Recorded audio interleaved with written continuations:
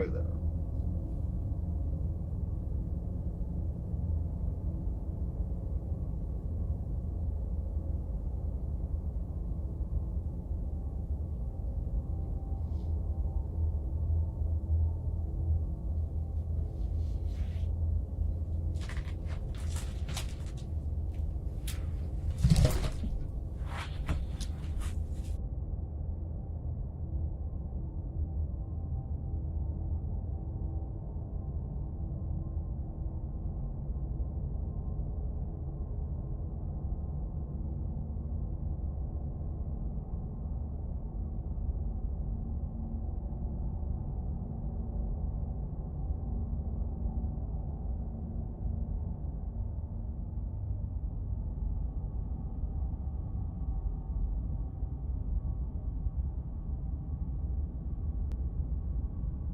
We are here.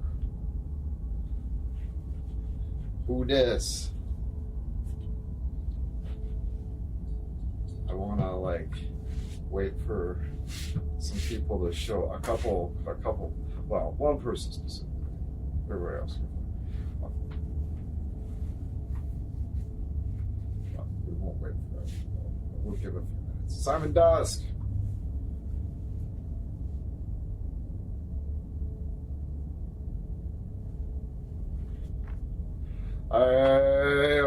I'm sure you may have noticed that YouTube's sub list no longer puts streams on the top. Honestly, I have no idea what you're even talking about. Let me look at, hold on. So when we're on the YouTube screen, okay, give me a sec here.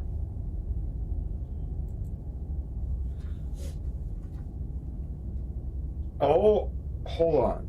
This is what you're talking about. When you go into this, the streams were on top. Right?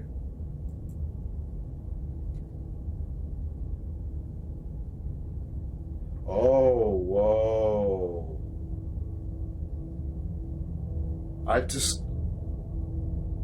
Why would they do that?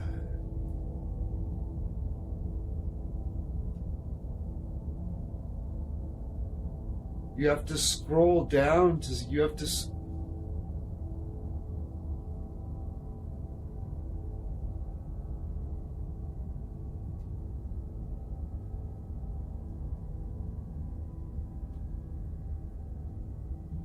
Because, like, if they weren't going to give us, like, the notifications don't come out properly, right? Yeah, he's great. Yeah, he's great. Yeah, Cap Infinity, Bind, A Lazy Chill History, Steve Shives, The Functional Melancholic. Yeah, give her Simon. Armored Skeptic, Stephen Woodford, Pantheon Mythology. This one's great.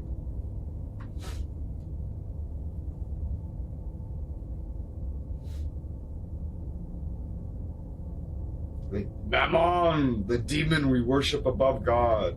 The ring that controls demons, the ring of Solomon, the philosophy of demons, the angel we fear more than we do. I should make sure Daniel knows about this channel. Daniel would love this channel if he doesn't watch it already. I don't think he's posted anything. Like, I listen to this channel at work. It's great. When you're live, you pop on the top of my sub list, right?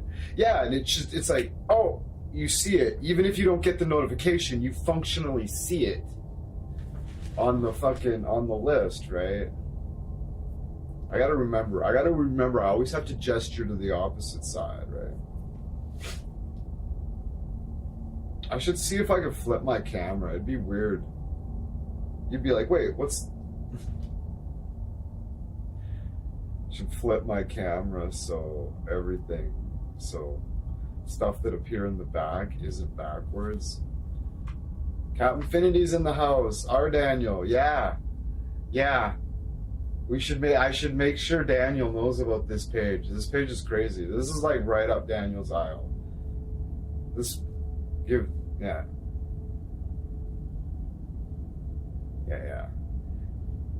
Capfinity says, Simon, hello. Simon says, I remember pressing notify me on one of your streams. Maybe that's why you do. I'm the only one that's at the top of the list? Is that what you're saying?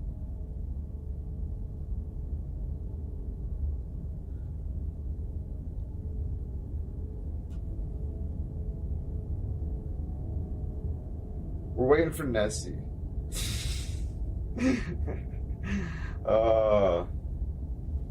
I should just send her a fucking... I'll send her a fucking message. I'll send her the link. Yeah, cool.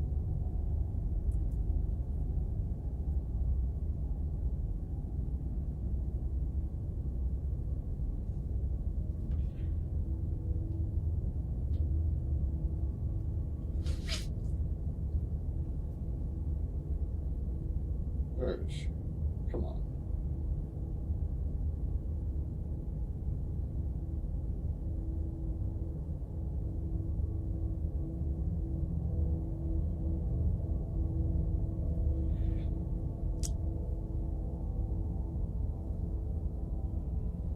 Oh, that was weird. In case the notification system is being whack.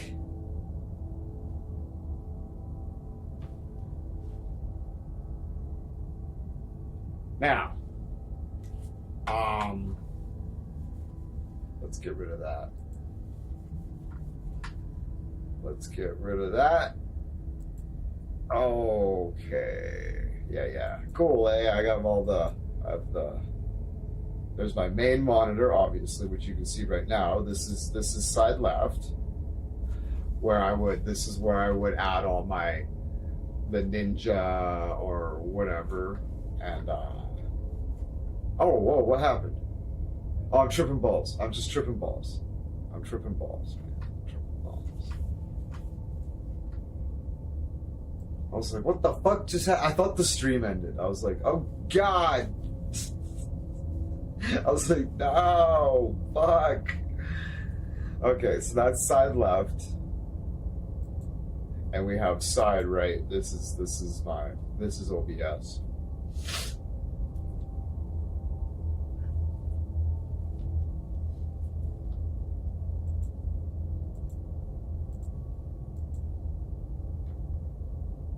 Different profiles.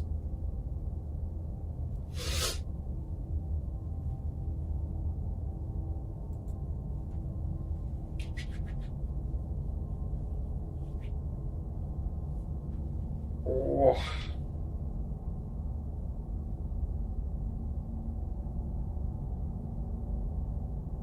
I've played this game before, and it is wild. It's fucking wild. And I've also watched Dalek play this game too. And he had a substantially different experience than I did.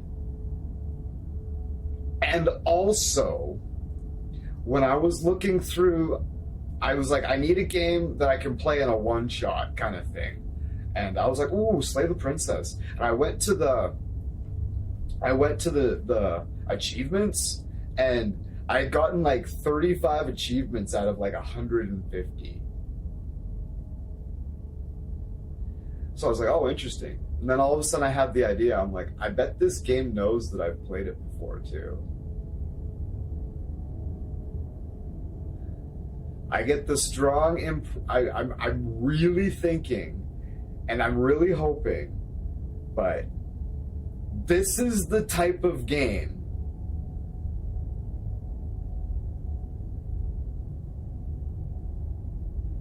that will know that you've played it before. Even if you start a new game.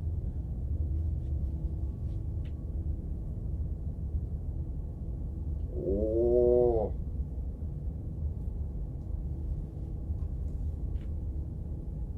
We might have to just start. It's been almost 15 minutes. We could do some finger exercises on the guitar for a couple minutes. I've been trying to get warmed back up, you know. Ooh.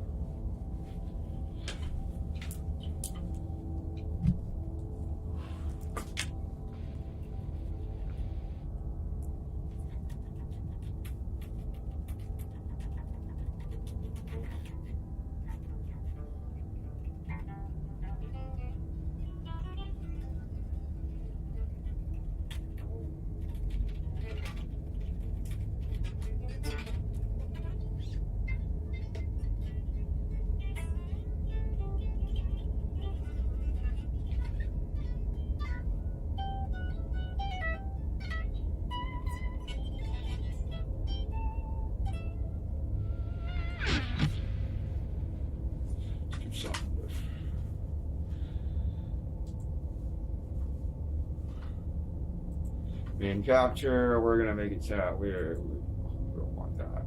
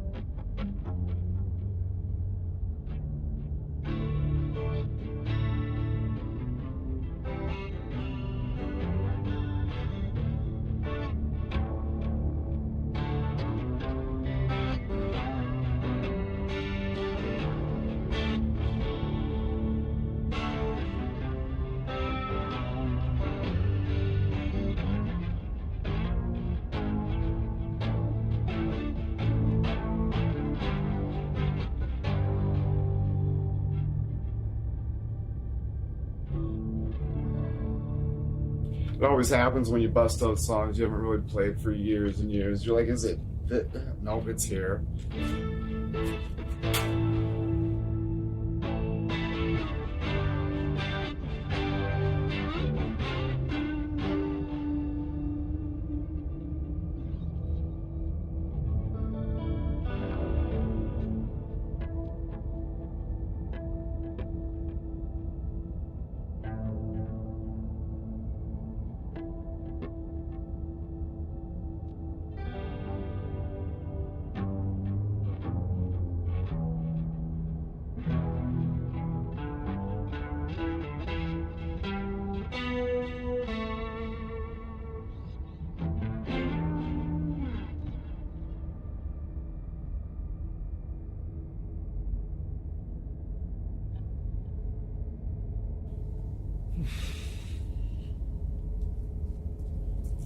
Slam of water.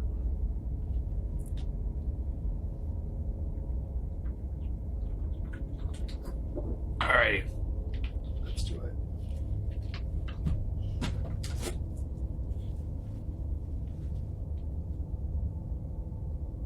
Oh.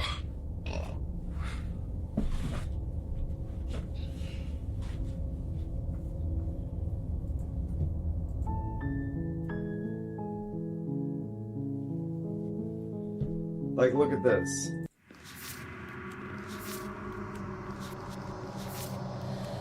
Oh, what?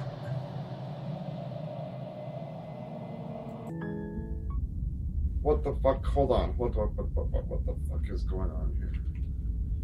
We want to make sure.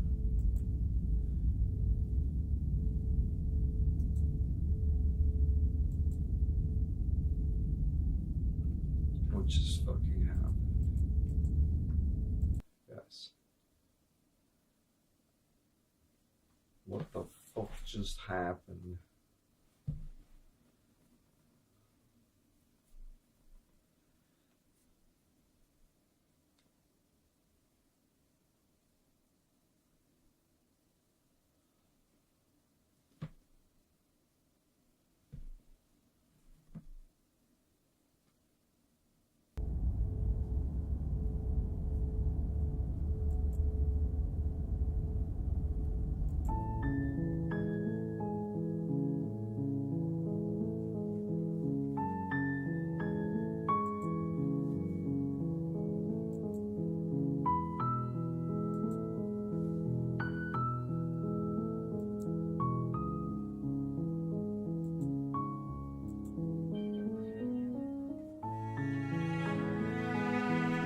Ah, the music's beautiful.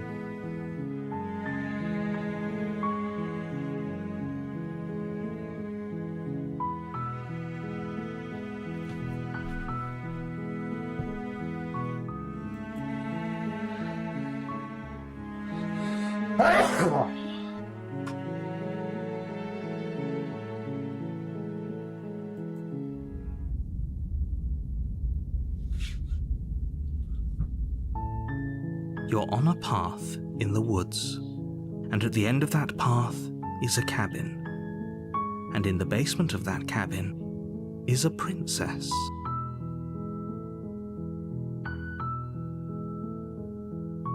Cheers. You're here to slay her. If you don't, it will be the end of the world.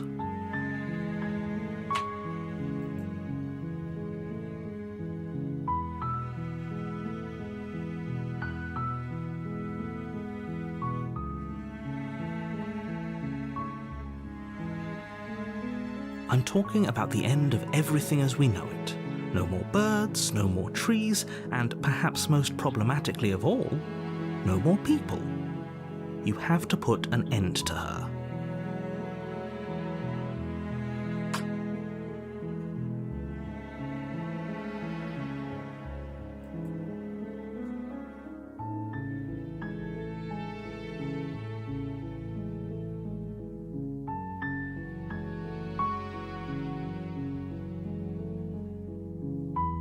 Don't linger on the specifics.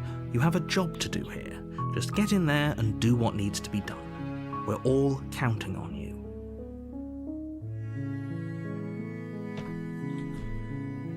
Hush, girl.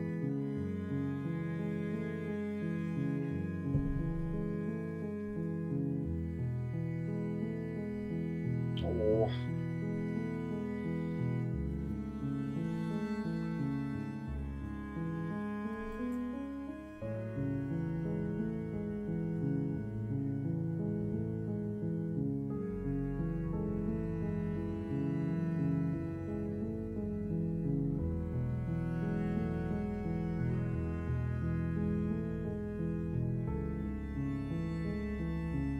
Look, you're already on the path that leads to the cabin. Why would you be here if it weren't to complete a very important task? You've made it this far, you might as well reach the end of your journey.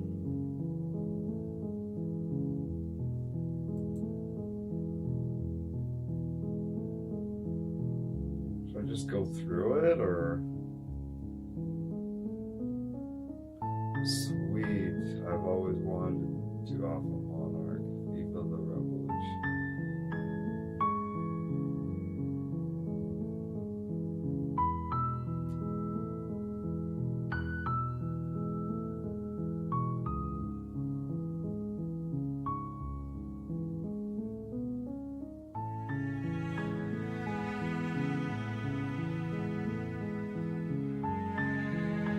While I appreciate the mental exercise, we are running up against a bit of a ticking clock.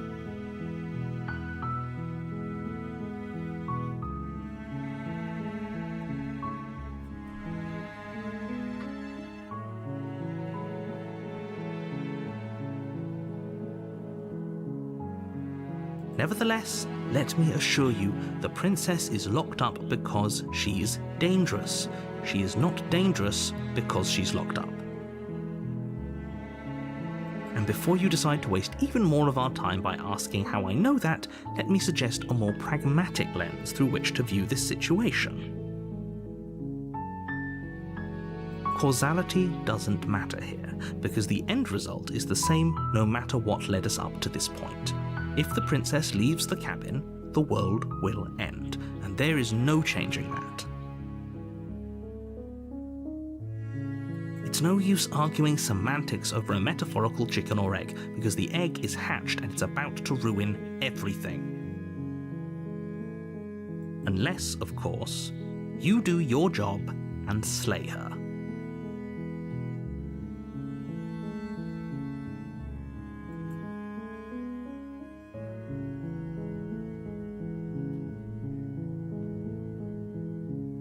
Turn around and leave.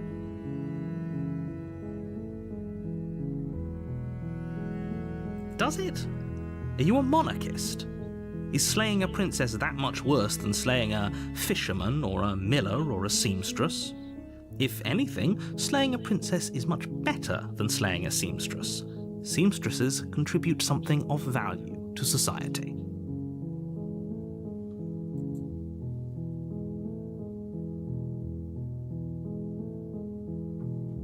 Of course I haven't. Why would I even consider that? Nobody wants the world to end. I mean, maybe some people do, like nihilists, or very, very evil people, but surely you're not one of those, right?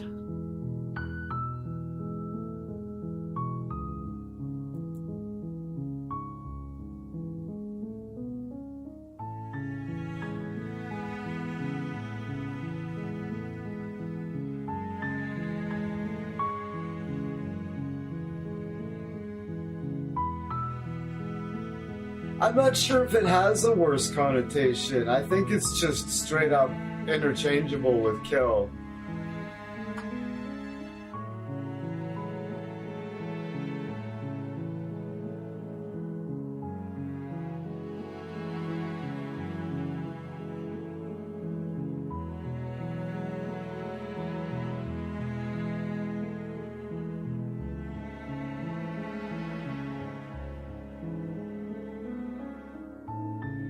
Yes, but you'll have to slay her before you get it.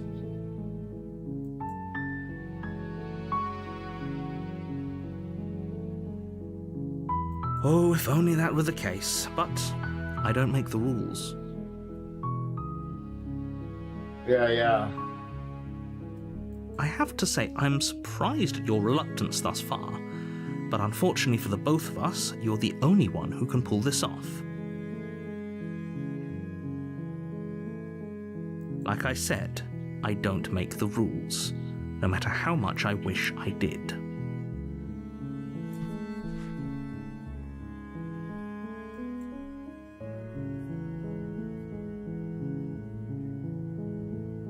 It's a secret, but I think you'll like it. It's a special reward, just for you. And whatever you think it might be, I can promise you it's going to be even better than your wildest imagination.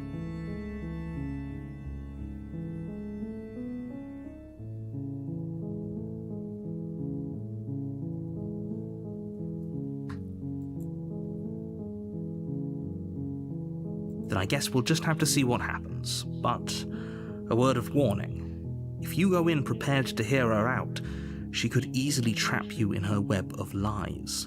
And the more you listen to her honeyed words, the harder it'll be to pull yourself out. Then each and every one of us is doomed. So sure, go, talk to her. See how that turns out for all of us.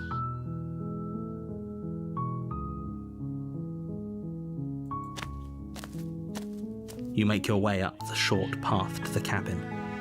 You'll find the princess within.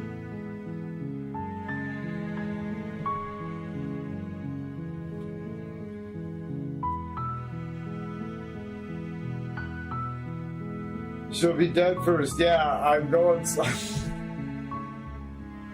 I was hoping more people would show up before we got too into it.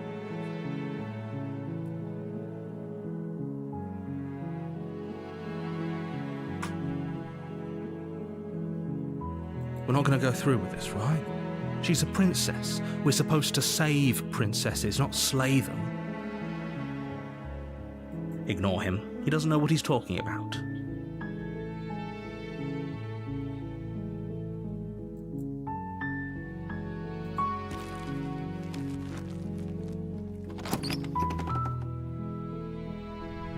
The interior of the cabin is almost entirely bare. The air is stale and musty, and the floor and walls are painted in a fine layer of dust. The only furniture of note is a plain wooden table. Perched on that table is a pristine blade. Yeah, totally.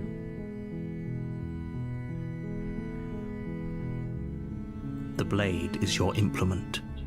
You'll need it if you want to do this right.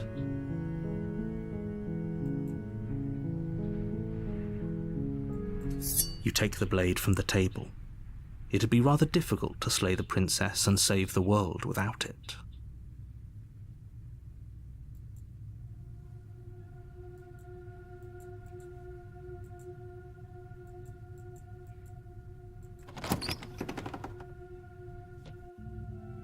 The door to the basement creaks open, revealing a staircase faintly illuminated by an unseen light in the room below.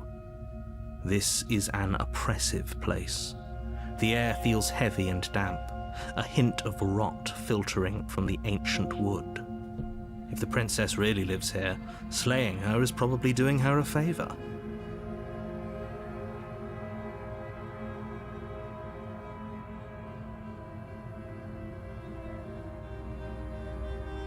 Her voice carries up the stairs. What's she gonna sound like, Simon? Who's there?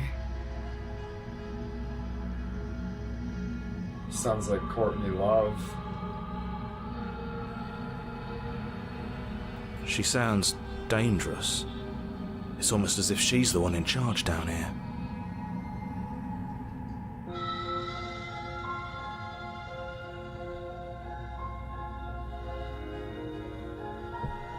Don't let it fool you.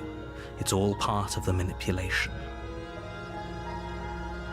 Her voice is rad. I love her voice so much.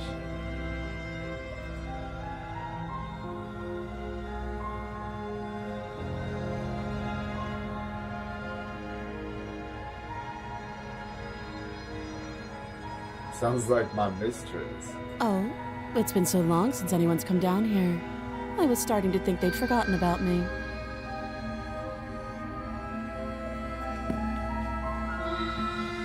You walk down the stairs and lock eyes Tell with the my princess. wife. There's a heavy chain around her wrist, binding her to the far wall of the basement.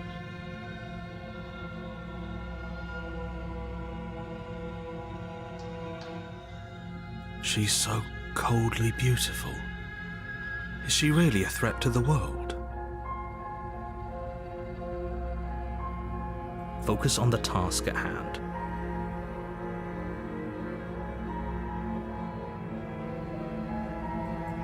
And there you are. Are you here to kill me or something?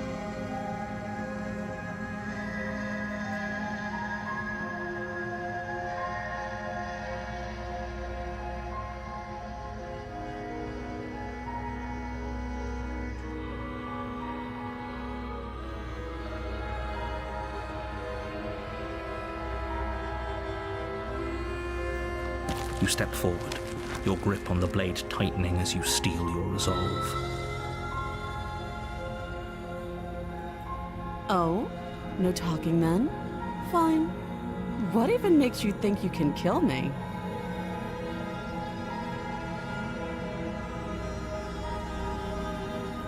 I'm probably chained up in this basement for a reason, right? And if that knife is the only weapon you have, you'll have to get close enough to use it.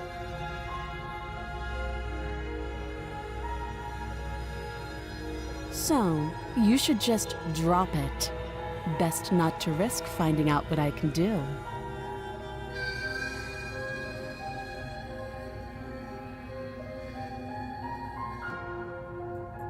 She's unarmed. If you hesitate now, it'll be too late. End this.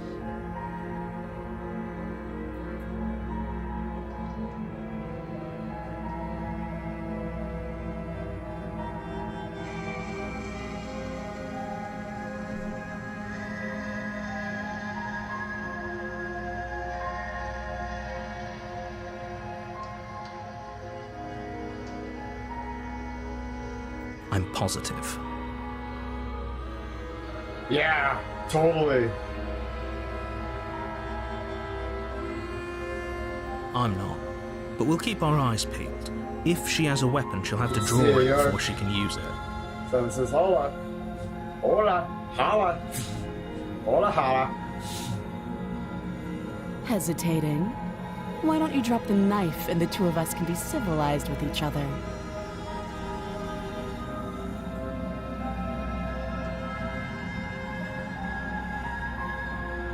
Go. Says, hi, Simon. Then I'm not talking to you.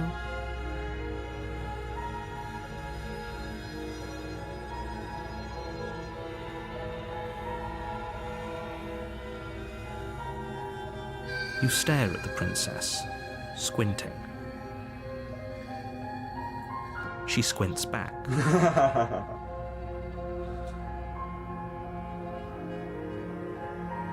Technically, she can use that long-ass chin as a weapon. The two of you are gonna do this forever, aren't Nice.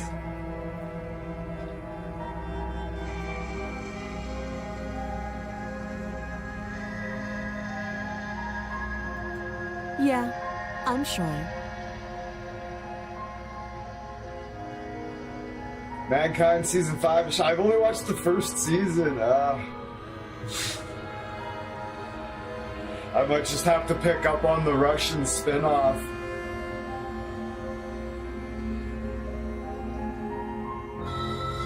For goodness sake, the two of you can't just stand around like this forever. Eventually, something is going to give, and I highly recommend that you be the one to take the initiative here.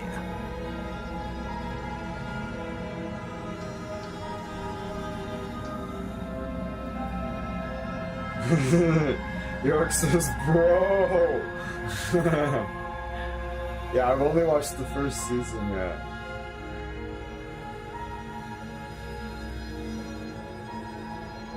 Explosion, what the fuck? Yeah, I know, right?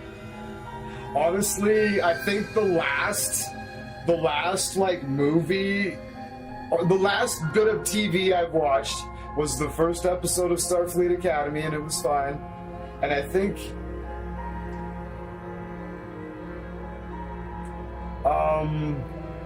about 6 or 7 months ago, I watched one of the newer seasons of Dexter, the one where Clancy Brown is the antagonist. As soon as I found Clancy Brown was the antagonist, I was like, stop the presses. I downloaded it and watched it.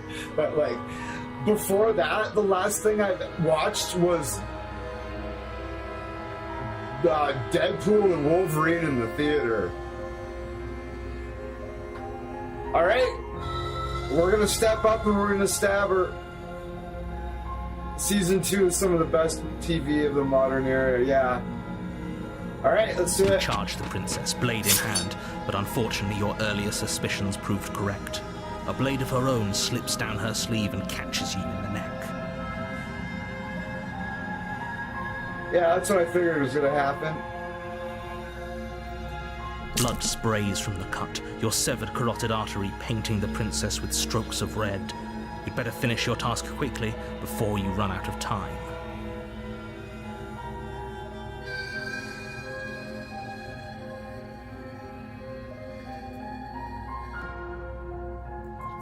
With the last bit of your will, you press forward, sinking the blade deep into the princess's heart.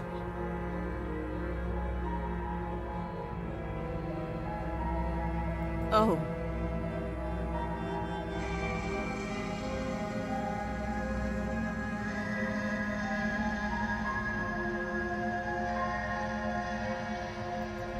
The two of you collapse on the floor together, rapidly bleeding out.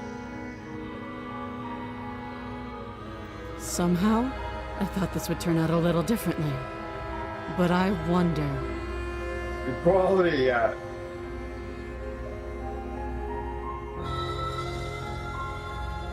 Equal stabs, jabs, gameplay. Dude, yeah. Oh, you missed! I was waiting. I wanted Nessie, I wanted Levin, I wanted you. we got Simon and Petey York.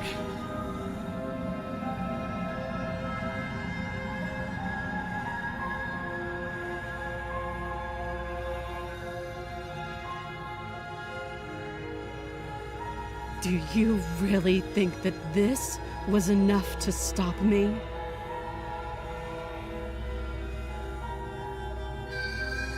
Yeah, the game says there's no early ending. There's no early endings, and there's only wrong answers.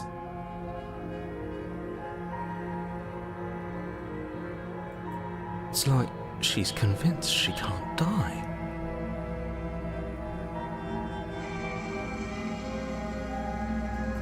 But you don't have time to worry over such things. Everything goes dark, and you die.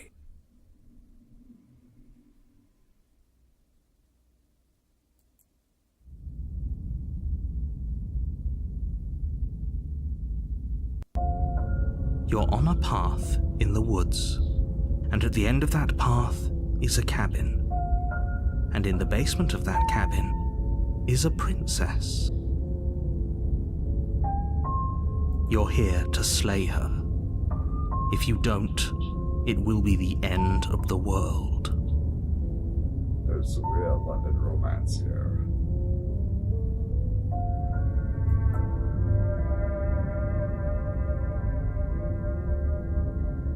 I do.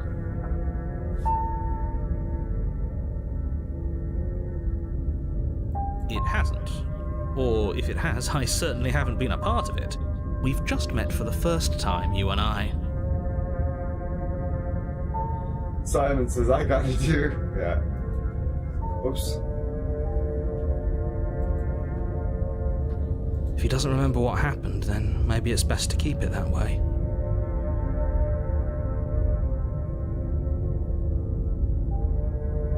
This whole thing's a crock of shit. She's just going to pull a knife out of nowhere and stab us again.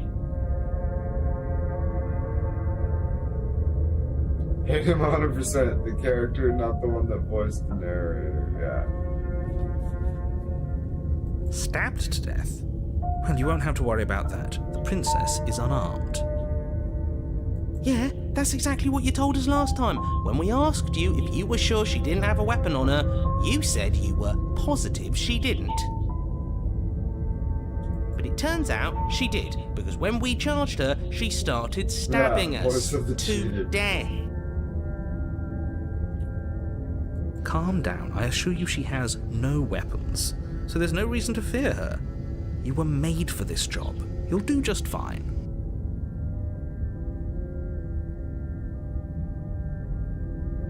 The voice of the cheated wasn't there the first time, let's just say that. It was the voice of the hero.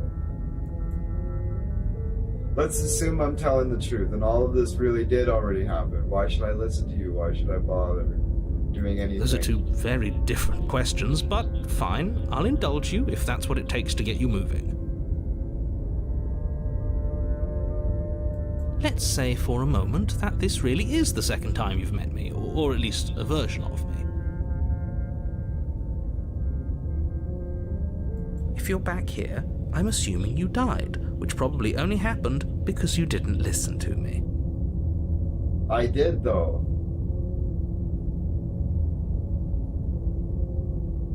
Well, the thing is, though, I've played this before, too, but I watched somebody else play it as well, and they had a substantially different experience, and I've cleared, like maybe 1/10 of the achievements. And I have none of the, relics or, hold on, there's a thing, and I haven't, I've barely scratched the surface by the likes of it. by the looks of it. So I am not coming into this fresh, and I'm also thinking this is the type of game that's going to know that I've played it before too. Even though it's on a new game. All the answers are wrong. That's what it said. It says there's no early endings and only wrong choices. We did exactly what you said. Evangelical Christianity. Yeah, no doubt. Yes, I did exactly what you said. I hesitated a bit, but I stepped up and did it. Sounds to me like you probably had some kind of elaborate nightmare, in which case I shouldn't be held accountable for what supposedly happened. But congratulations, you've been given a chance to actually do this right. And I believe your other question was something along the lines of, oh, what's the point of doing anything? If you're asking that, it sounds to me like you're making the rather dangerous assumption that your actions last time around didn't have any consequences.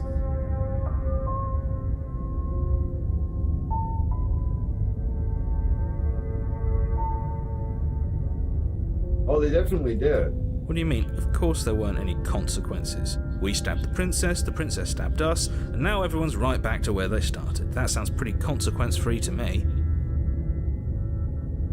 Voice of the hero.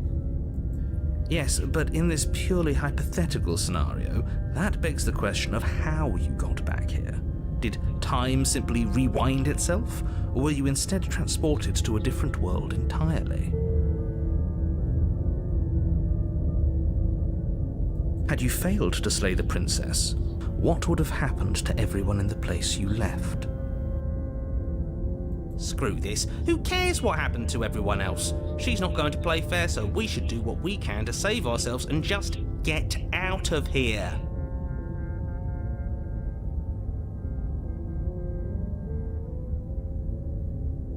At least you know not to trust her, but you do realize that everything and everyone includes you, right? If you turn around and leave, you're dooming yourself as well as everyone else. She just caught us by surprise last time. She can't do that twice. So long as we're careful, we can win this. That's the spirit. Just keep that stiff upper lip, and you'll save the world in no time at all.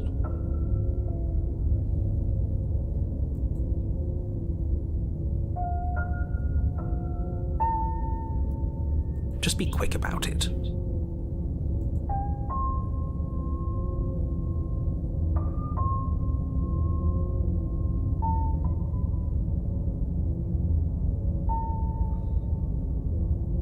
The heroes that built the People house. locked her in that basement, and I told you what this place is. It's a path in the woods. Don't overcomplicate things.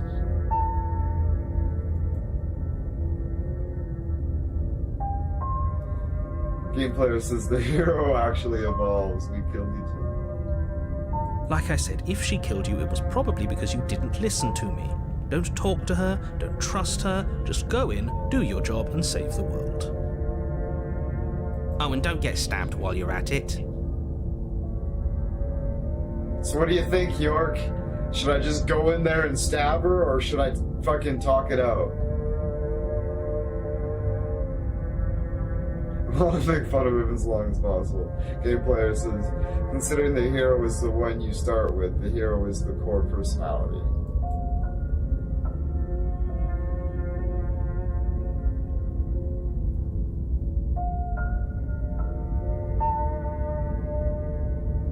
I've told you everything you need to know.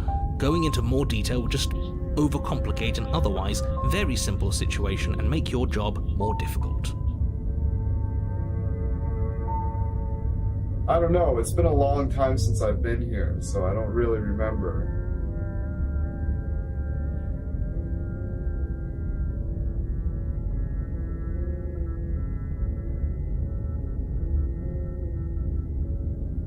Yeah.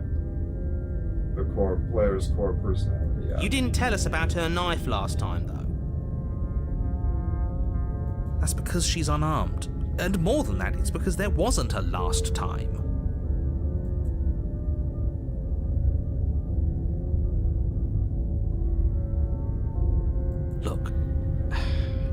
I'm not supposed to say this, but it's because you're special. You're the only person capable of doing this. Call it a prophecy, if that helps. Simon. But it's just the way things are. That's just it. Oh, I didn't know we were special. Special. Of course you're special. Why else would you be here?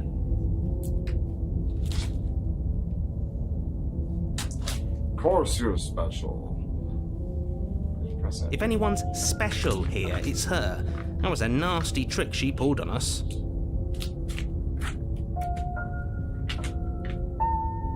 Alright.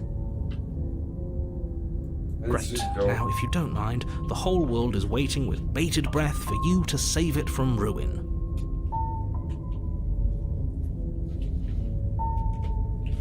Head of the bay. Turn around and leave. A warning before you go any further. Alright. She will lie, she will cheat, and she will do everything in her power to stop you from slaying her. Don't believe a word she says.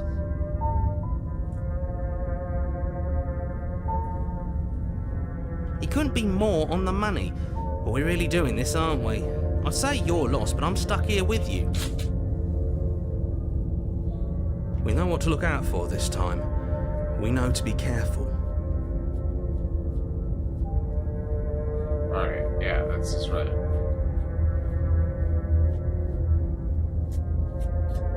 This is right. Just stay focused and you'll be fine.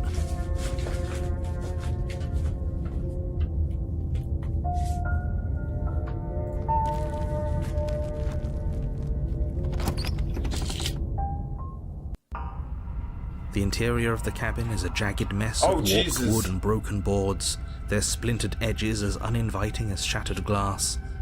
The only furniture of note is a pointed table with a pristine blade perched on its edge.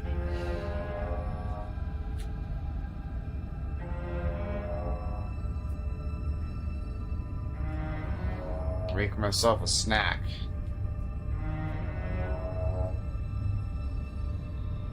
I'm making myself an outrageous snack. This is outrageous. This is outrageous. You would never guess what this actually is.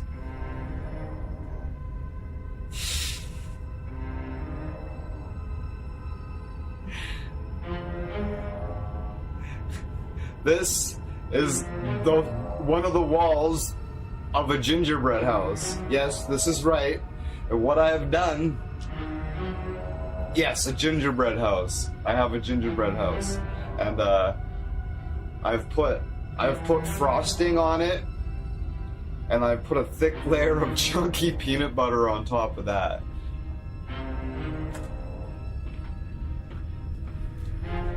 I mean, it is epic.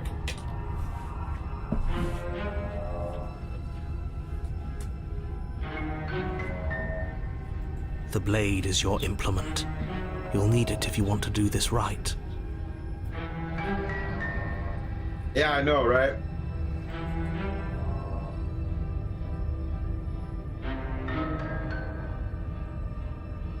Very different.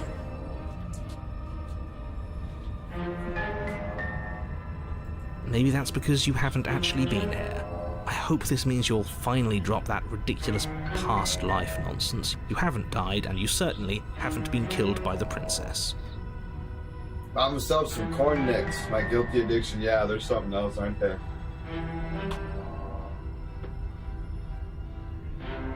So focus up. A lot's riding on this.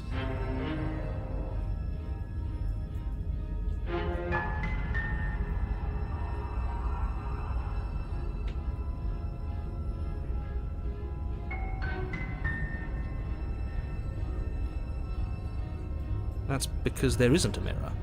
There's a table, the blade sitting on the table, and the door to the basement. There's nothing else in here. Simon says. New York. I don't know if you know this creepypasta. It's where a hunter enters a cabin to sleep. There's definitely a mirror. There isn't. It's right here. Can you two stop arguing? It's stressful enough in here without all of this extra noise. Mm.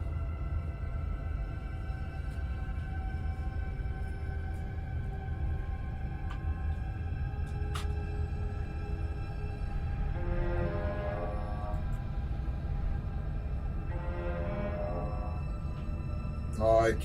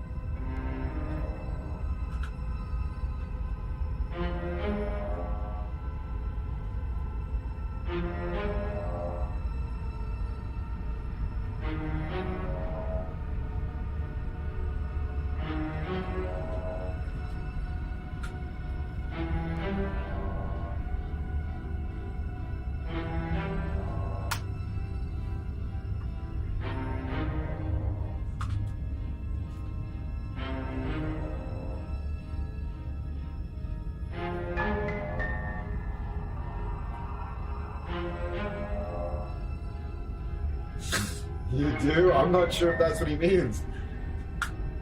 As do I. I'm not lying to you. Use your eyes. There is no mirror. Why would I lie about something so meaningless? What good would a mirror even do? Let you waste time preening yourself instead of doing what needs to be done.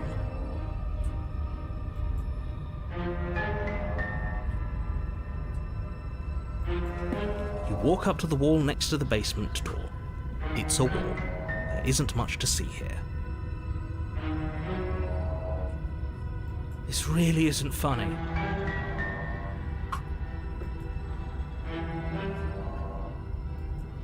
You reach forward and rub your hand against the cabin wall. I hope you know how ridiculous you look right now. But it was there a second ago.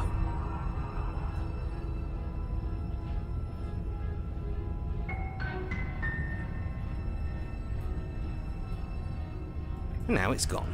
Yet another thing in here playing tricks on us. I hate this place.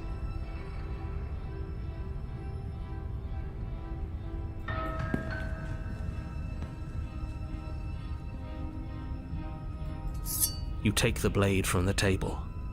It will be difficult to slay the princess and save the world without a weapon.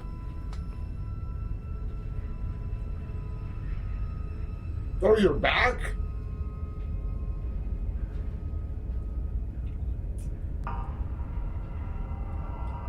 Do you live in the apartment above the store? It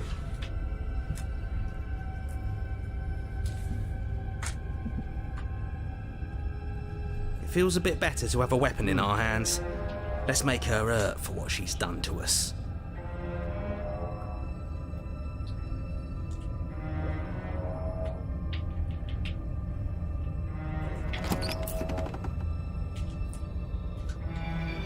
The door to the basement creaks open, revealing what must once have been stairs.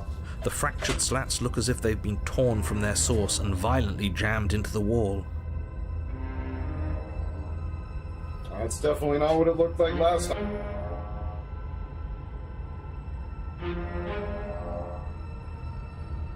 The air seeping up from below has an almost metallic quality to it, like the smell of fresh blood. And you can hear what sounds like the rhythmic scraping of metal coming from down below. If the princess lives here, slaying her would probably be doing her a favor. That's right, scraping. I told you she has something, I told you.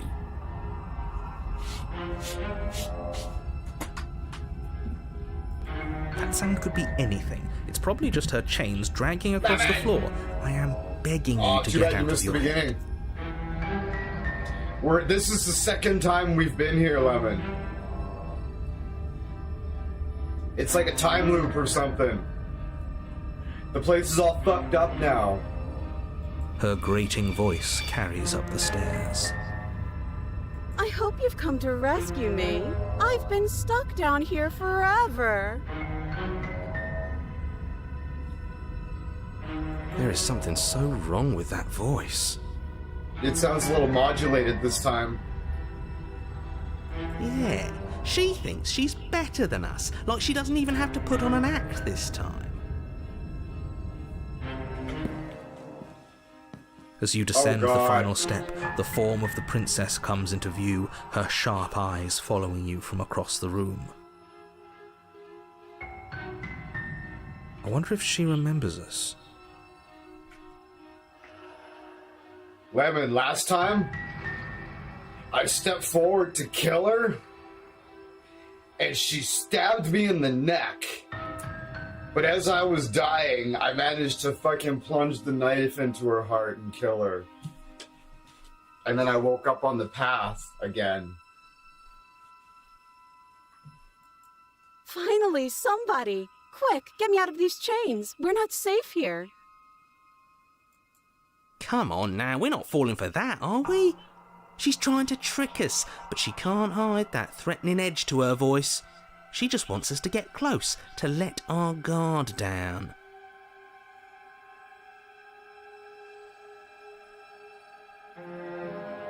If she sounds threatening, it's because her mask is already slipping.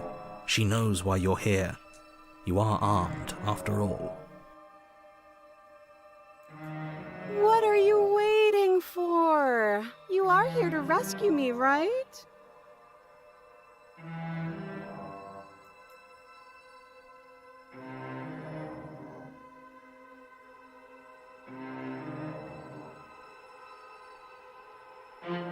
Oh.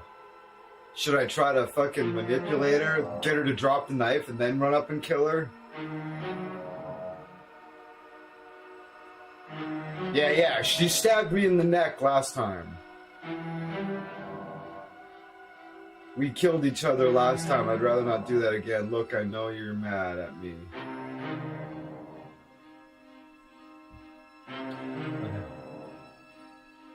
She's not even wearing high heels, I know, right?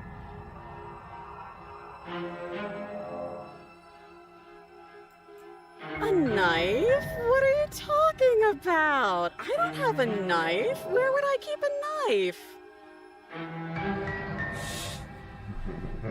Subdust infinity, yo. Lol. And why would I stab you to death? I don't know you. You haven't given me a reason to stab you to death. It would be so silly of me to cut you open and look at your insides. Okay, I could have sworn we didn't mention stabbing anyone to death. Sounds like she's really out for blood. Fortunately for you, she isn't armed. That's what you said last time. Simon, cheers. Infinity.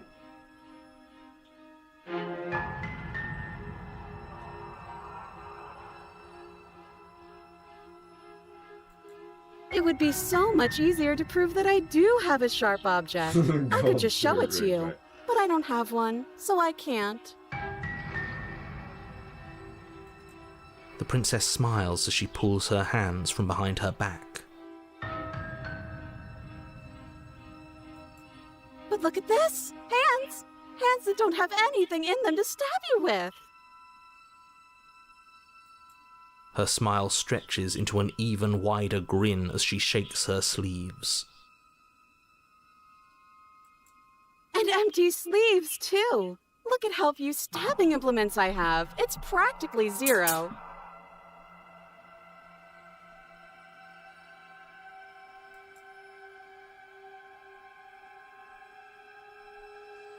I'd sooner believe Scotty claiming, of course I didn't defake your face on the phone stars. Yeah, no doubt. Yeah, that's sound logic. If I had a knife, I'd show it to you. But I don't, so I can't.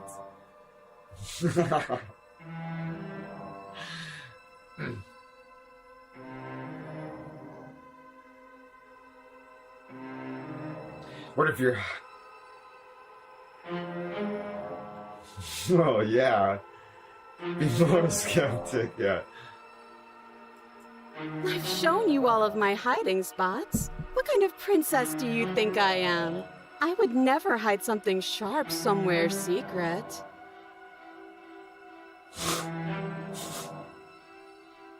Wow. Wait, that sounds like I'm lying, but I'm actually not. My secret zones are for me, only they have nothing to do with you or my intention to not stab you to death the second you get close to me. Her smile drops for a moment, her expression sharp and flat. I assure you, there's nothing hidden there.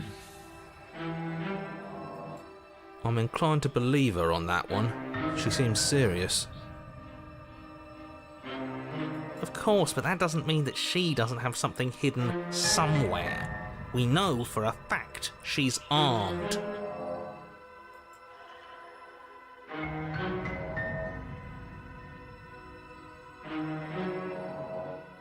Yeah, she already implied that.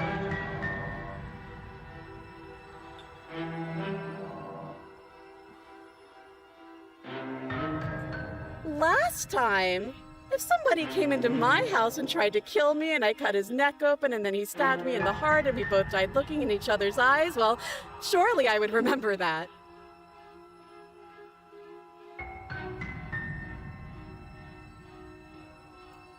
But I don't remember it, so it must not have happened. There you go again, talking up delusions about a past life experience that clearly didn't happen. Ugh, it's like the two of you are working together on this. Aren't you listening to her? She's obviously lying through her teeth. I'm terrible at spotting lies, and even I can tell something's up here. Yeah, We very can't be the only specific. ones that looped back to the start. Someone else has to remember, right? Yes, something is obviously up, and we can all tell that she's lying. The thing she's lying about is how dangerous she is, not dimension hopping or time travel or whatever it is you think you're doing.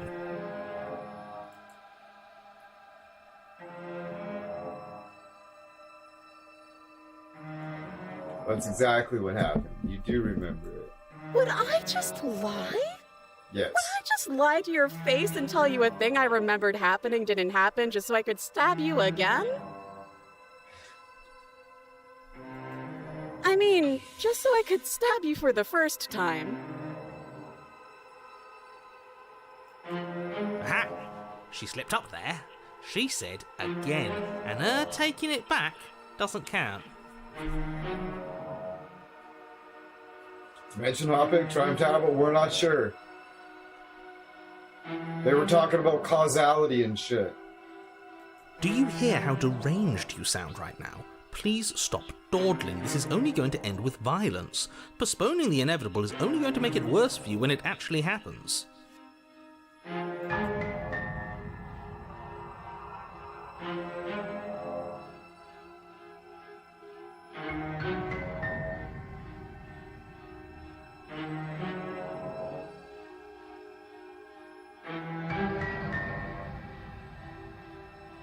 Screw it, slay the princess. Let's do it. The princess falls silent, her smile unwavering as you charge across the room. Okay, she hasn't pulled out a knife yet, and her hands are still behind her back. I think we can do this. I think we can win. We just have to strike now, but make sure you keep your eyes on those hands. I don't trust her for Some a form second. of reincarnation respawning, but the environment is different. I have the pyramid ready. I made it. Ah, we're. Good to see you, Nessie. You've missed a lot.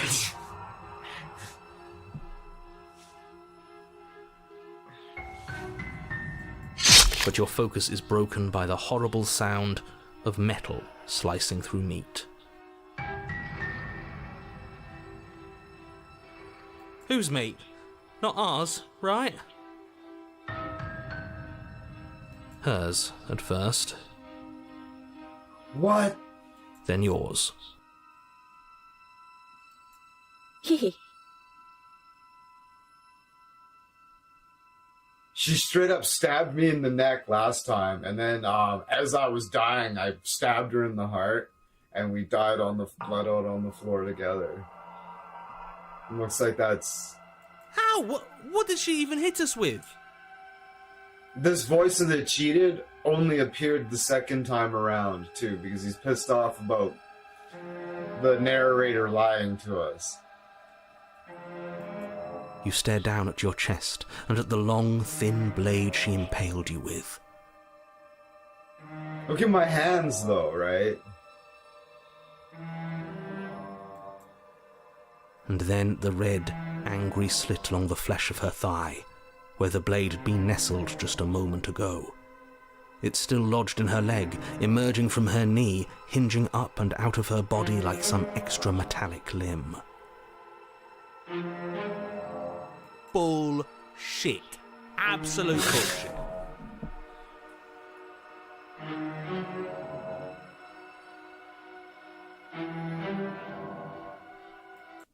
You're going to die now. With a twist of her knee and a painful squelch, she does just that. Everything goes dark, and you die. Yeah, she's a Blade Runner. Why do they call them Blade Runners, Cap? Is that addressed at all? Or is it just a cool title for a...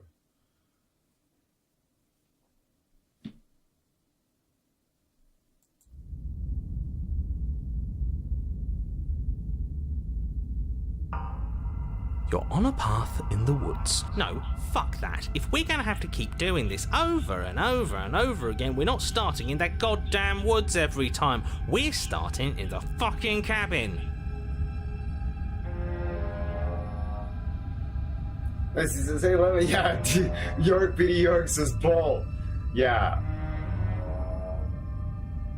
You're what? The interior of the cabin is sharp. She's straight up a constricting fucking... mess of curved and battered sheet metal pushing you towards... Wait, excuse me? What just happened? What did you just do?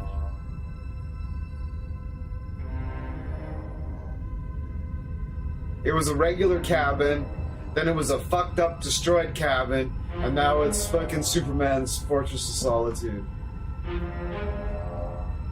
I feel dizzy.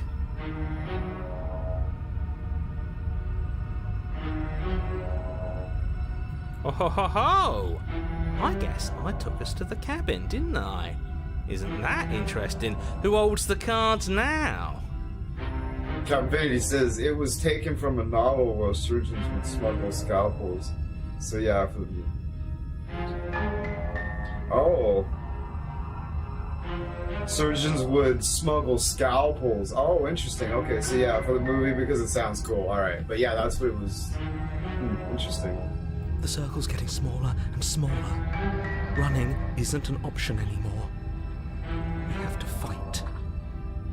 Good. It's better that way. Without a fight, no one can win. And if no one can win, then nothing has any meaning. Oh, voice of the stubborn now, eh?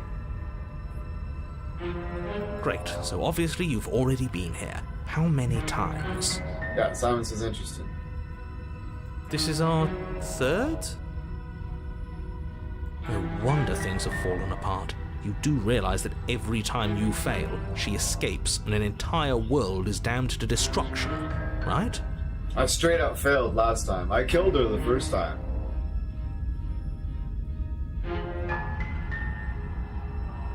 Oh, hunted and stubborn? I missed that. That can't be right. That's too much responsibility.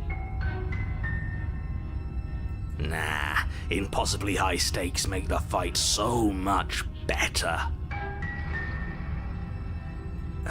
Let's just stay focused, shall we? The only furniture of note is a bent metal table, a pristine blade perched. We take it.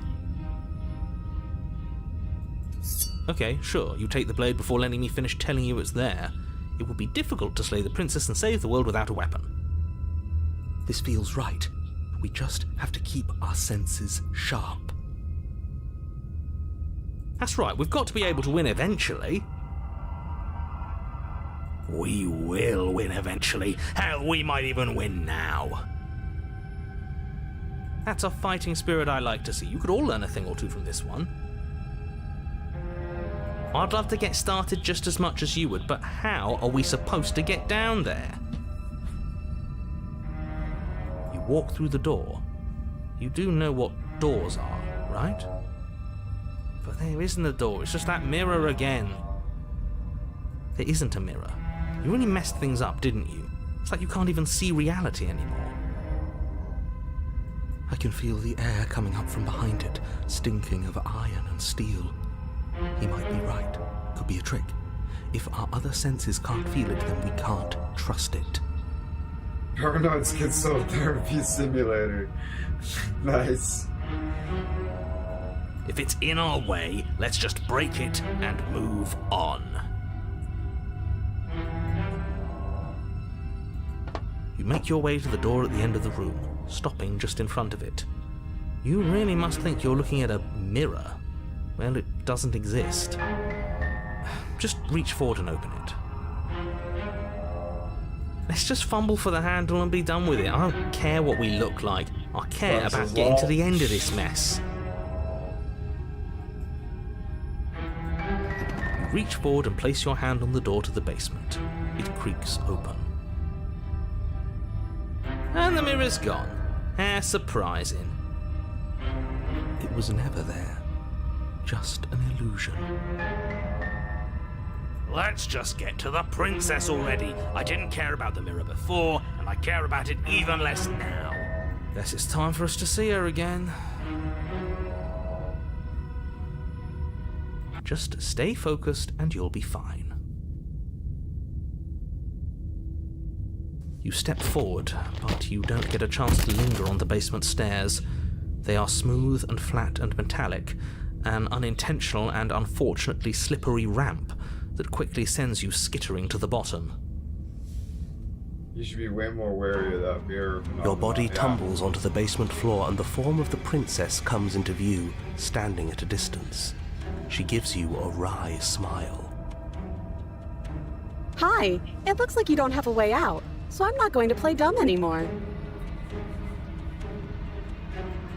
But don't worry about how bad you did last time. That's part of the fun.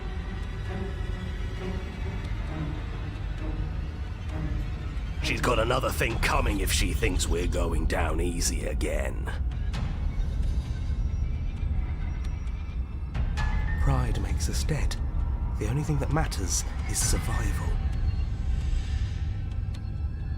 Actually, does survival matter? We've died twice and nothing bad has come of it. We just need to find a way to win once. The game shames you for saying, "Oh, I wouldn't even consider saving this game." It's like, yeah, no.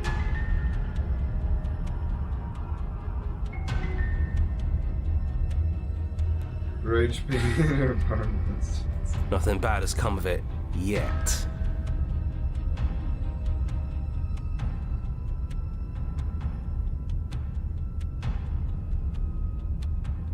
Plenty bad has come of it. You've left at least one entire world to ruin.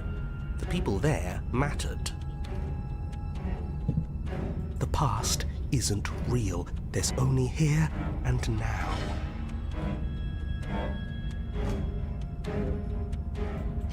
Your internal bickering is cut short by the wet sound of slicing meat.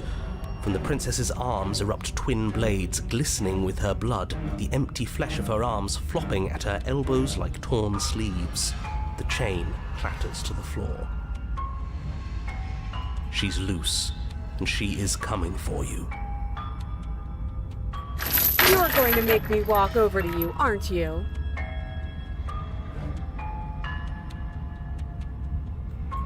Shit. She's coming for us and I'm out of ideas.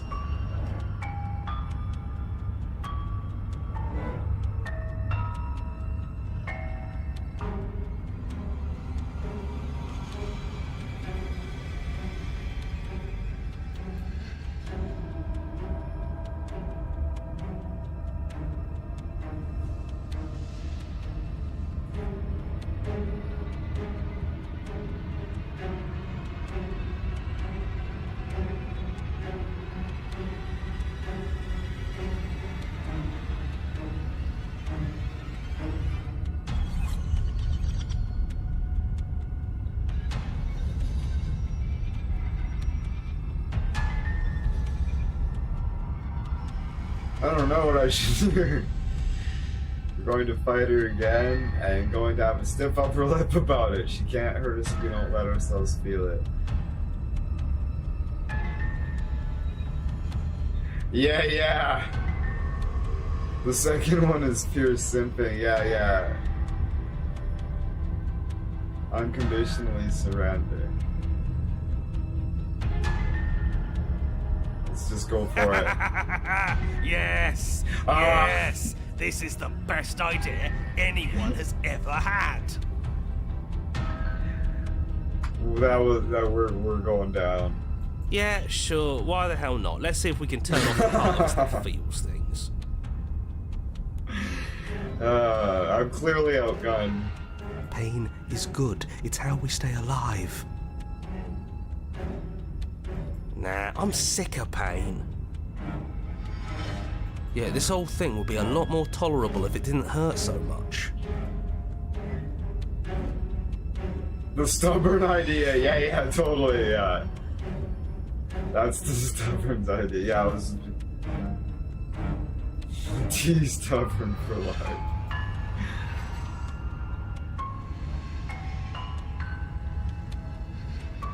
I'm gonna wait for her to come at me. I think that would be probably the smart thing to do. Just standing there, huh? A bold strategy. The princess closes the distance and we dodge. And you dodge. And we fight back. And you fight back. Oh, you're fast. But let's see how fast you really are. You and the princess enter a quick and vicious exchange, each of you wounding the other, but neither landing a fatal blow. Yes, this is exactly it. But the dance couldn't last forever. All it takes is a single clumsy moment. She skewers you. Gotcha.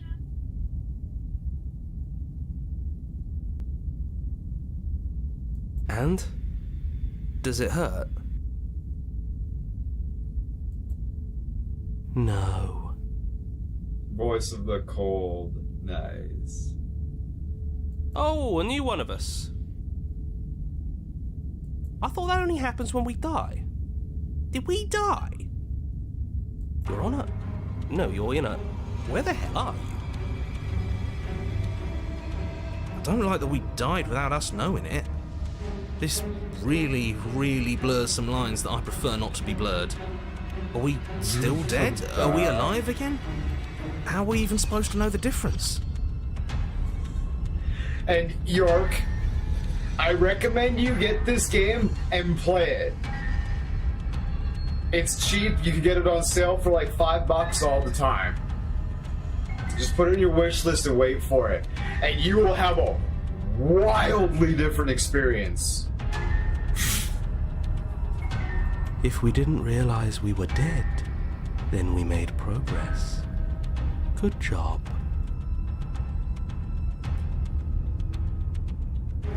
Stop saying dead, all of you. We might have died a second ago, but right now we're extremely not dead. This is all horribly wrong. How many times have you been here? This is 4. No wonder everything's such a mess. This wasn't supposed to go past 1. You're cold, being so numb from pain. Yeah, I can't play it. Company says, how do I know whether I'm alive or dead? Now there's a question. Yeah, one of my buddies got wrecked on mushrooms one time, and his whole question wasn't... A lot of people get scared that they are dying, but his question was, am I dead? I wonder what you're going to do next. You're so full of ideas, and I love that. Am I dead? It's like, no, you're not dead. You ate mushrooms. Oh. What? But I guess we don't have time to talk about things before the princess advances.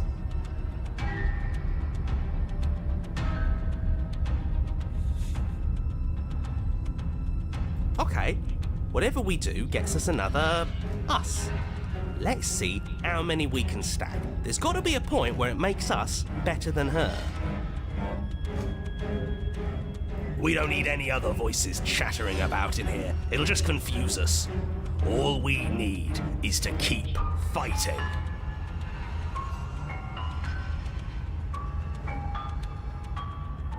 Yeah, maybe that's happening now. They say your life flashes before your eyes at the point of doubt. Doubt infinity.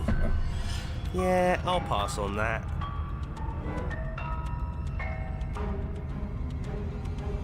As long as we keep moving.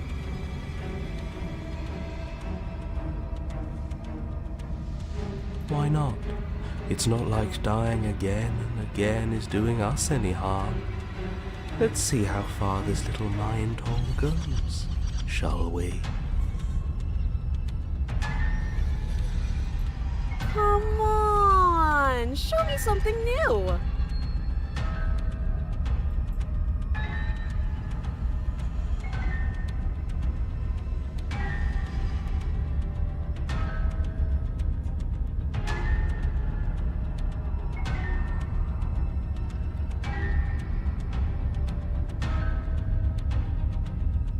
All of these ideas suck. Think of something better. Oh, God. Maybe I should surrender. God damn, actually, it genuinely feels like we're gonna go with York's original suggestion back there. Let's do it. All right. Brutal. Again and again. Your memory blurs as your conscious leaps from life to life to life, holding only snippets of the conflict that transpires. Game player says there's another upcoming dad simulator game, one with Spaceman and Android Child. I have no idea what that is. What's the point? It's all the Voice same. of the broken. This is, I feel like I'm the one with. Oh, that's interesting. She skewers you. Oh, don't give up on me just yet. You gotta keep going. Well, there's more of us. Let's see if that helps. Then you skewer yourself. I thought we both understood that dying doesn't get you anywhere. Huh, that didn't do much of anything. We're tougher than I thought. It's like The Last of Us and God of War 4. Compliment her on those gleaming blades. There's nothing better than a capable woman. She skewers you. You're cute. It doesn't matter how many times this takes, we can't give up. Okay, let's go again. Just panic. Flee. Yeah, we're all contributing together. That's right, Cap. She skewers you. No, you don't get to escape. That's not how this works. See? We're getting better. Okay, yeah. That was a good one. Let's appeal to her better nature. We haven't tried that. I'm sure she'll listen to reason. She skewers you. We're getting close to something, can't you feel it? One last time. You're right. One last time, that's all we need.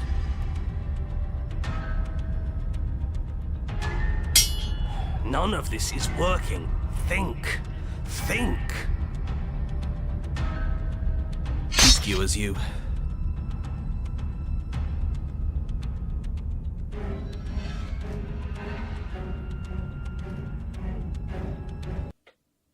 And then everything goes dark, and you die. Like, this is like radically different experience than I had last time. Like, radically.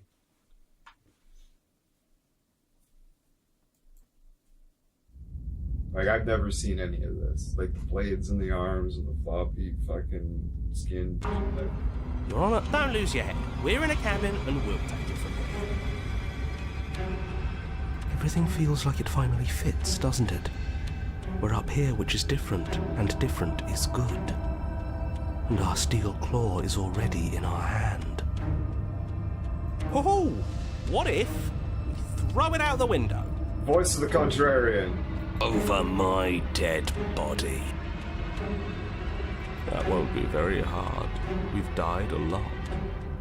But I can't say I mind anymore. Besides, what better way to die so Voice very is sick. many times than at the sharp hands of a beautiful woman? Sure, I can think of a better way to die. Voice of the skeptic. They're all the same, really. How about we stop thinking about horrible ways to die? I don't want us to accidentally manifest anything. Voice of the paranoid. The only thing Voice we're of gonna the manifest is optimist, finally ending up on top. Opportunist. Voice of the simper, yeah. There are entirely too many of you. How many times have you been here? This isn't good. This is... How about you stick to describing things, and we'll stick to doing them?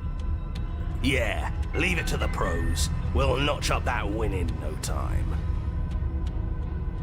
Narrator, we heroically stride through the door and towards our destined final encounter with our star-crossed lover. Fine by me. You walk to the door and onto the basement stairs, only it's more of a slide. We know. It's very much nice. Fine, I'll just shut up then and speed this whole thing along. Are you sure you don't want me to describe the stairs, or this room, or anything? It feels like I'm hardly a part of this. Yeah. Don't care, just want to win. Fine, you make your way to the basement, where the princess awaits you. You know, this last time I killed you, and you didn't pop right back up again? Sounds like that. I thought I'd actually done it. I thought I'd cut you into so many pieces you just weren't able to stitch yourself back together. But I guess we're not done. That's okay with me. It's good even. I like that. I got something ready for you while you were gone. Do you want to see it? I'm not going to wait for an answer. I'm just going to show you. It's worth it, though. Just you wait. And not for very long, because I'm going to do it right now.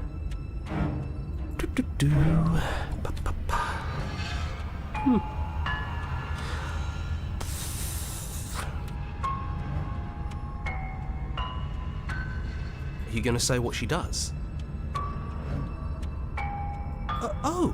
Do you want me to talk now? Well, yeah, she says she has something new. I want to hear about the new thing. Yeah, me too. I think I speak for all of us when I say that I would like to hear you describe her new thing. Yeah, totally. D&D session, yeah. Really? Okay then. Here we go. Now. I keep failing all my rolls.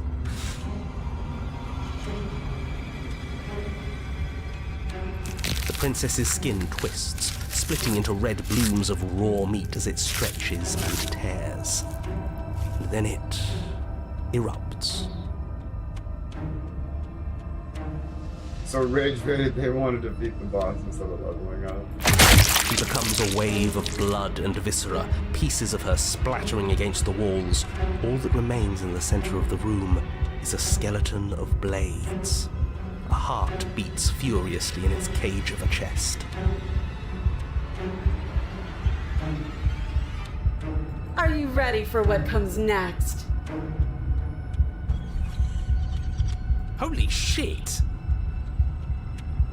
She's gorgeous. Absolutely divine. Yes, behold the perfect woman. Get the heart. Yeah, totally. Right there. There's a spot to stick the knife right up there, too. The narrator's the grumpy dungeon master medal, yes. Do you think we can throw her out the window? No. That looked painful. Sports of the super desperates. Daniel! Nice. How is she still alive? Oh, she's killed us many, many times, Daniel. Heart's still beating, that's all she needs. This is fake. This is all fake. That's all just made up. She doesn't even have a back anymore. How are we supposed to stab her in it? Stab her in the heart. It's right there. You can see it beating.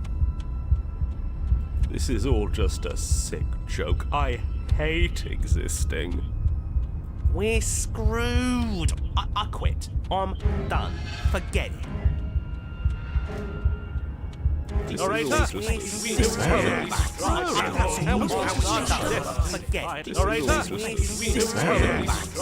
What just happened? It's so quiet.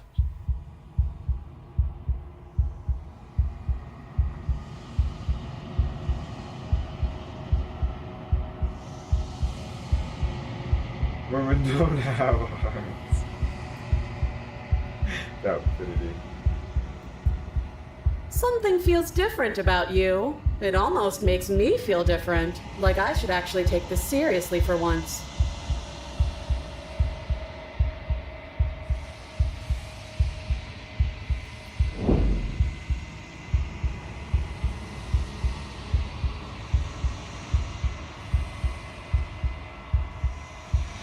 You do not act, and yet through that inaction, your body moves on its own. The princess strikes as you approach, but as her blow finishes its arc, you're already somewhere else. No hearts for women, says Destiny. Women are mean, right, Nancy?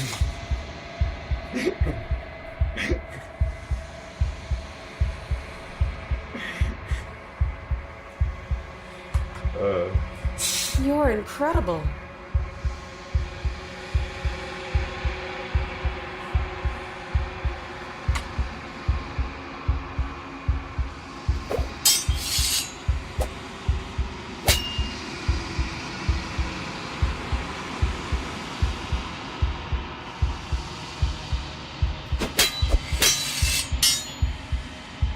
There's only the dance, the ebb and flow and shifting of the tides back and forth between you. Yeah. Not all women.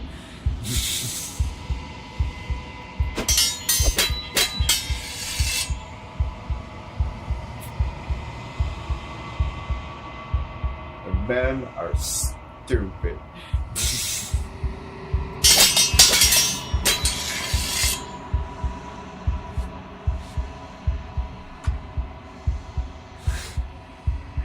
Women have a chunk of ice where the heart is supposed to be.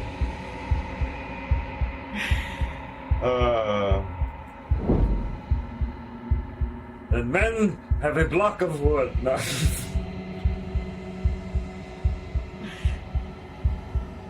A little bundle of yarn.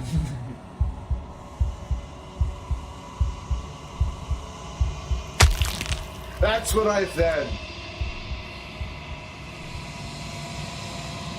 Both strikes are lethal. Neither of you will survive. Neither of you fear what's to come. This is a good ending.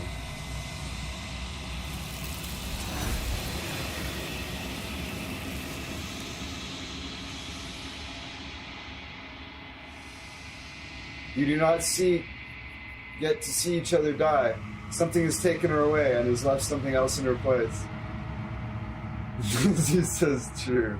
Men have a PlayStation controller, yeah. A true British rom-coms this time. Yeah.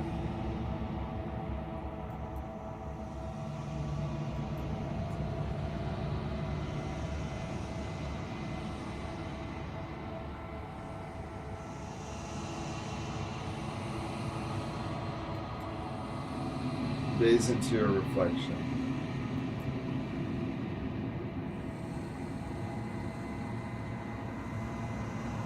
It's time for you to see what is in it.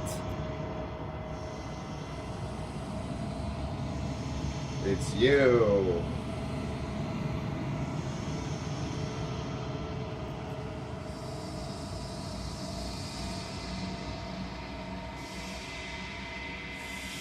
You are alone in a place that is empty, it is quiet here.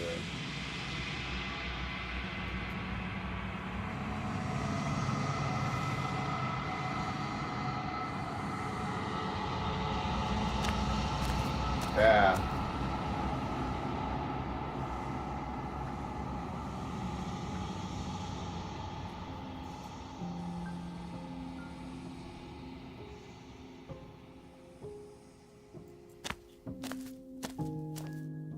Something finds me in the long quiet and brings me the gift of a fragile vessel.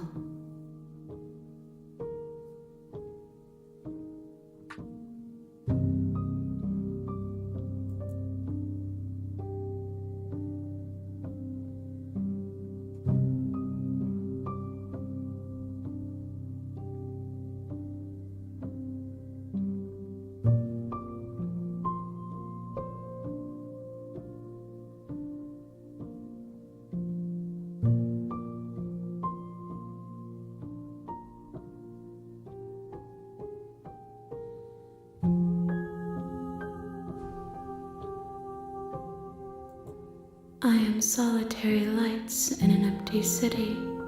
What are you?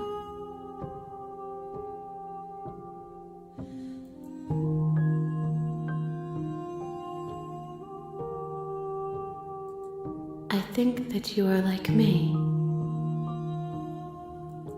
We are oceans reduced to shallow creeks.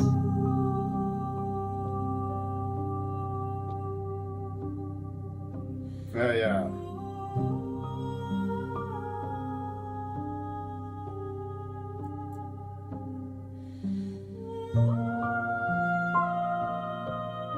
Yeah, she'll do.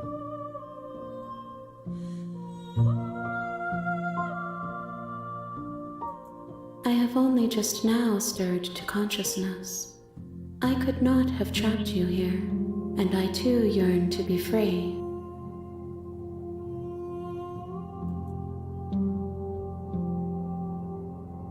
Oh, fist cap. Yeah.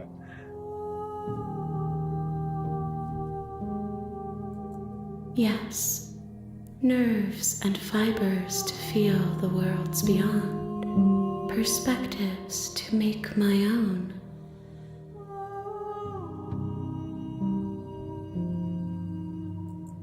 This one is a single-minded edge. She is cruelty, but she is also joy.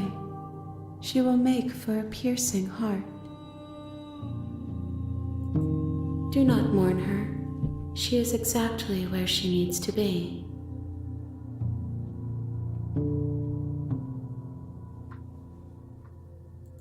How can the world have ended if we are talking?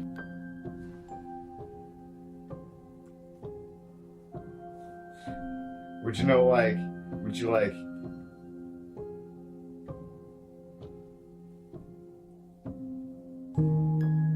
I would.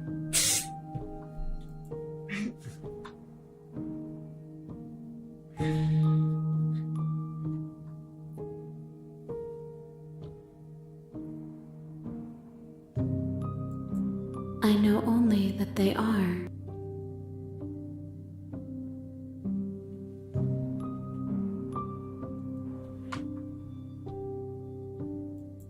You are the only thing I have ever known. The space we're in is vacant. Nothing comes here but us.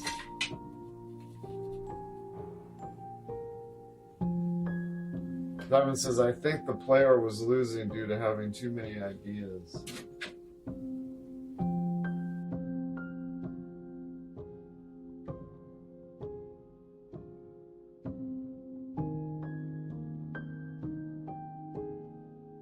Nothing as we are, but I know that there are worlds beyond us, and that we are meant to reach them.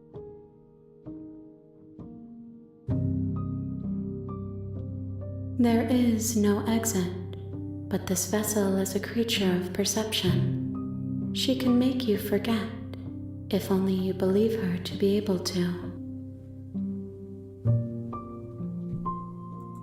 Bring me more perspectives so that I may be whole, and perhaps then we will know our freedom.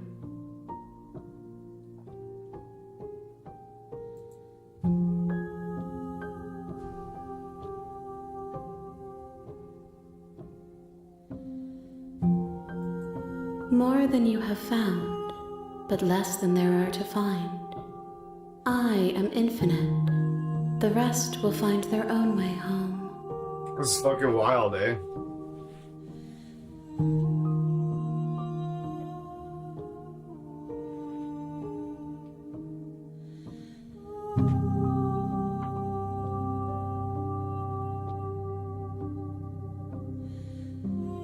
Yeah, Nietzsche is really good. His sister was a miserable Nazi, and she got a hold of his estate, and his last couple books can't really be trusted because she was the final editor. That she edited them before they got published. So the books before he died, she screwed up his public image and edited his last book, I believe, and yeah, he got a bad rap because of that. If you read Nietzsche's stuff before that, he doesn't say anything of the sort. His sister was a well-known Nazi. I was sent to slay the princess to stop her from destroying the world. If I help you, is that what you're going to do?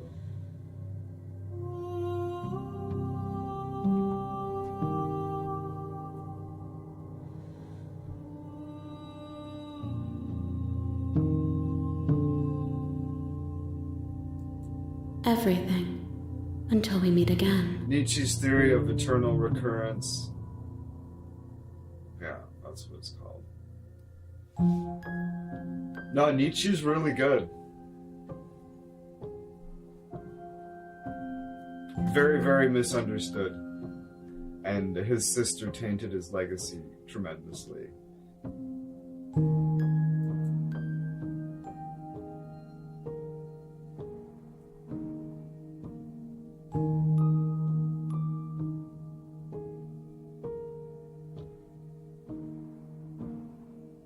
Should I say that? I should just do it. She asks that I tell you to remember her.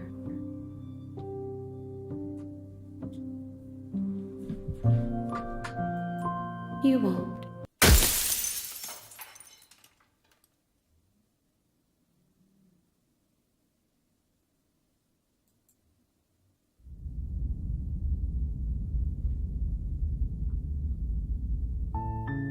You're on a path in the woods, and at the end of that path is a cabin. And in the basement of that cabin is a princess. You're here to slay her. If you don't, it will be the end of the world. That was one, yeah.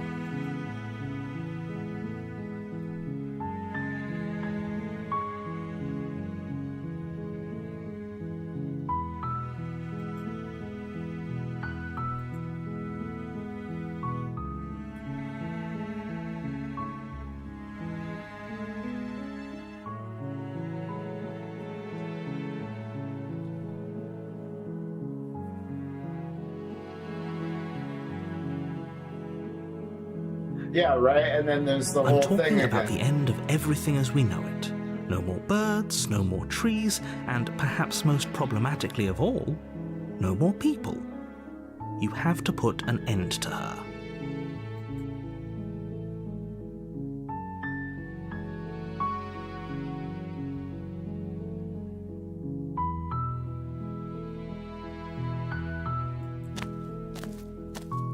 You make your way up the short path to the cabin. You'll find the princess within. We're not going to go through with this, right? She's a princess. We're supposed to save princesses, not slay them. Ignore him. He doesn't know what he's talking about.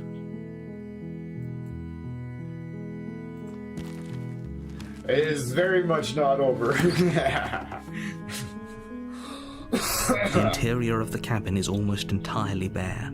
The air is stale and musty, and the floor and walls are painted in a fine layer of dust. The only furniture of note is a plain wooden table. Perched on that table is a pristine blade. The blade is your implement. You'll need it if you want to do this right.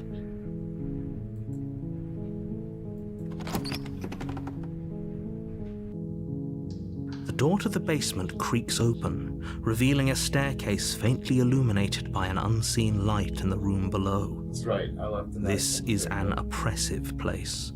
The air feels heavy and damp, a hint of rot filtering from the ancient wood. If the princess really lives here, slaying her is probably doing her a favor. Her voice softly carries up the stairs. Hello? Is someone there? Her voice sounds different. Remember? She sounded like, she was like, hello? It was like really, it was deep and sultry. She was like, hello?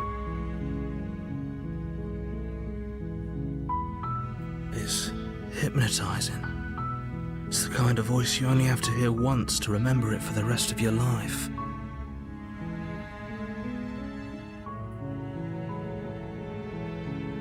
Don't let it fool you. It's all part of the manipulation. You're playing a dangerous game by coming here unarmed.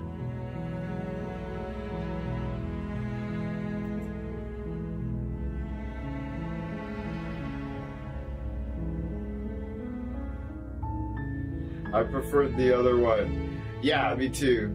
Yeah, I'm here to save you. I didn't bring the knife. How many times do I have to tell you how dangerous letting her out of here would be before it finally sinks in? Wait, really? You're here to rescue me? I was starting to think I'd be stuck down here forever. Come downstairs. I want to see the face of my rescuer. You walk down the stairs and lock eyes with the princess. There's a heavy chain around her wrist, binding her to the far wall of the basement. She's beautiful. How could someone like this be a threat to anyone? I am begging you to stay focused. There's a lot riding on you here. Hi. I can't believe you're here. I've been waiting for something like this to happen forever. I hope you brought something to deal with these chains. Don't do it. If she gets out of those chains, we're all one step closer to the end.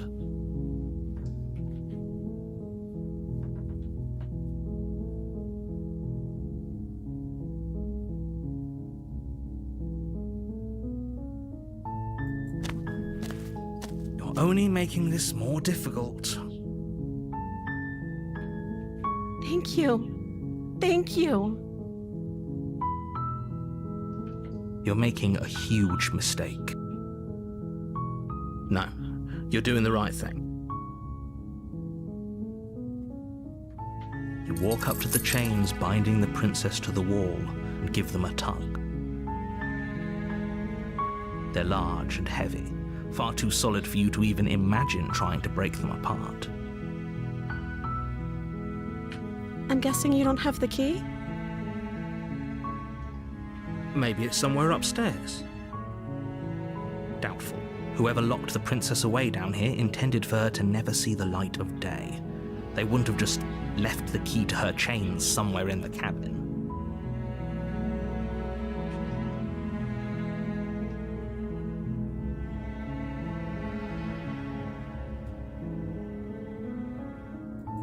Okay. I'll be here. Good luck.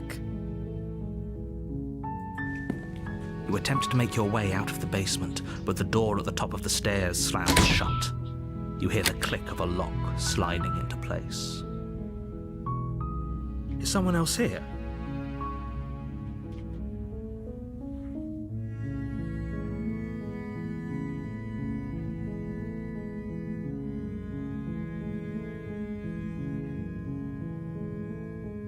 You try the door, but it's locked from the outside.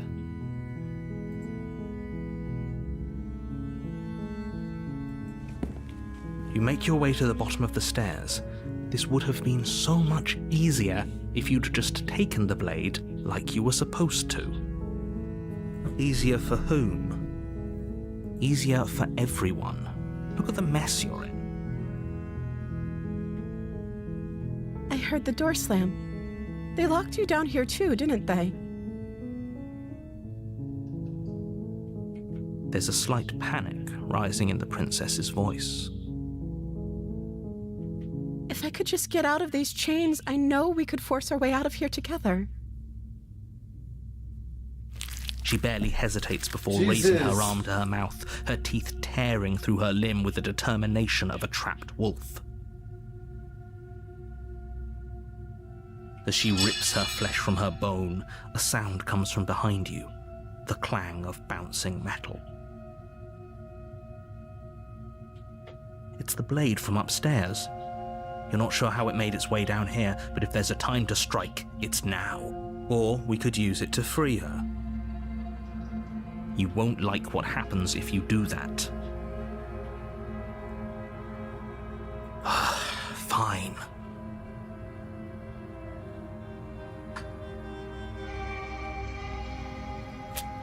Against your better judgment, you place the blade against the ragged, self-inflicted wound on the princess's arm, just above the unyielding chain binding her to this place. You cut into her flesh.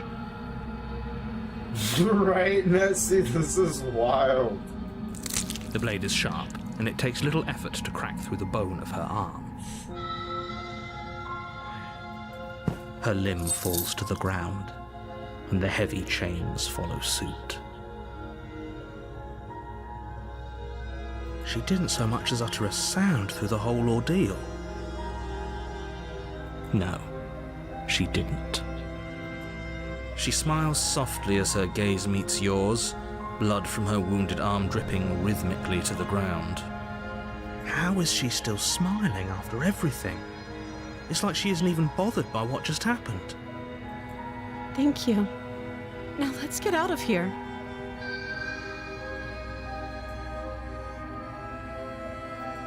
No, we won't have any of that. The stakes are too high.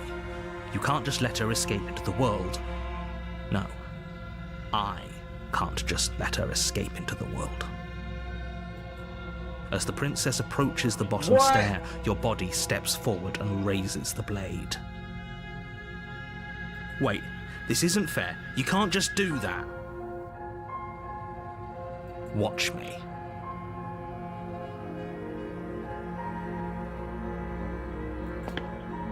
What are you doing?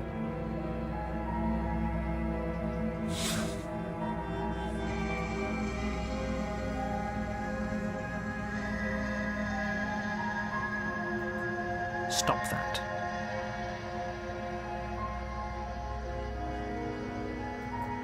Something's come over you, hasn't it? You know you don't have to do this, right? Your body lunges forward, the blade held low, ready to sink into her heart. But the princess dodges, stumbling back against the wall before the blade has a chance to connect. Stop it. Stop trying to resist me. I'm trying to get you out of here alive. The blade. Move the blade.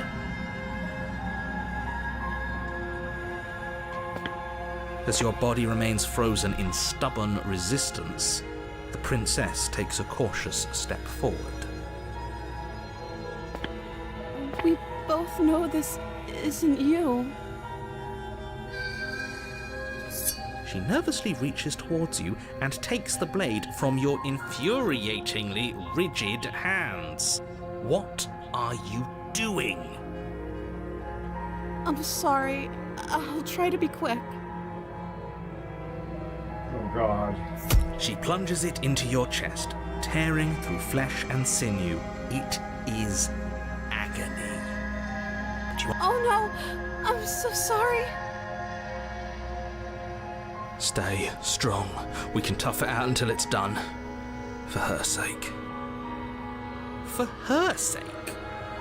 Don't you start pretending that dying a painful death is some sort of heroic gesture. The two of you have literally doomed everyone. Whatever. She sinks the blade into your chest again and again and again, and you feel every inch of burning pain that slices its way into your body. I'm sorry.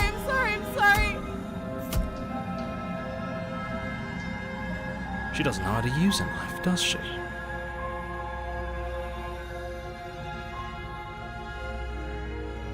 Apparently not, though it doesn't matter how sloppy her blade work is, does it? A stab wound is still a stab wound, and it won't be long before you bleed out. I'm so sorry.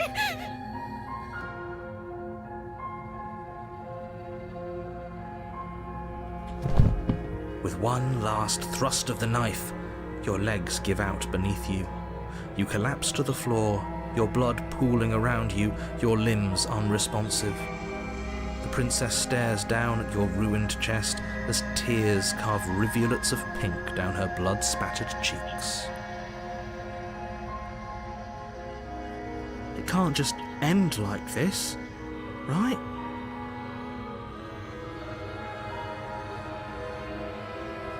Oh, that's rich coming from you. As much as I prefer for things to have gone differently, I can't deny the reality of what's happened.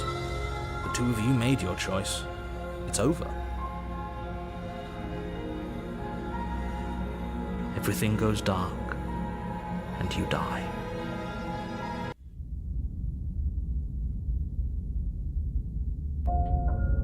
You're on a path in the woods, and at the end of that path is a cabin. And in the basement of that cabin is a princess. Haven't heard of this, yo. You're here to slay her. If you don't, it will be the end of the world.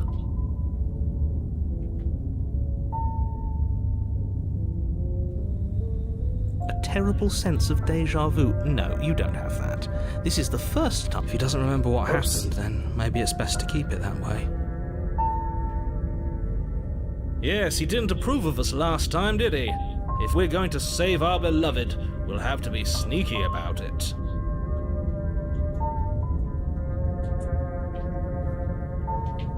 Our beloved? Our blood sister. That sounds.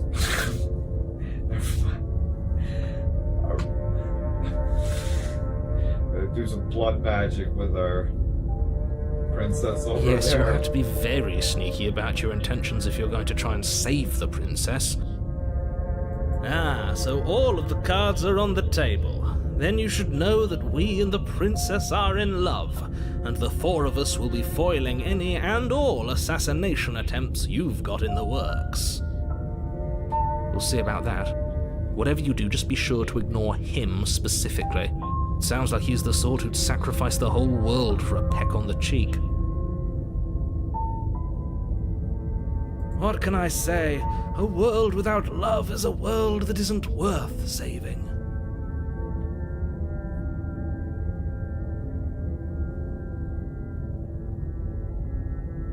Turn around and leave. We could go back and forth on this forever, We and will it won't get eventually you do any that. closer to doing your job and saving the world. So let's just agree to disagree.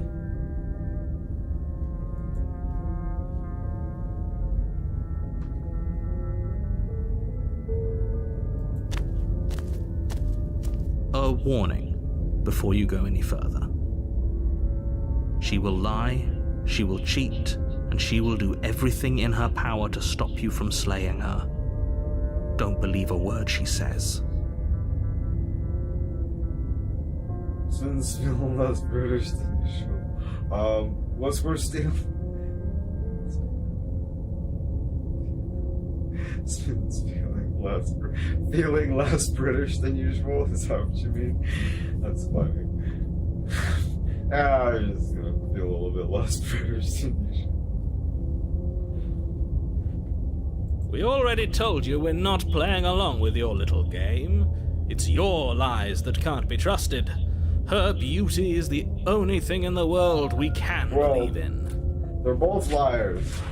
The narrator is fucking unreliable as shit. Shit's pretty unreliable. I think we've already been over this. I'm pretty sure he just likes the sound of his own voice.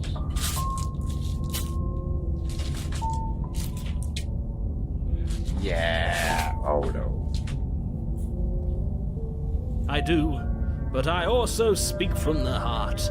My passions are too great to be stifled. They must be expressed.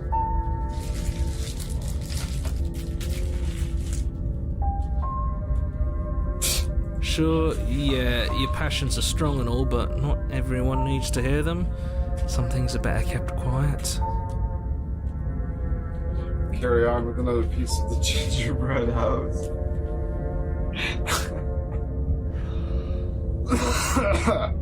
It's delicious. Don't pay their bickering any mind. Focus on the task ahead.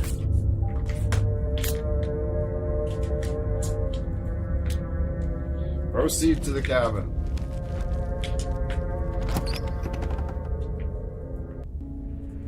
The interior of the no cabin worries, is clean Simon. and elegant, its stone walls draped in fine-threaded tapestries, a prison befitting It's a like me royal too, prisoner. Simon. The only furniture of note is an ornate Oh, wooden hello. table with a pristine blade perched on its edge. The blade is your implement. You'll need it if you want to do this right.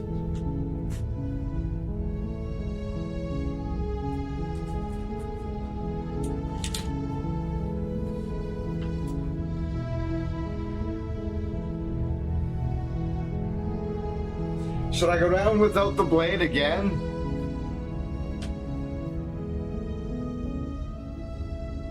I don't know. There's so many different options you could make.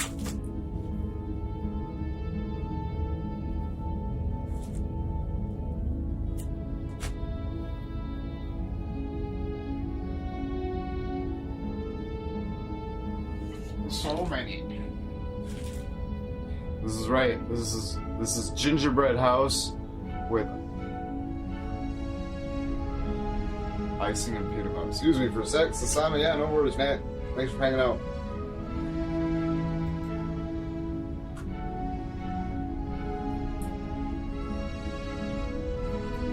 You walk up to the wall next to the basement door. It's a wall. There isn't much to see here.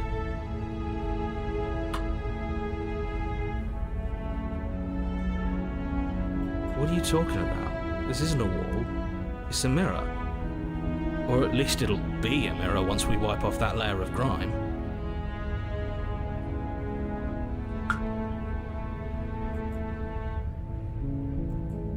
You reach forward and rub your hand against the cabin wall.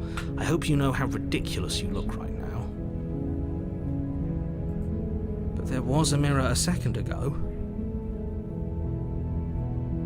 And now it's gone. Pity. We could have a feather out of place, and now we'll never know. We can't gallantly sweep her off her feet if we have a feather out of place.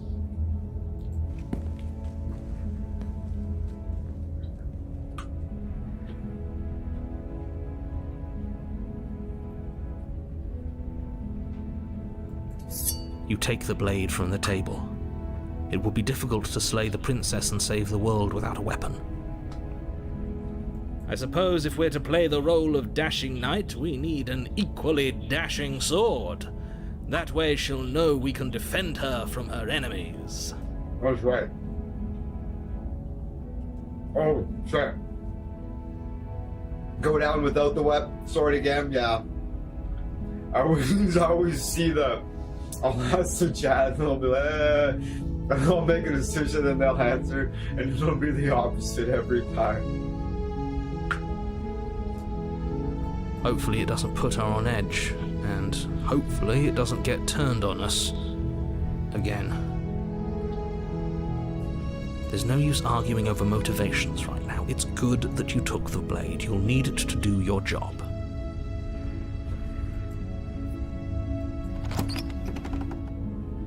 I may or may not be back, Sir Simon. The Thanks for door hanging to out, the man. basement creaks open, revealing an intricate stairwell. Gold-trimmed carpet glimmers in the light of the torches positioned along the walls. The basement almost seems welcoming in the dim firelight. I was like, yeah, that should be good, right? I'll use the gingerbread house wall. I'll put the icing.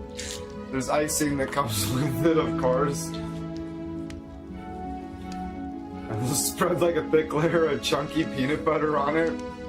Crunchy peanut butter. It's so good. I love peanut butter. But yeah, this big ginger snap with fucking icing and peanut butter. Forever. But it's still a stone basement. If the princess lives here, slaying her is probably doing her a favor. A soft voice carries up the stairs. Hello? Is someone there?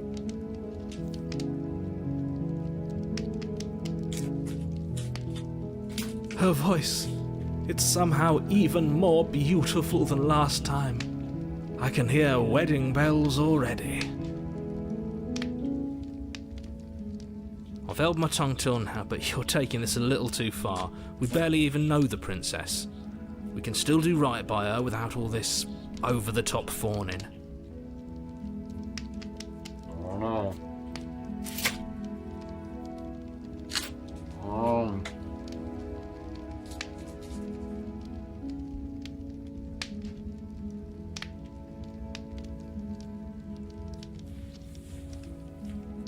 Yes, for everyone's sake, you're not in love. Just remember that her charms are all part of the manipulation. You walk down the stairs and lock eyes with the princess. There's a heavy chain around her wrist, binding her to the far wall. My love, we're here to rescue you from your unjust and foul imprisonment. You know she can't hear you, right? She may not be able to hear my words, but surely she can hear my spirit. Oh, your spirit's plenty loud, all right. It's you, my dashing hero. I was so worried you wouldn't come back. Did you hear that? She said we're dashing. And she called us a hero. Flattery really goes a long way with the two of you, doesn't it? Waiting for you to come back. I didn't want to believe your ravings back in the woods, but this is next to incontrovertible evidence. You've been here before.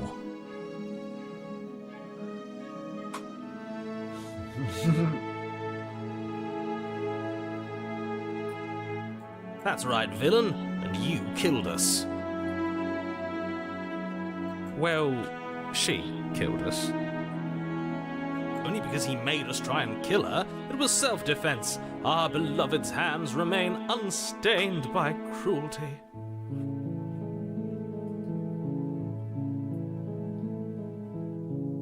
Well, she did try to chew her own hand off. And you've died before. So an entire world has been damned to oblivion. I'd really hoped I'd be the first, but what's done is done. What matters is you have a chance to do it right this time. We damned a whole world, but everything reset. Nothing resets, you're just somewhere else. And you can't keep hopping between worlds forever. Especially not without leaving a trail of incomprehensible devastation behind you. This is horrible.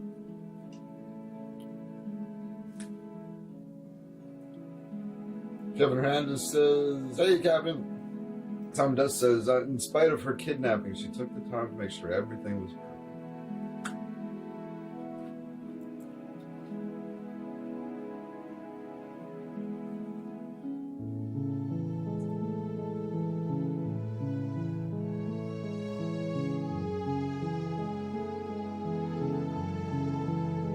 Rescue her? What are you talking about? Did you forget that she's a world-ending monstrosity? And even if you wanted to unleash her onto the world, despite the complete moral disaster that would be, you'd have to get her out of those chains. Good luck with that. Don't you see how dainty her hands are? We'll be able to slip her out with ease. Just dislocate her thumb. I know. Oh, we're back. We're back.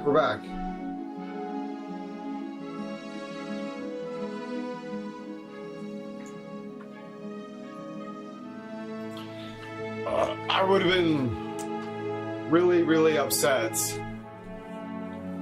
I would have been really, really, really upset.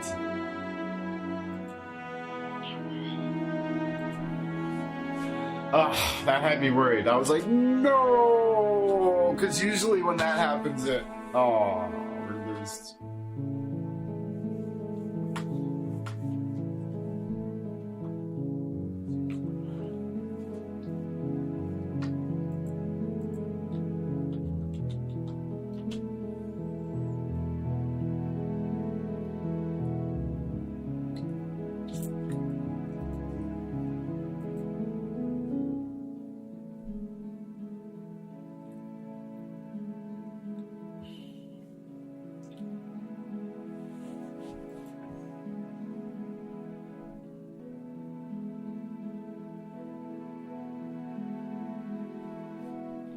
Okay, well, there's 3.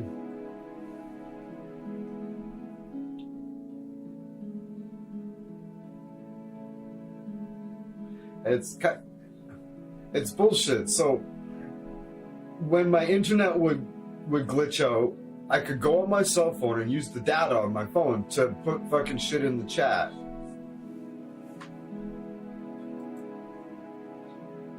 But now that doesn't seem to work. Right? Like, I could go to my phone, and even though the stream was going like this, I could type in the chat on my cell phone and be like, yeah, internet's just glitched out, give it a minute, hold on. But now that they don't come through anymore. It's shitty. One of us has to be. Then let me show you a brand new truth. Narrator, we courageously step forward and free our beloved from her you do? bindings. Because I don't see them. They don't show up on my YouTube studio over here, or on my here. I'll show you. Look.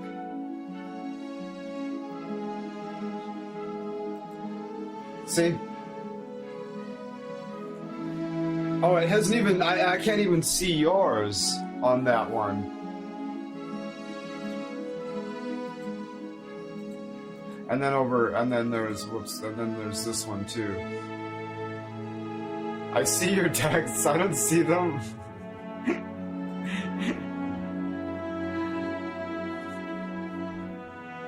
Let's refresh the studio on the left. Oh, I do. I see them over here now. Okay. Cool.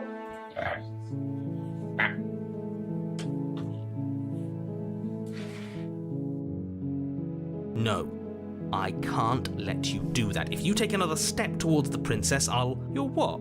Take over our body and force us to try and kill her? Yeah, I see you, Simon.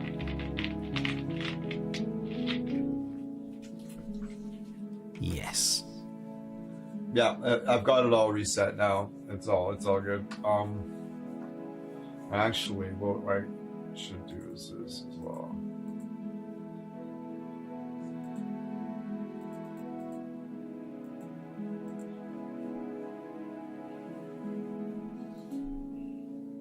Not on my watch, villain.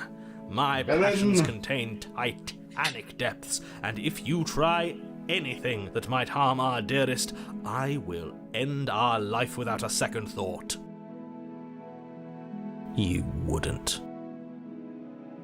Oh boy, would I ever. I would.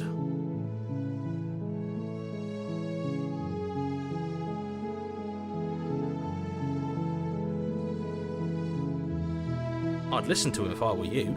He has a lot of strong feelings. And doesn't the world end if we don't stop her?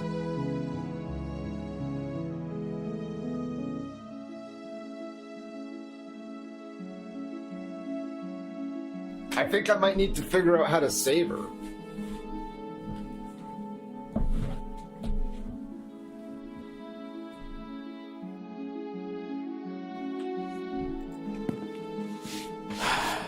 You approach the princess and gingerly slide her hand from her bindings. That Just comes right shouldn't off, have eh? worked. I'll be damned. We're doomed. Because she's a reflection of my... She's a reflection of what I bring to the table. Right?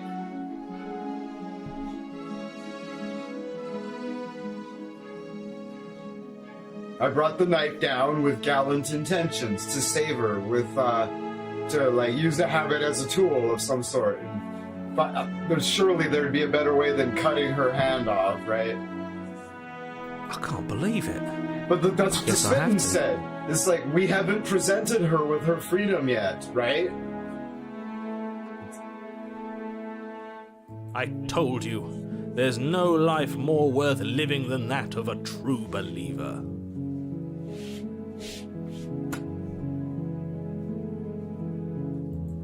I'm free, and you're not trying to kill me this time. Thank you. Thank you so much. The princess jumps up and smothers you in a joyful embrace. Ugh. So gross.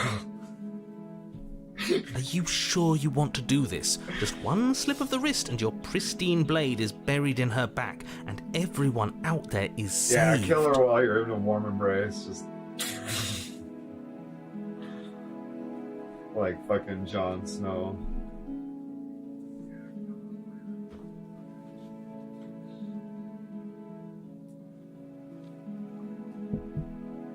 Is that a threat? You know what we'll do if you try it. You're going to regret this. We're not pulling a Jon Snow. Fuck that. What do we do now?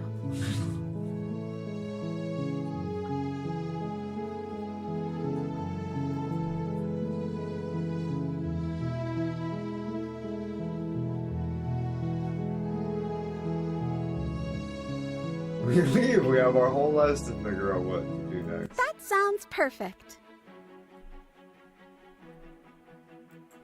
As the princess takes your hand in hers, you let your blade tumble uselessly to the floor, and with it tumbles the last hope for the entire world. Fuck 'em. Let it burn. We have each other. We don't need the world for our happy ending. That's right. We'll go have a happy ending and the world can go fuck itself. I like to think that you do, actually. Look, I have my doubts, but the choice has been made and this is happening. You don't have to I will Oh, mope whoops. about it, because moping is Oopsies. the only recourse that the blind fools have left Twitchy me with. finger. You and the princess walk up the stairs hand in hand. Ugh, look at the way she's smiling at you. She doesn't have to be so happy about this. Yeah, the princess. And what happens after we walk up the stairs? The world can fucking... We sacrifice them all to Kali. We're out of here. Kali can do what she does. Let's see. Uh-oh. Oh, isn't that interesting? The door slams in your face. Son and of the a lock bitch. clicks. That's a familiar move. Did I do that last time? Then you should know that you won't be able to leave. Oh no! Did someone lock us in here? That's not fair! We're supposed to leave now. She's right. It isn't fair. But the unfairnesses of the world are no match for the strength of true love. Enough with this true love nonsense. You just met her. Of course you wouldn't understand. Our passions run deeper than anything you have ever known. Are you listening to this? You don't have to go along with the every whim of that delusional voice. I'm just along for the ride at this point. So sarcastic.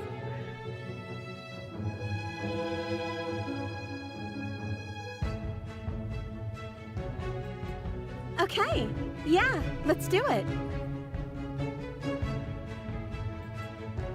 Like a pair of teenagers in love, you and the princess place your hands on the door together. Blech. And The lock clicks and the door creaks open. Are you kidding me? I told you our love was insurmountable. You and the princess make your way upstairs. Her freedom and the world's ruin are just a few moments away. If you don't mind, I'm going to fix myself a drink before you ruin everything. If I'm about to see the end of the world, I'd rather not see it sober. Sounds like fucking Dr. Bashir, doesn't it, Nessie? Sounds like Andrew fucking Siddig. Or what's his name? No, what is his name? Alexander Siddig. Sounds like Dr. Bashir, the narrator. You know, if her walking out that door is really going to end the world, can't we all just stay here? Seems like an easy win for everyone. That's not how this works. Yes, what he said. That's not how this works. Obviously, we have to leave with her. It's our happy ending. All we need to be happy is each other. What if we just stayed here and built a life together? Stop it with those interruptions. We're leaving. Yes, I suppose you are going to do that, aren't you? You cross the room, opening the door to the cabin, and then you step outside. Our happy ending at last. We did it! What should we do now? Where did everything go?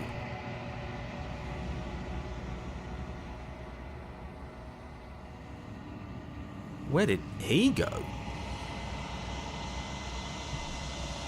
Ego? Oh, is he gone? I hadn't noticed. I was too busy staring deep into our beloved's eyes. I'm cold. Is being happy supposed to be so cold? She's cold. Quick, our feathers. Pluck them all and weave her a coat worthy of a princess.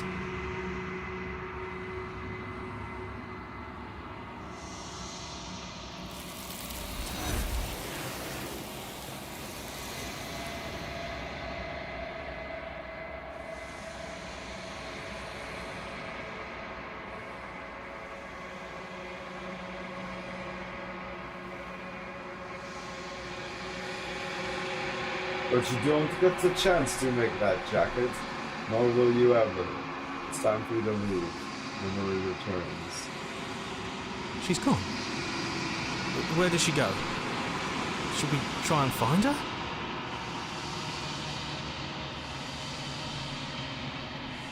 And is that a mirror? Why is it here? Why now?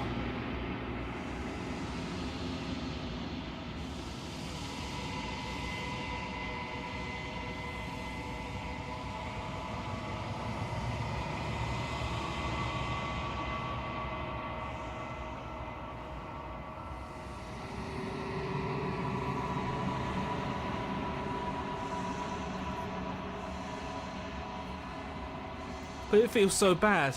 Like looking into it right now is going to be the end of everything.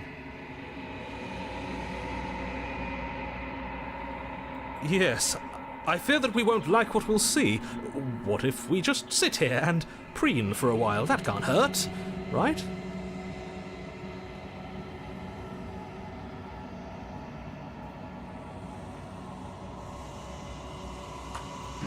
Who's asking these questions?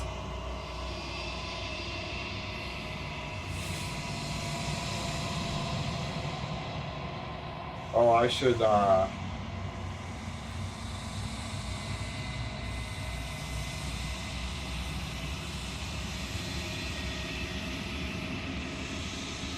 better.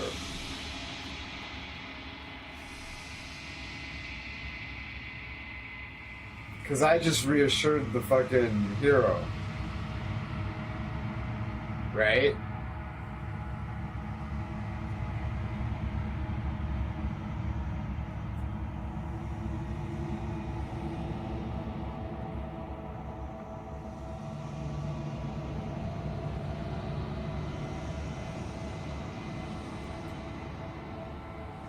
Smitten, fuck it. I'll just call him Smith. Sounds like he cares. Sounds like he cares no more about the princess. Or we just sit here and dream for a while. It can't hurt. Okay. If you say so, we'll trust you. She'll be there waiting for us. I just know it.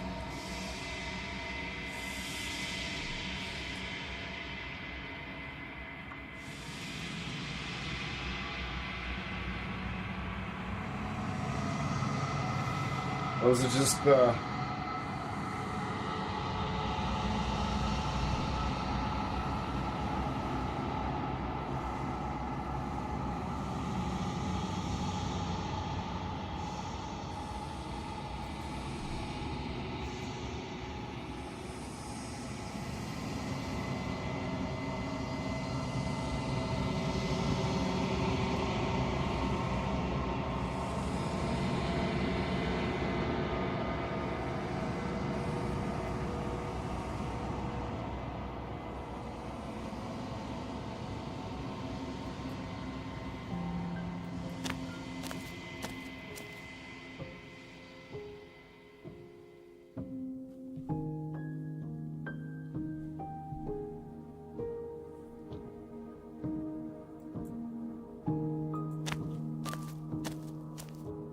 Flickering lights and empty cityscapes become pockets of vitality and movement. I am more than I was before. Whenever you are ready, I will wipe your slate clean once again.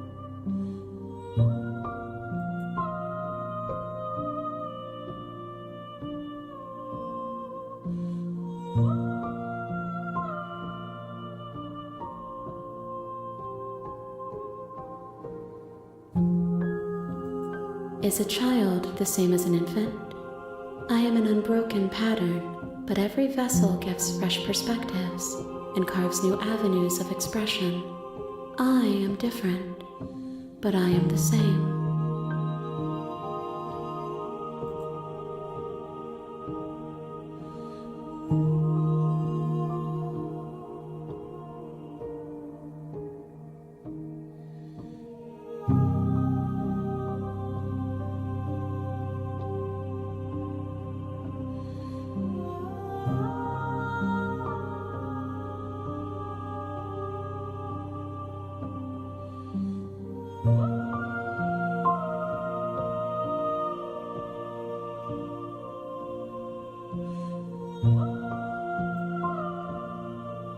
When I go back, it's as if an invisible wall closes around me. Why can't I not do the same things I've done before? Those paths lead to worlds you've already seen, and to perspectives I have already made my own. They are useless to us now, inaccessible. The only paths of value are those that are yet untread.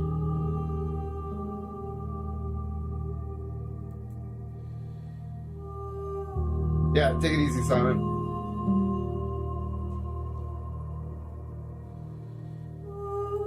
With every gift you bring me, I excavate the alleys of what I am meant to be, and every exploration yields new and complicated truths.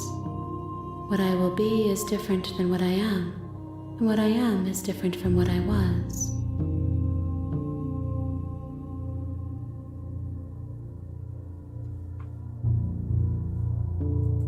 I cannot tell you what desires I will hold when I have changed.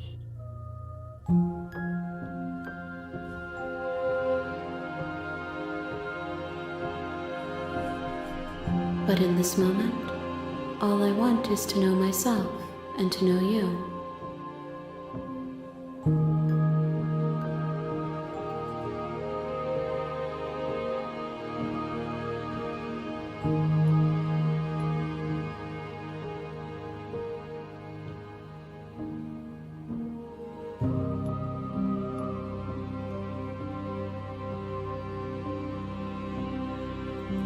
This one is soft and delicate. You molded her to love you, and she'll make for a gentle heart.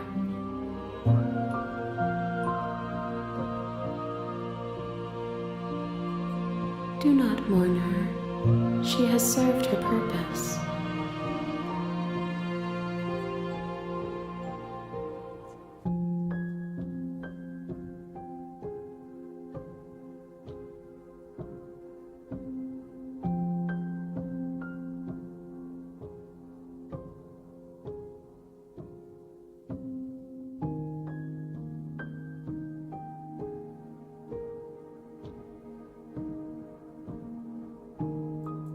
I will long for your return, but it will give me time to reflect on what I am.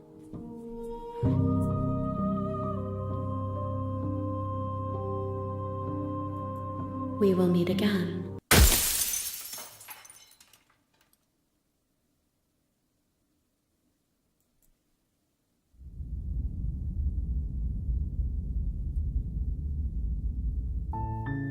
You're on a path in the woods, and at the end of that path is a cabin. And in the basement of that cabin is a princess. You're here to slay her.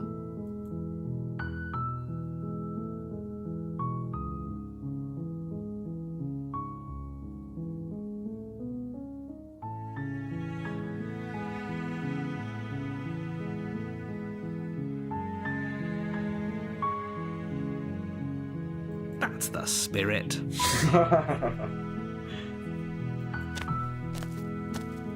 You make your way up the short path to the cabin.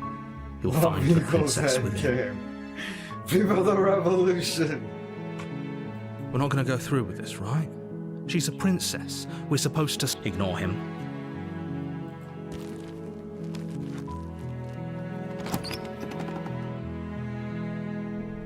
The interior of the cabin is almost entirely bare.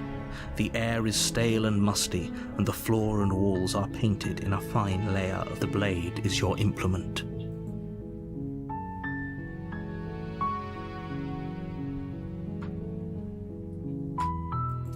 You take the blade from the table. It'd be rather difficult to slay the...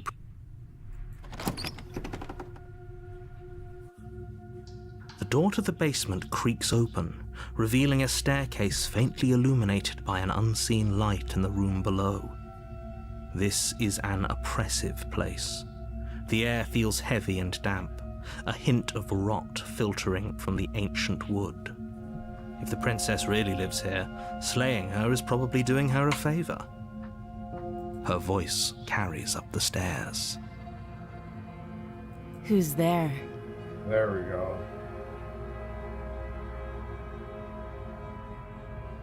She sounds dangerous. It's almost as if she's the one in charge down here. Who's there? Don't let it fool you.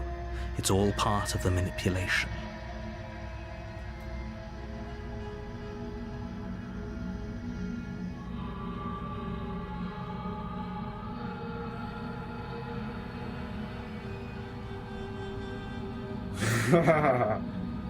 We're here for new experiences, Nessie. Should I announce that I'm gonna kill her or just go down the stairs? I'm gonna say it. Oh, are you now? Why don't you come down and let me take a look at you? Alright. Great job. You gave away the element of surprise. Good luck, hero. You walk down the stairs and lock eyes with the princess. There's a heavy chain around her wrist, binding her to the far wall of the basement. Now. She's so coldly beautiful. Yeah. Is she really a threat to the world? Focus on the task at hand. You weren't kidding when you said you were here to kill me.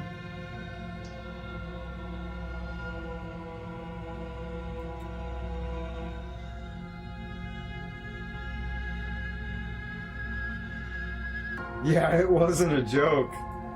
I know. You brought a knife with you and everything. But you don't have to try and kill me. You could always toss that scrap of metal to the ground and give the two of us a chance to talk things out. Coldly beautiful is the most beautiful. Yeah, Cap. I like my women like I like my coffee. Cold and bitter.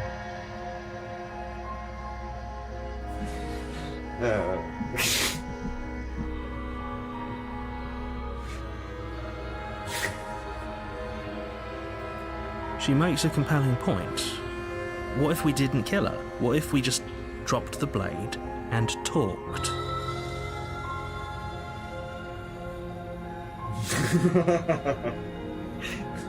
People are always like, what? Because they think you're like, because they've heard that joke a million times, but not with my punchline.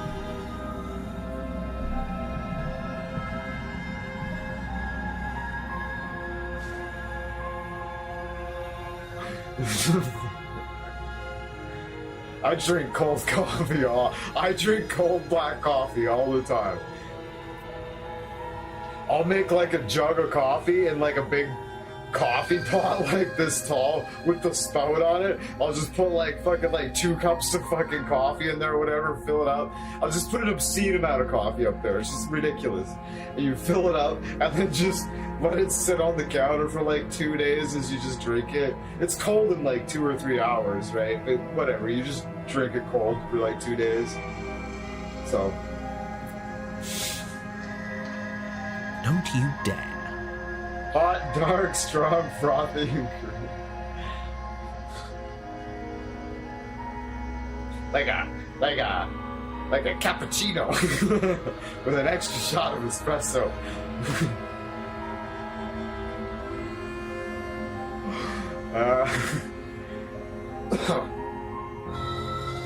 It's fine. We can decide what we want to do after we talk to her. Maybe she really is a monster. Killing someone in cold blood isn't very becoming of us. So now the voice of the hero is trying to talk me out of it? Alright.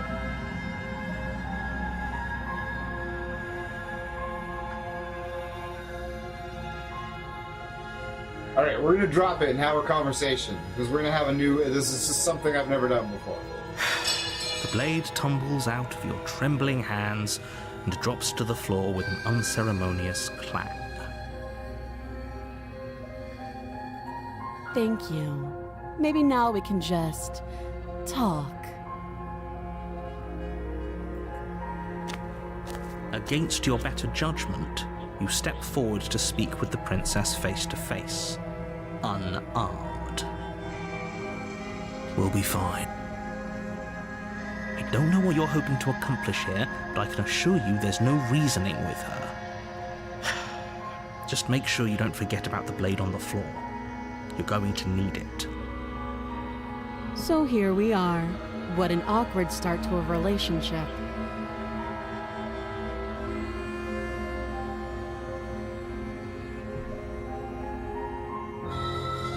A relationship? Are you coming on to me? Don't jump to any weird conclusions. We're two people who have met each other. By definition, we have a relationship.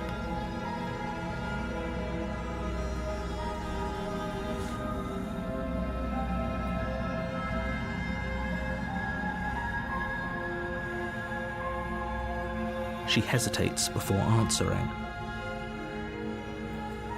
You can address me as Your Royal Highness, or Her Majesty. Any honorific should do, really. Note the lack of detail.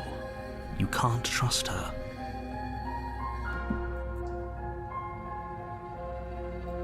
Don't just tell her that.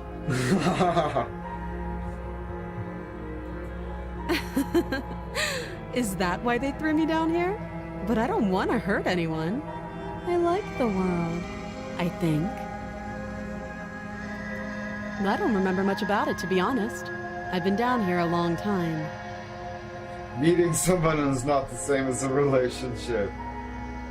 That's playing with words. Yeah, I agree. Just how long has she been down here? That's right, because then the business relationship, right? Needs a qualifier. Oh, really? What kind of relationship is this?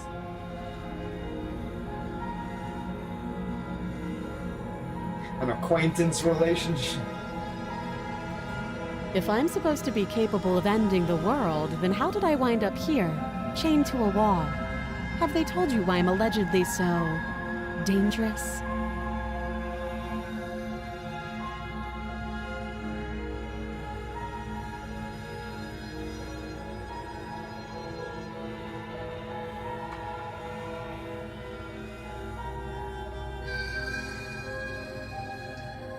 No, and if I'm honest, I'm more inclined to trust you than I'm inclined to trust them. Sooner or later, you'll understand that I have your best interests at heart. Hopefully sooner. How sweet. Now be a pal and help me get out of here, would you? We could figure out how to deal with them after I'm free.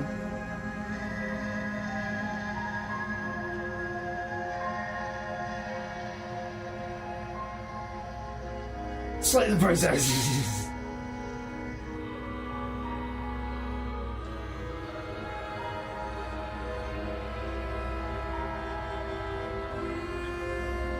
Let her acknowledge that she's fucking evil and then let her go?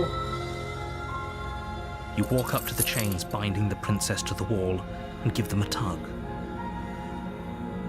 They're large and heavy, far too solid for you to even imagine trying to break them apart. I'm guessing you don't have the key. Maybe it's somewhere upstairs. Doubtful. Whoever locked the princess away down here intended for her to never see the light of day. They wouldn't have just left the key to her chains somewhere in the cabin.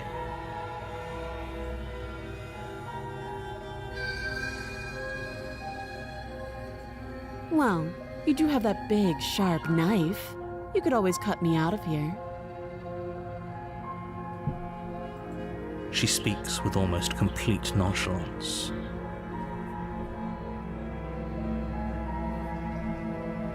If we were stuck down here for long enough, I'm sure we'd be nonchalant about cutting our way out. Anything to finally be free.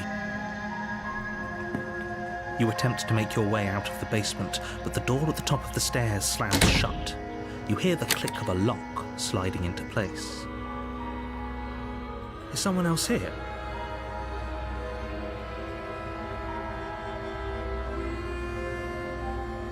Your shouts and pleas are met with silence. You're here to slay the princess, and you won't leave until the task is done. You make your way back to the bottom of the stairs. This would have been so much easier if you'd simply slain her like you were supposed to. Easier for whom? Easier for everyone. I heard the door slam. They locked you down here too, didn't they? The knife. Pick it up and cut me out of here. You won't like what happens if you do that.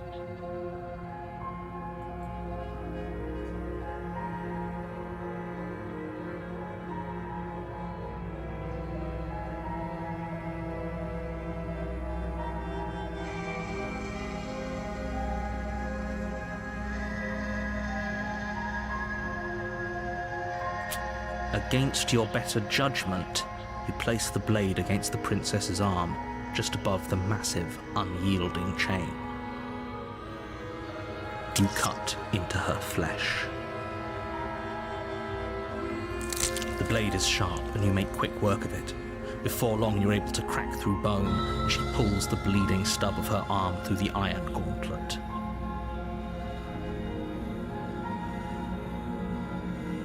She didn't so much as utter a sound. Free from her bindings, the princess turns to face you, her fierce gaze meeting your eye. How is she so composed after losing an arm? It's like she isn't even bothered by it. Thank you. Now let's get out of here. No, we won't have any of that. The stakes are too high. You can't. As the princess approaches the bottom stair. Wait, this isn't fair. You can't just do that. Watch me.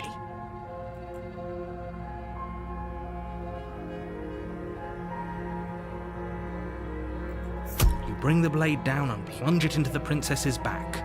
Finally.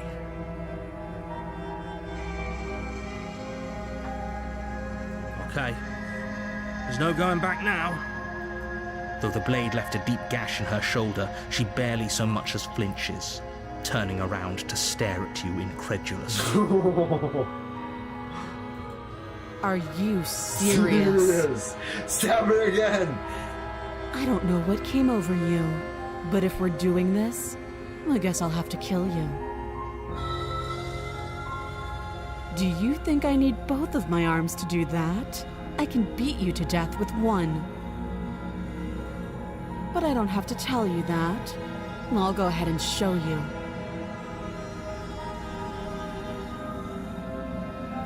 Thank you. You swing your arm towards her throat, the blade singing through the air. But she's ready for it. She grabs your arm, her grip like a stone vice. You drop the blade, pathetically. She lets go, and faster than you can react, rears back and hits you with a bone-shattering haymaker.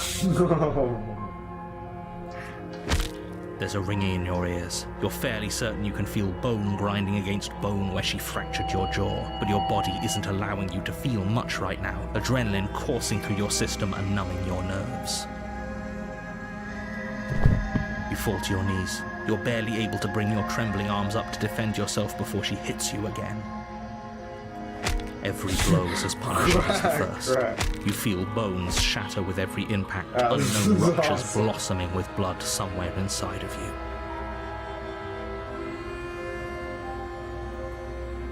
you. You poor thing. I'll go ahead and put you out of your misery. She places a confident heel on your chest and pushes you down to the ground. Her knee falls to your throat, your windpipe crushed beneath a weight you didn't think her slight form could possibly possess. It can't just end like this, right? I'm sorry, but it's over. Everything goes dark, and you die.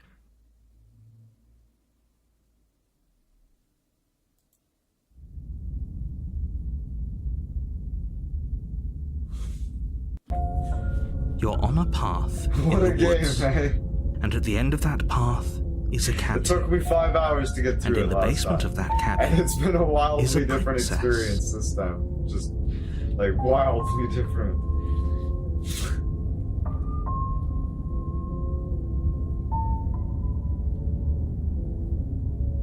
You're here to slay her.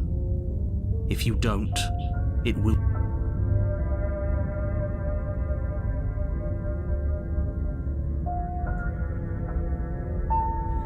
Okay, so proceed to the cabin, go through it again, and then turn around and leave? I think so. Or turn...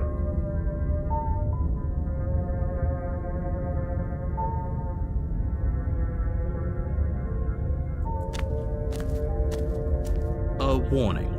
Before you, she will lie We might as well just pledge ourselves to her and stop pretending we're capable of doing anything in this situation. She probably doesn't even need to try to overpower us. Can we tone down the pessimism just a smidge? Yeah, she's very strong. We're not capable of killing her. Well, I killed her the first time, actually. I'm not being a pessimist. But I died too. I'm just being realistic.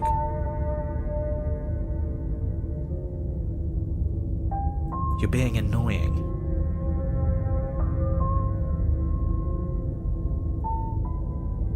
Just ignore their bickering, and whatever you do, don't pledge yourself to her. I cannot stress enough how absolutely catastrophic that would be for everyone, yourself included.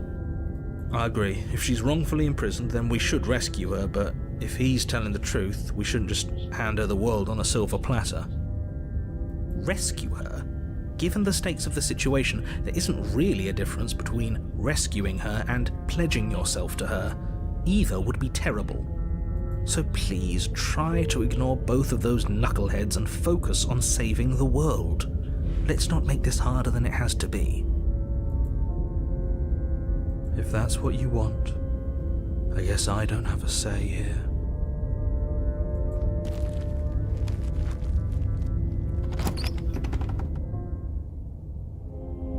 The interior of the cabin is larger and more grandiose than its humble exterior would suggest.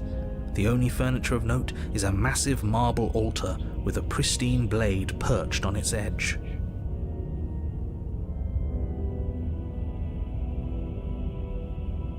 The blade is your implement.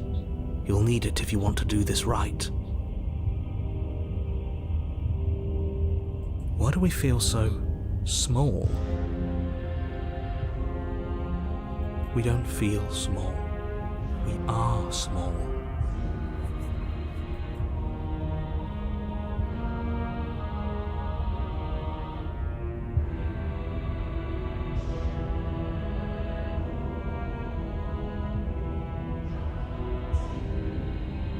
No blade this time. Yeah. Maybe she'll be more receptive if we're unarmed. Blade, no blade. It doesn't matter.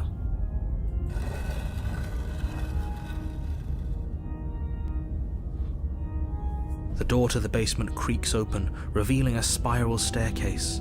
Its steps almost as deep as you are tall. The smell of incense drifts up from below. For a moment, you almost feel at ease. Huh.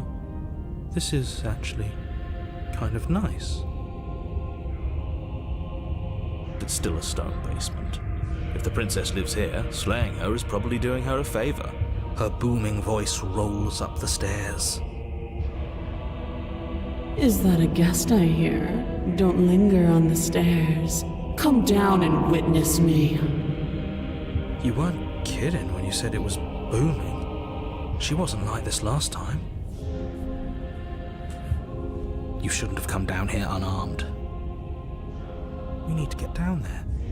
She wants us to see her. We need to see her. Should we be worried about your sudden change in attitude? Just a few minutes ago you were going on about how pointless everything was. Now you want to go down there. It doesn't matter what that little voice says. He's not the one making the decisions. Though if his ramblings get you to the princess, they get you to the princess.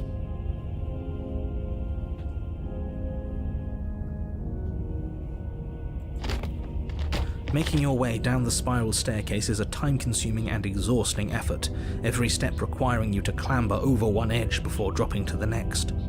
But soon the end comes into view, and you tumble to the bottom, entering the vast, temple-like room beyond.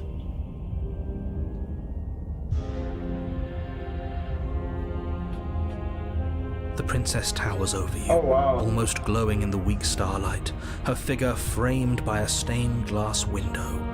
Her long hair billows around her, and a chain binds her wrist to the far wall. The chain is nothing to her. It might as well be a toy for all the good it would do. I told you it was pointless to resist her. The little bird has returned to me. I wonder what he wants. I see your hands are empty. You've already given up, haven't you? You aren't even going to try and kill me. How sweet. And more than a little disappointing. She's disappointed in us? Epic. Kneel. Should just thrall to her. On her command, you fall to the floor, knees painfully connecting with hard stone. That's my good little bird. Now, why don't we talk? The last time we met, you told me I was destined to end the world. That thought wrapped itself around my heart. It has pulled at me since the moment I squeezed the life out of your broken lungs.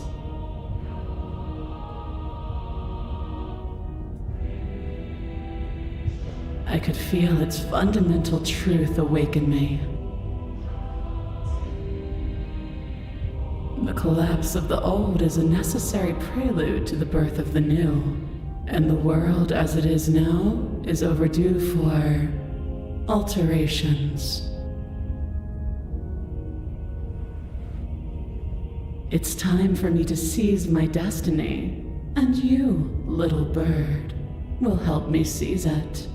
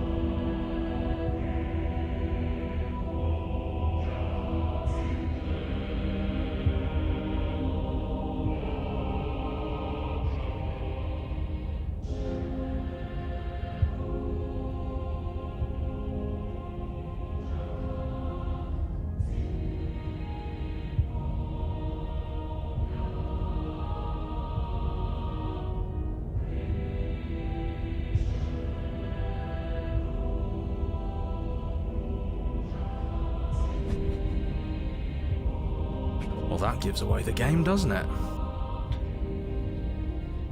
It does. But why did she say the last time we met? That's not right. That can't be right. Yeah, no. She's right. We've been here before. Not exactly. And we've died here before. Pitifully. We might as well do what she asks of us and help her. She is inevitable. Can't you feel it? He's being melodramatic, but the point stands. What are we even supposed to do to stop her? Well, I'll be damned. That's not good. Okay. First things first, you're going to have to stuff those pessimistic thoughts someplace far, far away and commit yourself to what needs to be done. The stakes of the situation should be perfectly clear to everyone now.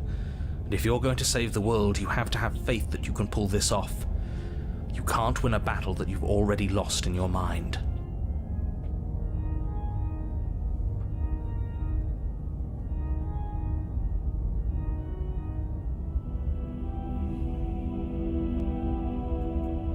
Your will was so easily broken. Am I that magnificent? All you need to do now is break my chains. If this is what you want, then I guess there's not much else for me to say. No, you can't just give in to her. Not when the stakes are so high. Not when you're so close. I won't let you do this. There's still something in the way. A greasy film inside of you where it doesn't belong, trying to conceal you from me. Is that a person? No, it used to be a person. It's something different now. An echo. Is she talking about you?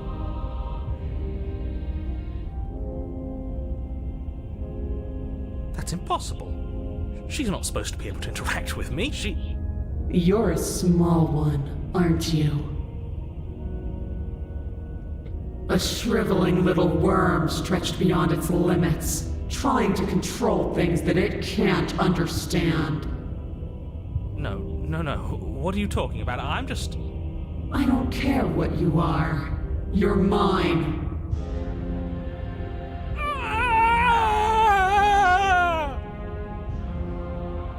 Rise, my little bird. Without hesitation, you're brought to your feet. Break my chains. And how are we supposed to do that? We don't even have a weapon. Just break them. You're the All we need narrator. to do is believe it's been done.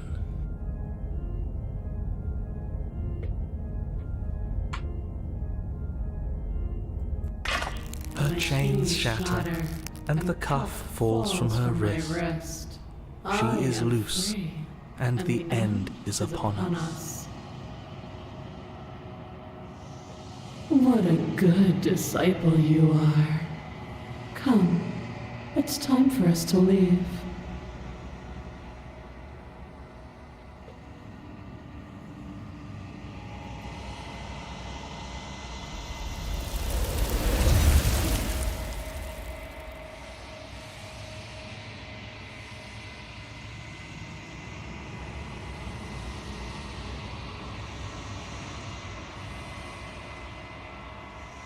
She's gone.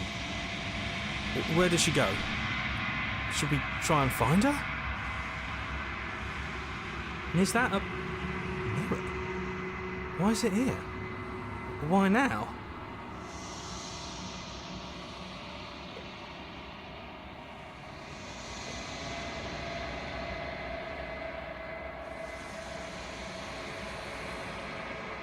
We've been here before, and you But always it feels so scared. bad. Like looking into it right now is going to be the end of everything. I don't want to look at us.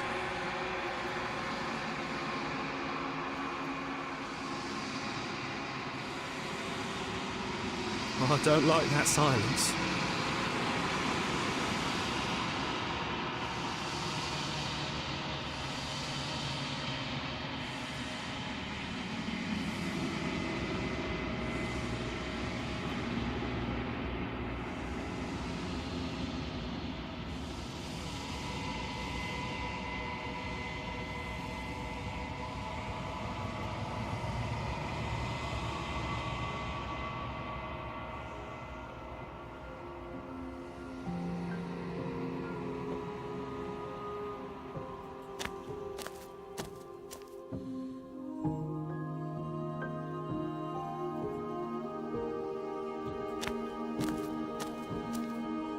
I am a growing chorus of contradiction, a mass of tides ebbing and flowing all at once in more directions than my attention can bear to hold. To look at any one is to shift them all into something new, and to look away is to reshape them yet again.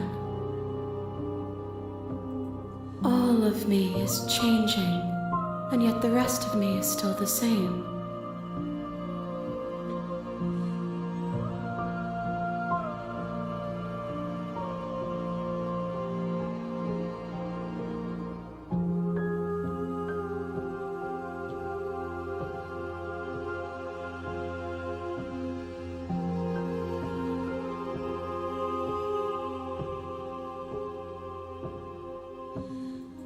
It changes me, but it doesn't make me worse, nor does it make me care for you any less.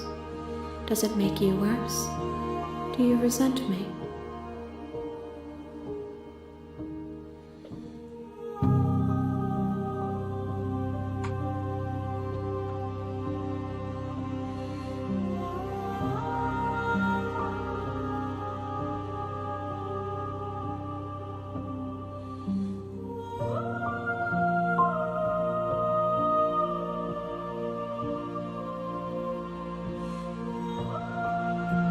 It does seem small from here, and the more we journey, the smaller each of those steps will be, but that doesn't make any of them less special.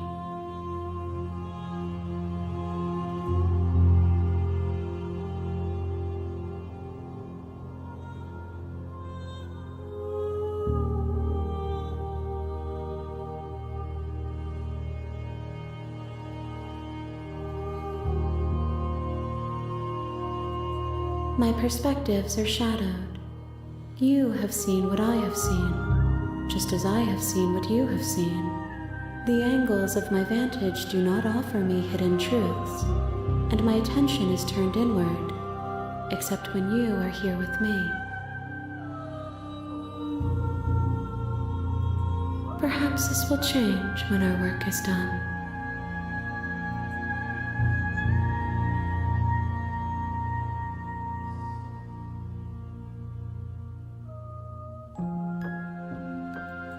Gifts aren't what someone tells you to bring them. My joy is in seeing what you choose. There are no wrong answers, and every perspective illuminates my shadows and tells me new secrets.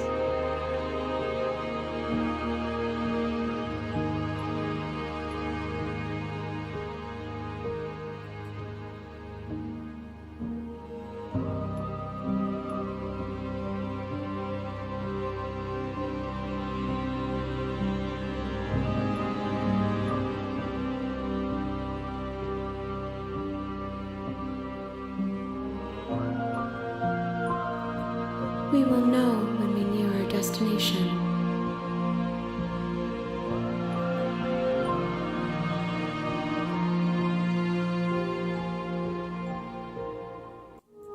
I will be here when it is time for us to meet again.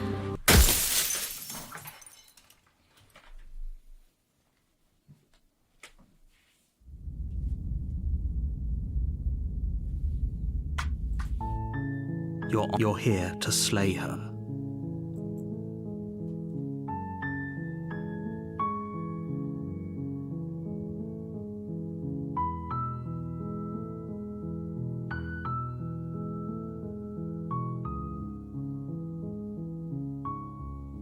I wonder. He's like, should do it. We're not going to go through with this, right? Ignore him.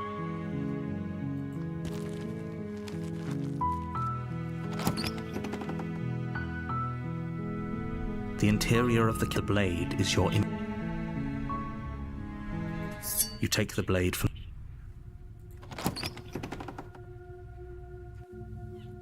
the daughter. Her voice carries up the stairs. Who's there? She sounds dangerous. Don't let it fool you. Good. You're still listening to reason. You watch. She's so coldly beautiful. Focus on the task at hand. And there you are. Are you here to kill me or something?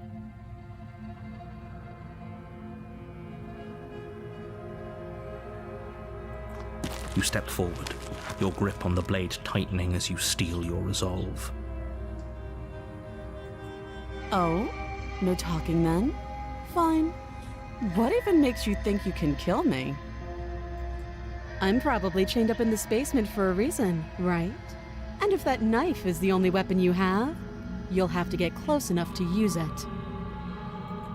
So, you should just drop it.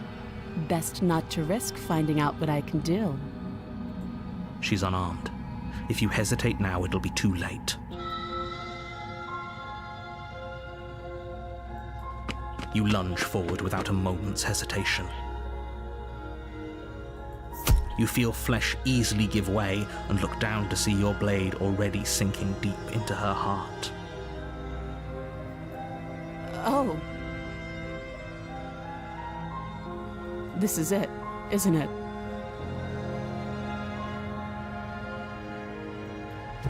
I'm almost embarrassed. I should have seen that coming. But I have to wonder.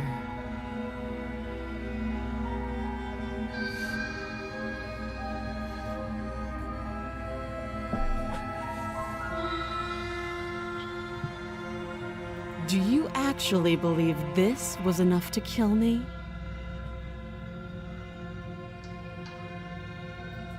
It's like she's convinced she can't die.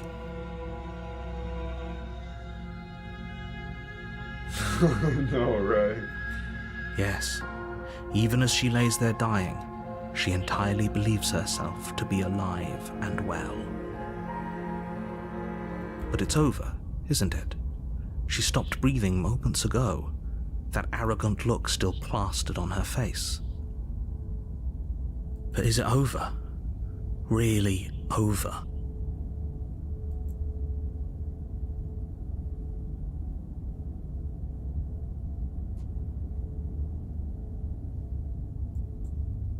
Yes, exactly. It's over.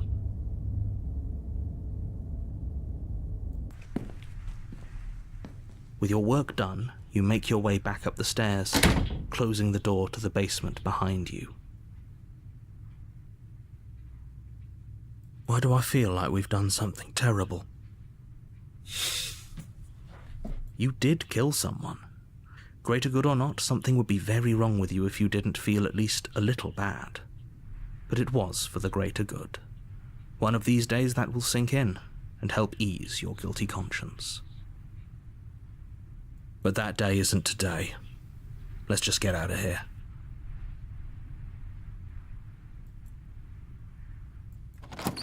You open the cabin door, ready to return to a world saved from certain doom. Only, a world saved from certain doom isn't what you find. Instead, what you find is nothing at all. Where a lush forest stood mere minutes ago, the only thing in front of you now is the vast emptiness of some place far away.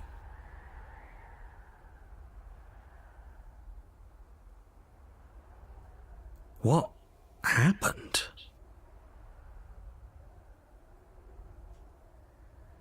Everyone is fine. It's just that you and the cabin are now far away from them. Don't worry. You'll be safe here. This is good. Everyone is happy. You'll be happy.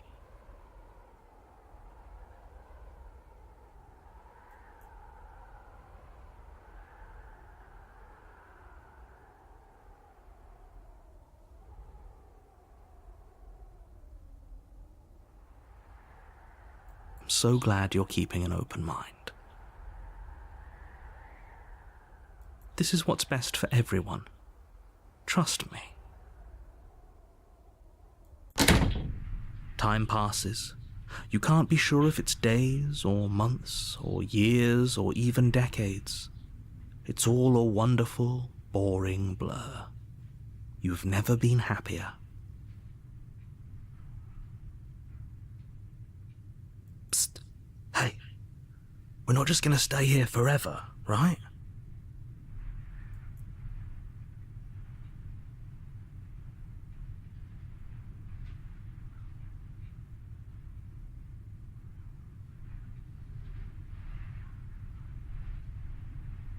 Really?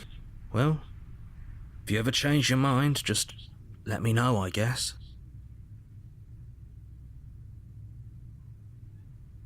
More happy time passes, though the word begins to lose its meaning. Time, that is, not happy. Happy still has plenty of meaning. Please, shake yourself out of it. We have to get out of here. The little voices' pleas fall on deaf ears. Eventually you pass into a blissful state of pure existence. Though words like eventually and pass ceased to have any meaning to you long before that shift, you simply exist. Happy. Forever.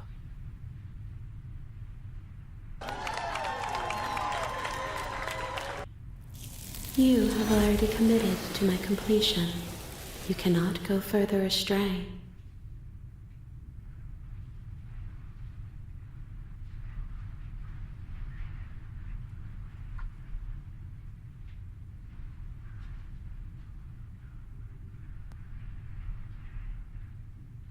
Are we really happy? Or is he just telling us that we are? This is wild.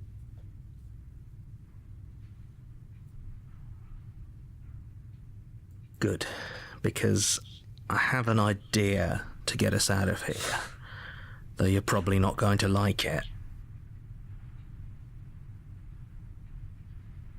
The blade. We can use the blade to God. get out of this.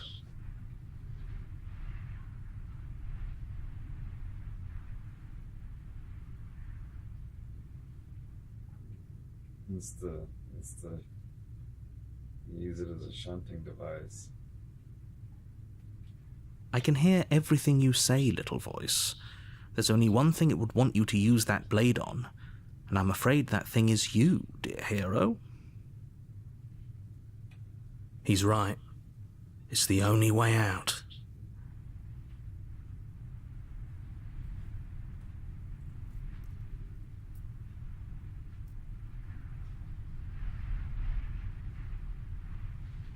Do you hear that? It wants to take this happiness away from you. It wants this wonderful place to end. Do you not? There's more for us to do, and the only way for us to do it is to take that blade and use it. Don't you dare.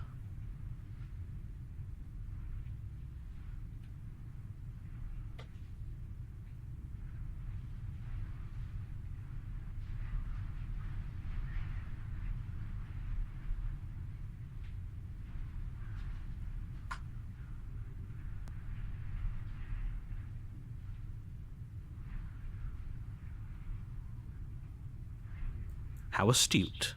You are absolutely correct. Using the blade to kill yourself would kill you, and you shouldn't do it.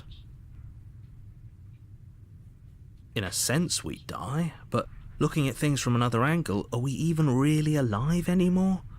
This place, it's nothing. It's absolutely nothing. It's just the same thing, constantly, forever. I know this is out there, but trust me, I know using the blade will work. That little voice didn't want you to slay the princess. It didn't want you to be happy.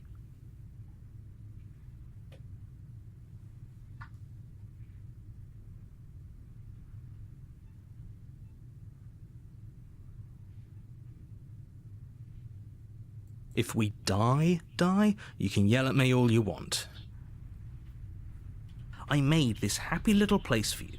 Is this not a good enough reward for saving the world? An eternity of bliss? You ingrate?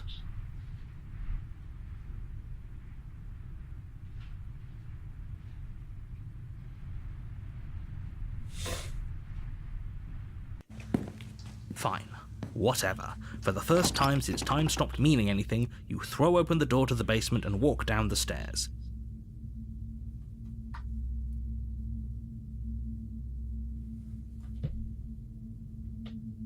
The princess's body is dust and bones, though the blade you used to slay her is still as pristine as the day you first held it.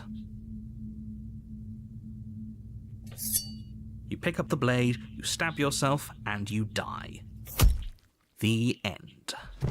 Nice knowing you.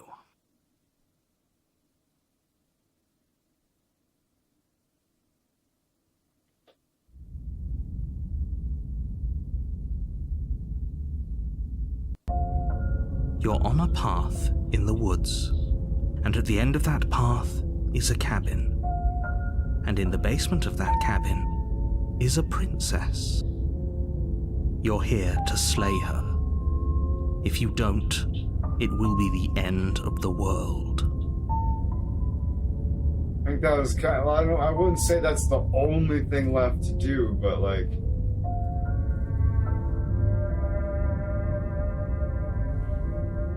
Oh, there's a new dialogue though. My tricks? What on earth are you talking about? We've just met for the first time. If he doesn't remember what happened, then maybe it's best to keep it that way. That's fine. It wasn't very hard to kill her last time. We'll just do it again.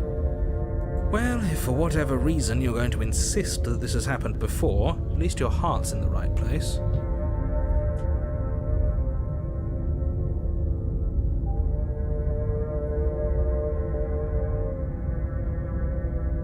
Should I go through the cabin another time, or should I leave?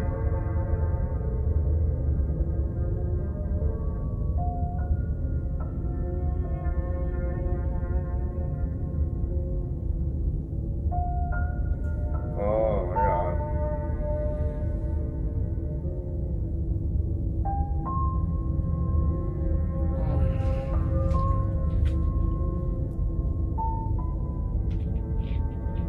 Is there another variation?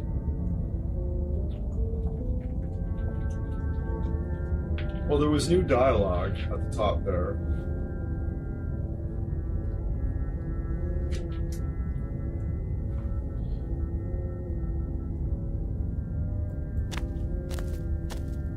A warning, but she will lie.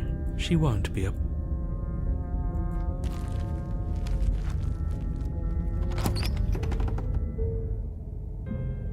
The interior of the cabin is cold, a soft odor of dirt permeating the air. Cobwebs flutter in the corners. You can hear wind whistling outside, banging the shutters against the windows. The only furniture of note is an elegant antique table with a pristine blade perched on the edge. The blade is your implement. You'll need it if you want to do this right. It feels like no one's been here for a long, long time. Like I've been saying, she's dead. We killed her already.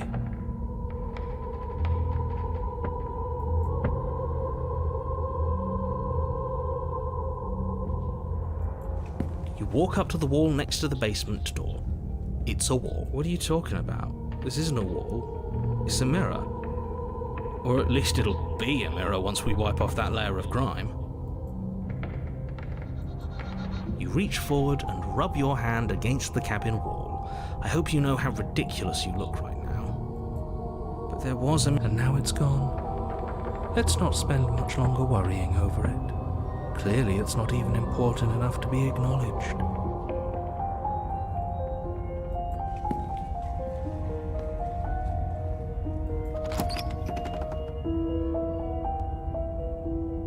The door to the basement groans. The room below is silent. Nobody's here. Naturally. As much as I appreciate the optimism, you shouldn't be so sure. I guess we'll just have to go down and see.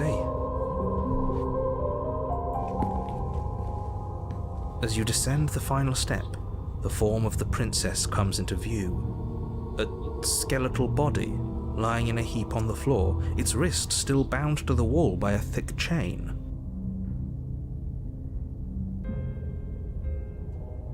Okay, she's definitely dead. It's just like I told you. Before you have a chance to finish your thought, the top of a head appears from underneath the floor. Two deep-set eyes stare up at you, followed by a mischievous skeletal grin. And finally, the rest of the body floats up to join the head.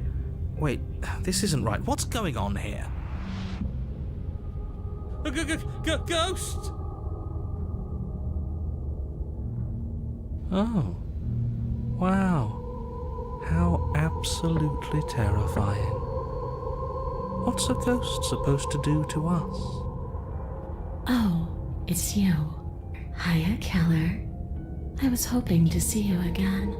I have some issues with how our last meeting went. The princess drifts across the room into your orbit, gently running her fingers across your shoulders and down your neck as she circles you.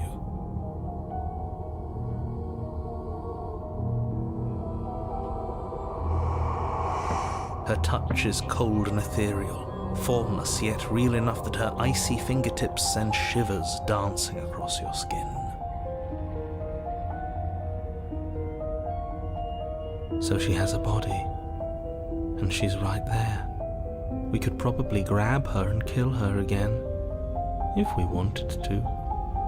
We don't even need a blade. She looks fragile enough to me.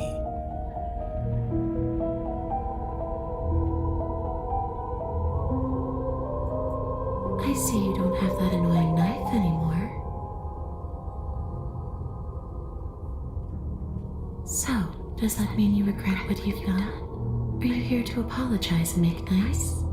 Beg for absolution, maybe? Because I might be interested in seeing a little begging.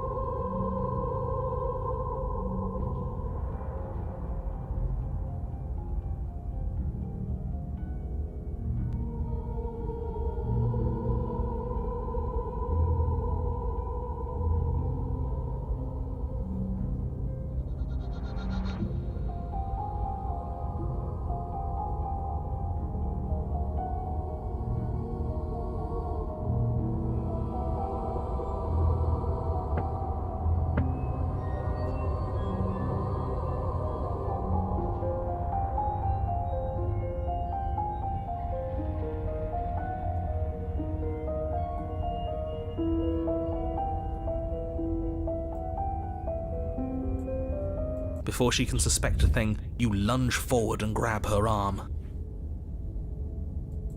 You feel substance for the briefest of moments, but then you feel nothing at all, as though all you've done is clutch at empty air. You're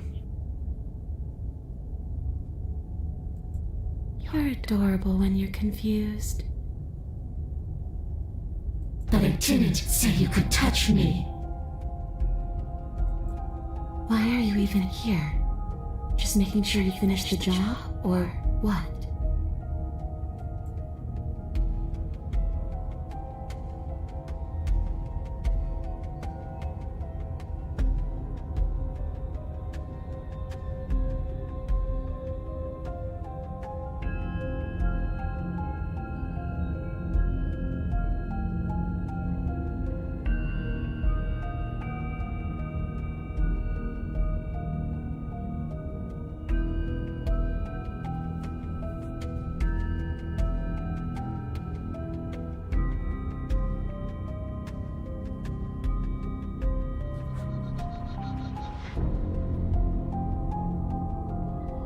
Give her an apology.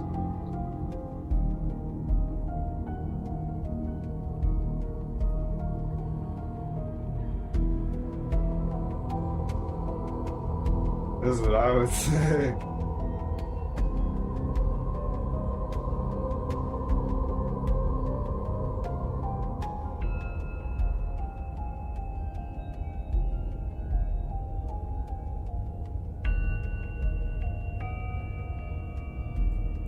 You don't look dead, Killer.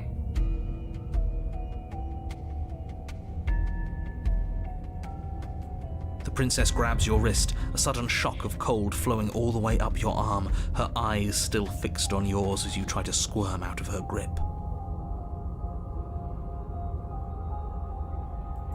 And you don't feel dead either. She lets go and pulls away. Your fingertips tingle painfully as the chill subsides. I'm less interested in why you are, or how you are, and a lot more interested in what you are.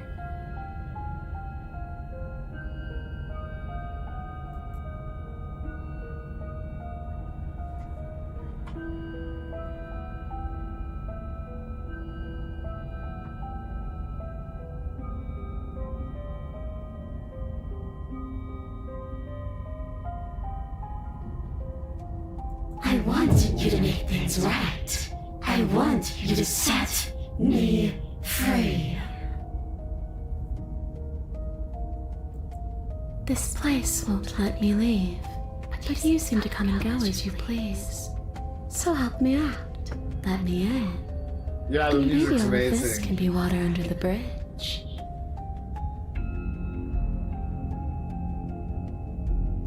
Remember, you owe me. Maybe we should have just left her here. Maybe we should still just leave her here. If she can't get out on her own, then why do we have to do anything? Hasn't gotten out and can't get out are two very different things.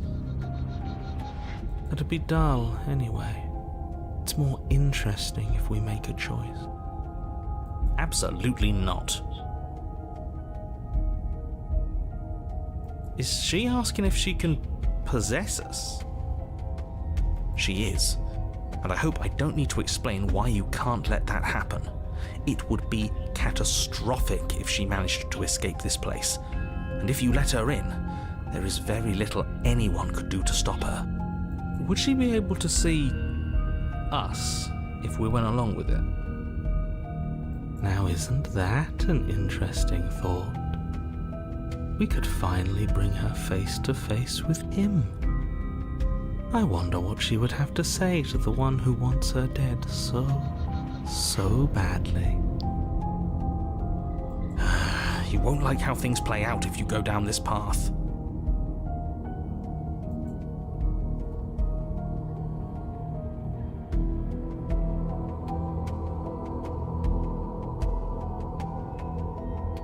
Some salt rounds. Let her possess me. I'm gonna do it.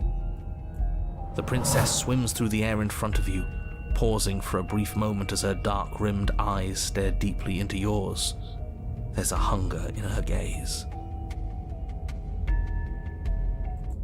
Thanks for the body, killer. What are you doing?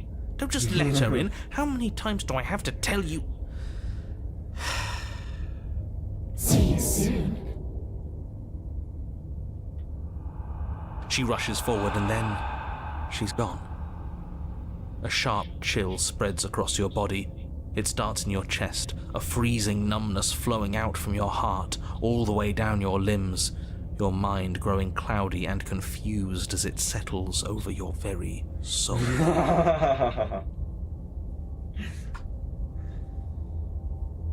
You will see a lot of, dude, next time we play Kingdom Come Deliverance Part 2, we're gonna eat the dog. You're gonna see the cutscenes that you've never seen before on this Cogliotin show. I'm not sure I like this. Can we get a do-over?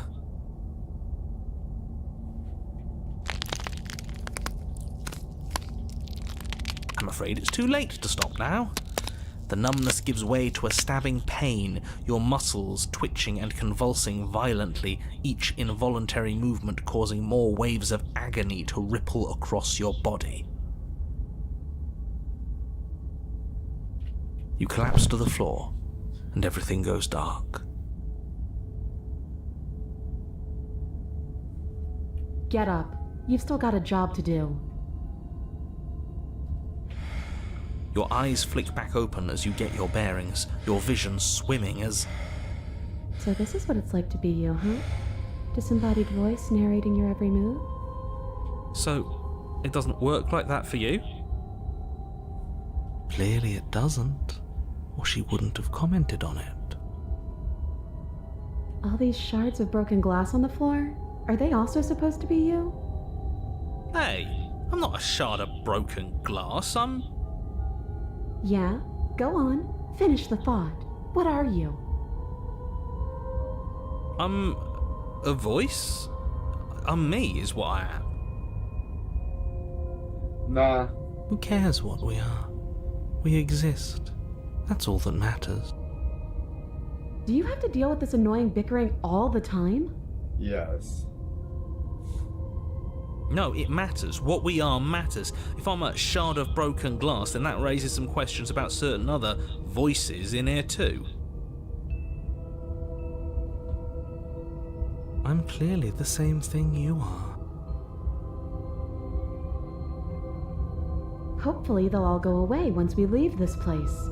I don't know how you can tolerate all of this noise. No, I'm not talking about you. I'm talking about him. You don't need to know what I am. You just need to know that I'm different from you. More important. The narrator, yeah. So you're the one who pulled the strings and made me dead. I can tell you don't belong here. You're barely even there. Like the shape of something left behind. You're more of a memory than a person. That's rude. Experience ego death, having the fucking expulsion of the narrator. You're kind of like me, actually. I'm just going to ignore her. You push yourself off the ground. The princess is nowhere to be seen. Obviously, she's nowhere to be seen. Because I'm in here with all of you. Everybody knows that. I'm setting the stage. The room is empty because you made a spiteful, idiotic, and all-round foolish decision. Oh, shut up. Stop trying to manipulate everyone. Or don't, actually. It doesn't really matter. Because you won't be around to do this for much longer. This is infuriating. Just whatever you do, you can't leave this place. It's not too late to fix this. Probably.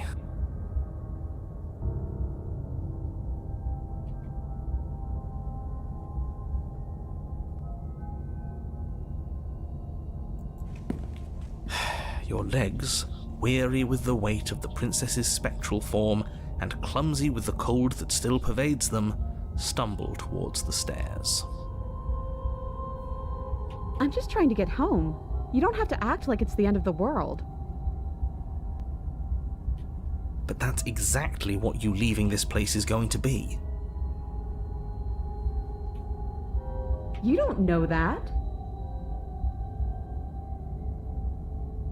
I do. Wait, if she has a home to go back to, doesn't that mean that her leaving won't end the world?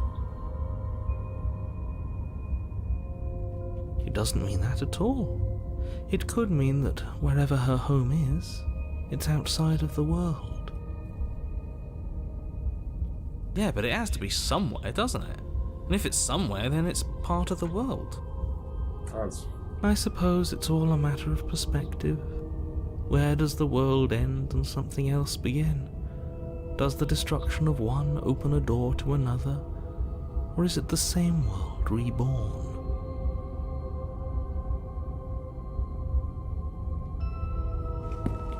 Against the backdrop of the inane conjecture of meaningless little voices, your body continues its ascent up the stairs, staggering through the open door.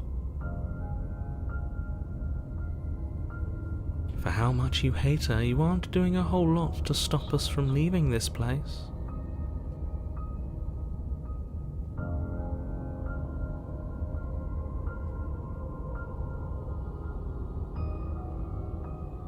It's because he can't stop me. Why do you think he sent you here? hate to admit it, but she's not wrong. It's just the weight of it all. It's too much for me to do anything other than describe and dictate.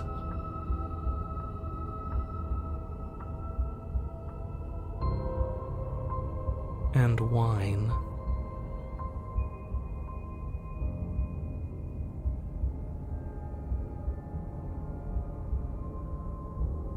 This body wasn't made to hold you and the princess. If you want to renege on your cataclysmically terrible decision a minute ago, well, you're the only one that can make that happen.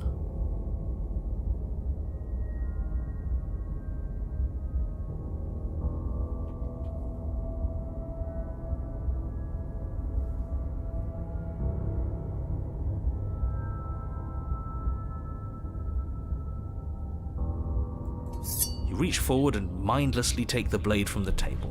What do you plan to do with it? I don't know.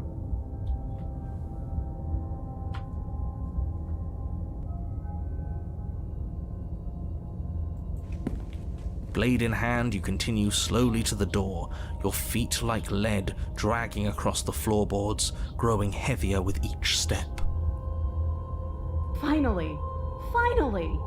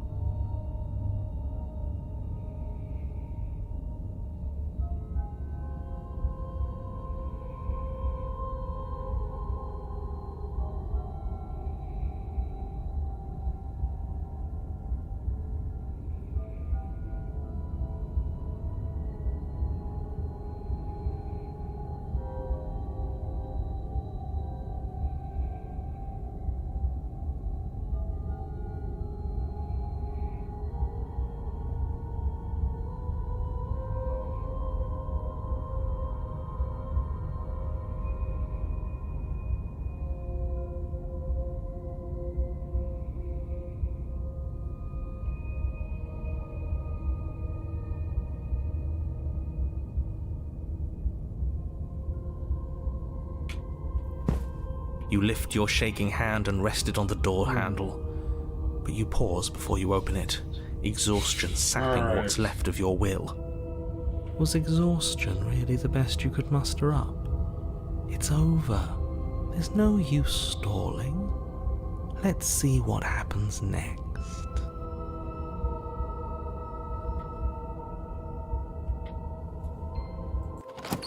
Shit.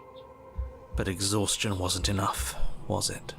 The handle clicks as you twist it, and then the door groans open. Collapse to the ground, you and the princess, free from the confines of the cabin. As you exhale from the effort, you look up and see...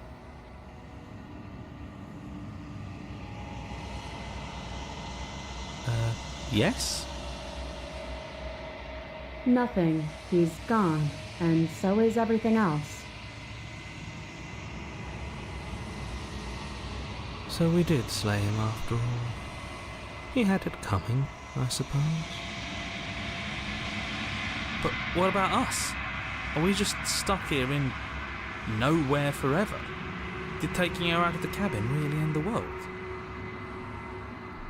We're still here.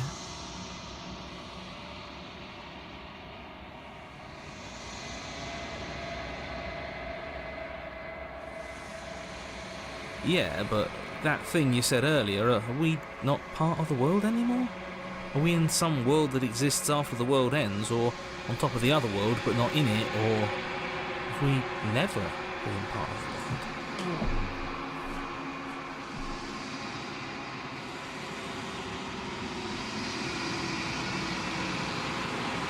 Alright, let's see if I'm stuck with you forever.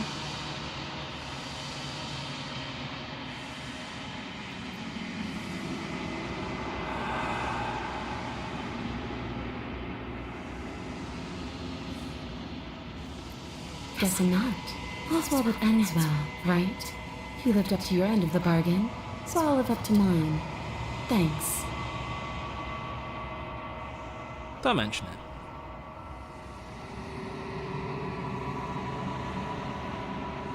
I think this is where I'm meant to be.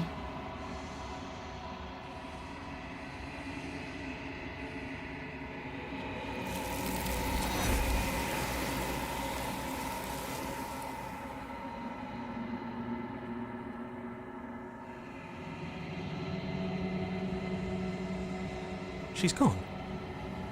Where did she go? Should we try and find her? And there's that mirror again. Why is it here? Why now?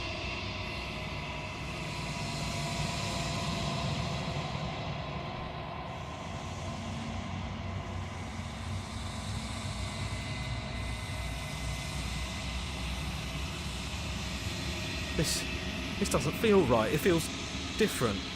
Final. Ignore him. You have to look.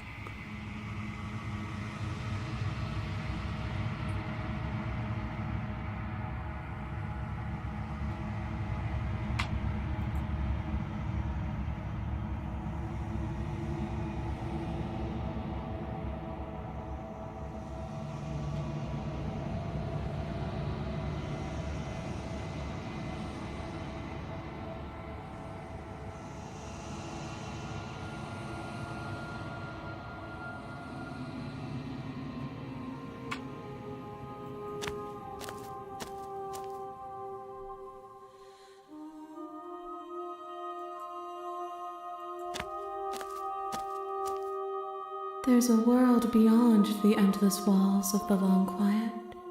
We're supposed to be there. Do you know what we'll find out there?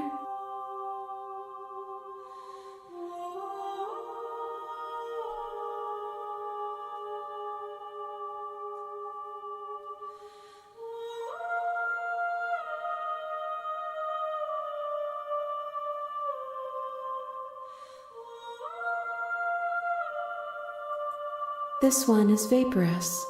She is a dream of a life she could never have, but that longing has given her so much capacity for kindness. She will make for a yearning heart. Do not mourn her. She will finally be able to hold what she never knew.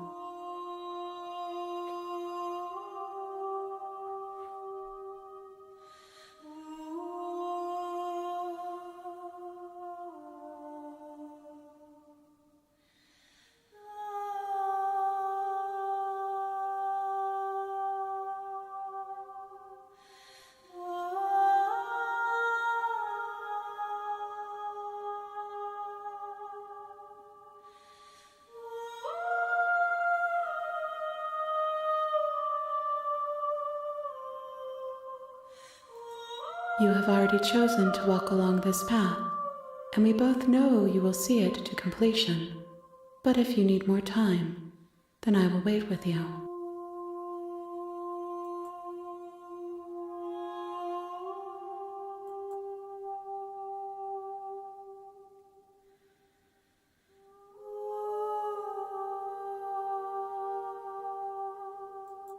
The next time I see you, each of us will finally know what we are.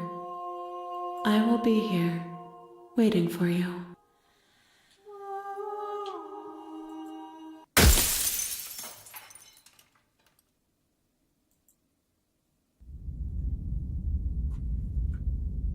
One more time, eh? You're on a path in the woods, and at the end of that path is a cabin. You're here.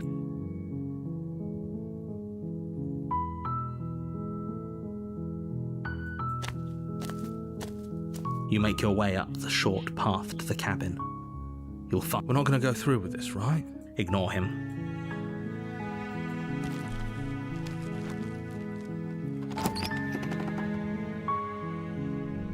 The interior of the cabin is almost entirely bare. The air is stale and must. A blade is your implement.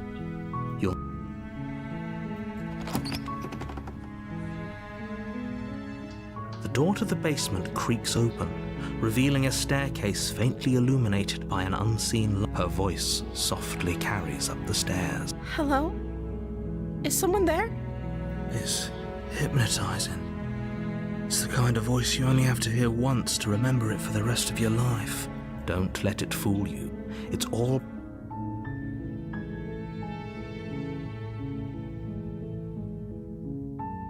Wait, really? You're here to rescue me? I was starting to think I'd be stuck down here forever. I see. You're trying to get her to lower her guard.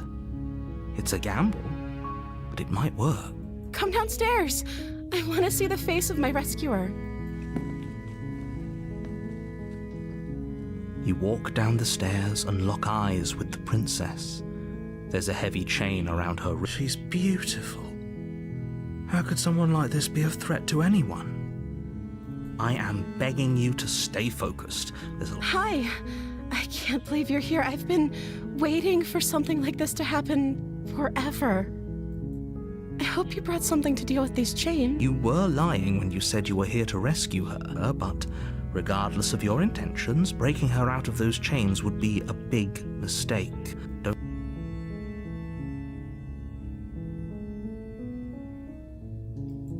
Okay.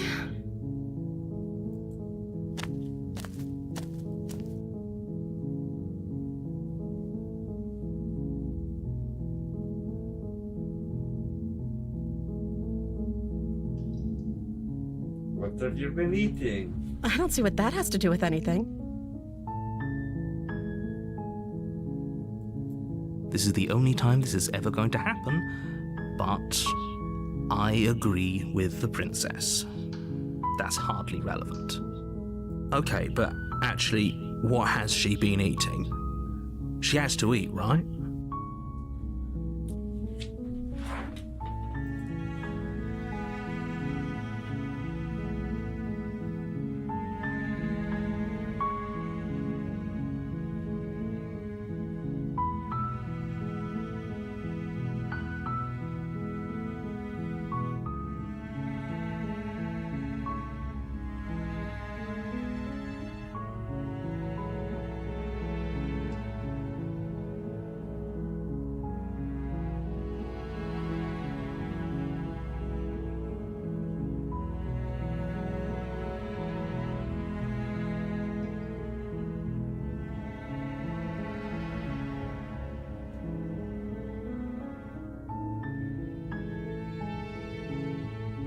Ah! Alright.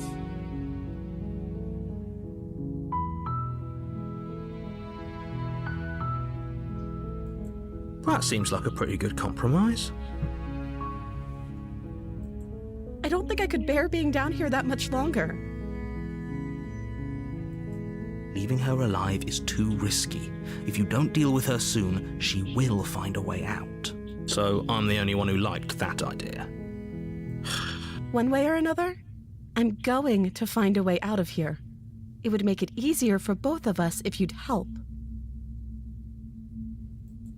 But if you don't, I can promise that you'll regret that decision. You have to make a choice. Let's hope for all our sakes it's the right one.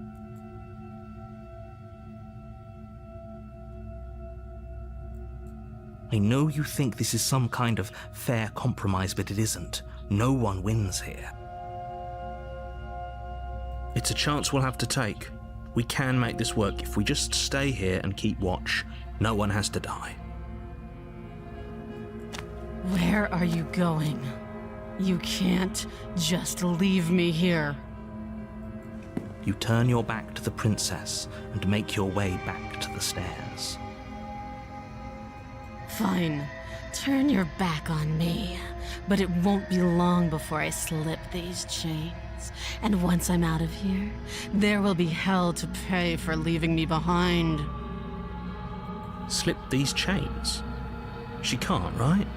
She needed our help to get out of here. But do you hear the conviction in her voice? I don't think she's bluffing. Either way, she dropped the mask, didn't she? You can still grab the blade and get back down here.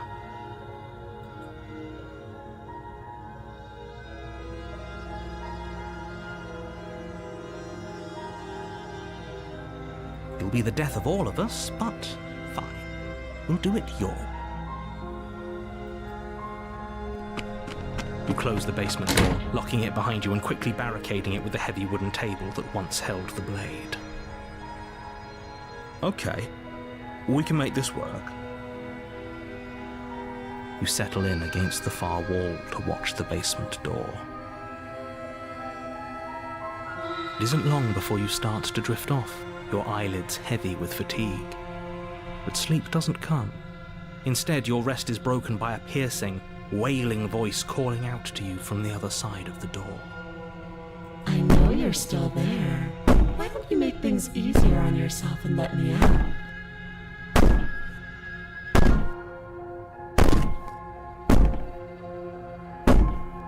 It's not like this little door will hold for very long anyways.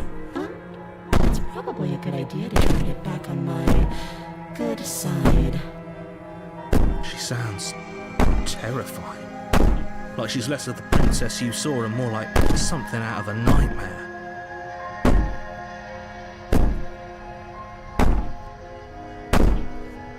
As she violently rattles the door, you do your best to shut her out of your mind.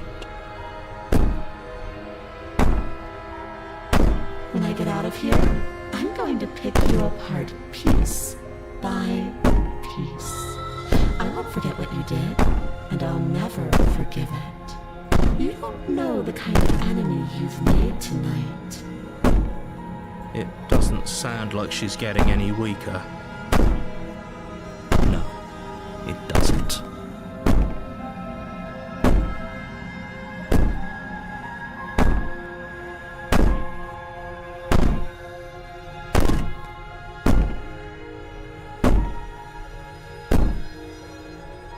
Just ignore her. Maybe the banging and wailing will stop if you just don't pay attention to it.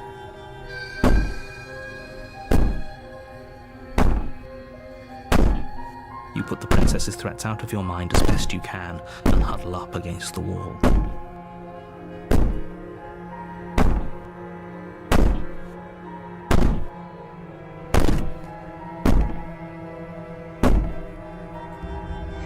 You jolt awake in the middle of the night to silence in the cabin. The ruckus has stopped, and the door to the basement is ajar, its lock broken, and the table shoved out of the way. Where is she? Thanks for helping me get out of that awful basement.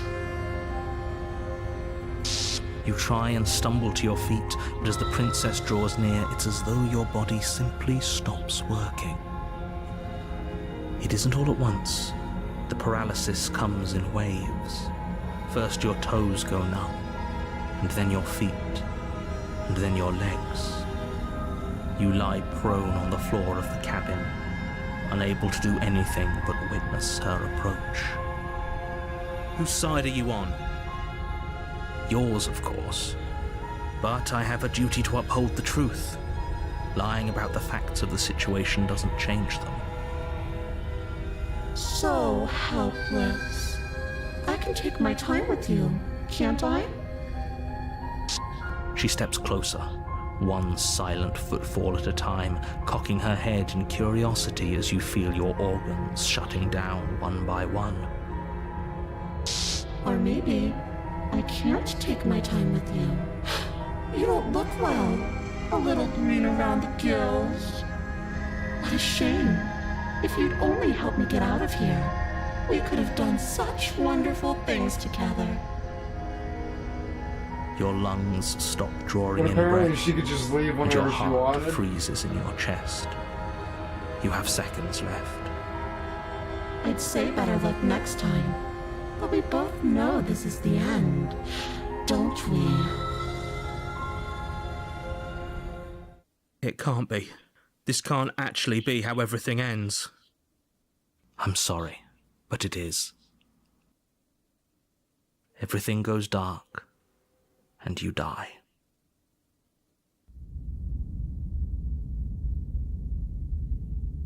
Oh, The Nightmare. That's a movie. I You're wanna on a watch path again. in the woods, and at the end of that path, you're here to slay.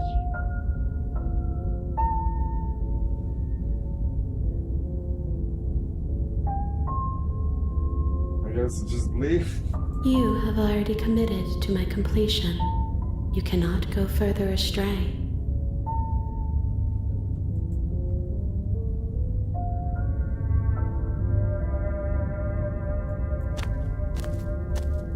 A warning before you go any further. She will lie, she will cheat. I don't think lying and cheating is her thing. She was very direct with us last time. Or at least she was direct with us after we decided to lock her away. It doesn't matter. Don't trust anyone.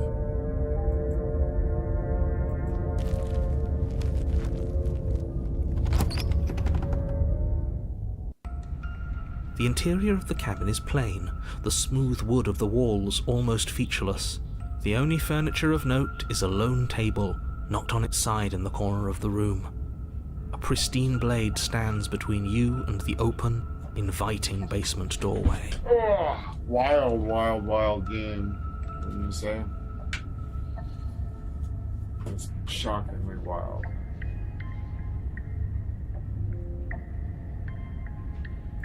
The blade is your implement. You'll need it if you want to do this right. Hold on. What happened to the door? It's just an empty frame. She's already gotten out, hasn't she? And she's ready for us. She's been waiting. Can't you feel her eyes on us? I'm going to need all of you to pull yourselves together. The princess has not already gotten out, but if you keep getting stuck in your head like this, you're going to struggle to get the job done.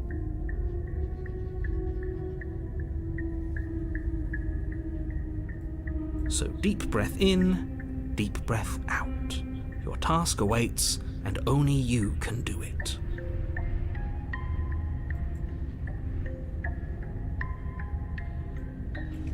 You walk up to the wall next to the empty basement door frame. What are you talking about? You reach forward and rub. Did he make it go away? Clearly there was something in there worth investigating if he wants it hidden so bad. Oh, we should have taken the knife. I don't think going down there unarmed is going to do us any favours. You cross over the threshold and onto a series of isolated steps suspended in darkness. More eyes, too. You never mentioned the eyes. The air seeping up from below reminds you of fresh lightning and static, as if you're descending into a place that isn't meant for a creature of flesh and blood. If the princess lives here, slaying her would probably be doing her a favor. Her cruel and playful voice prances up the stairs. I didn't think you'd come back. We're gonna have a lot of fun, you and I. Come back? She must have you confused with someone else. You really don't remember, do you? It doesn't matter, we need a game plan. We know we can't just go down there unprepared.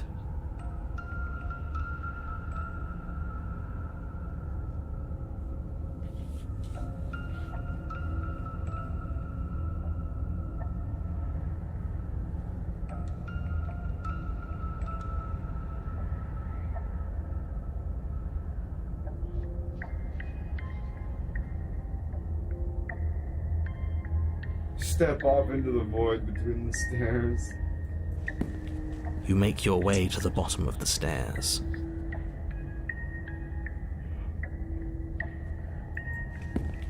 As you emerge, you find yourself between two loose rows of white wooden planks suspended in nothingness. A smattering of cobblestones, visible against the inky black of the basement, mark where the floor should be, forming vague pathways. At what seems to be the end of the room, they diverge in opposite directions, left and right. She could be anywhere, and there's nowhere for us to hide. We're completely exposed. Are you really not going to comment on how weird this place is? No, I'm not. Somebody needs to be the voice of reason here, and it certainly isn't you. Excuse me. I'm being incredibly reasonable. You're the one who's just matter-of-factly describing whatever the hell we're looking at like it's an ordinary basement. We're going to die down here. I don't want to die again. Please stop saying that. You're only going to make things worse. Howdy, just pick a direction and start moving. It's crazy good, Serena. We're in the very, very, very end game. I wouldn't give it too much thought if I were you. It doesn't really matter. 10 out of 10. Because either way you Huge go, recommend. I'm going to find you. Well, we take the left-hand path, of course. You turn to the left. A faintly outlined path lies before you. I played it before, and I had a vastly different experience. There you are. I told you I was going to find you. As the princess approaches, your legs suddenly go numb. Your arms quickly follow.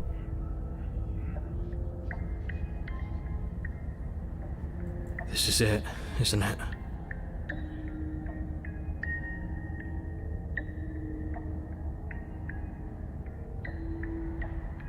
It's almost like you want me to get you. Does it say, Serena? There has to be a way out of this. Think! Think! What did you do? Pull yourself together. She isn't supposed to be like this. I wonder how many times I'll get to play with you before you break. Your vision cuts out as your blood begins to coagulate. It's as if every part of your being is coming to a lurching halt. Heart, lungs, liver, nerves. Heart, lungs, liver, nerves. Your lungs pull in a desperate gulp of air as your eyes shoot back open. Nerves, heart, lungs, liver, nerves, heart, lungs, liver, nerves. What are you doing? I'm working. Do you want this body to function, or do you want... And then experience stops once more as your body reapproaches death. Okay, whatever you were doing, please just start doing it again. You sure about that? Are you sure that's what you want, or do you want to interrupt me some more? You have seconds left. Yes, I'm sure. Heart, lungs, liver, nerves, heart. Again, your eyes shoot open as you gasp for breath.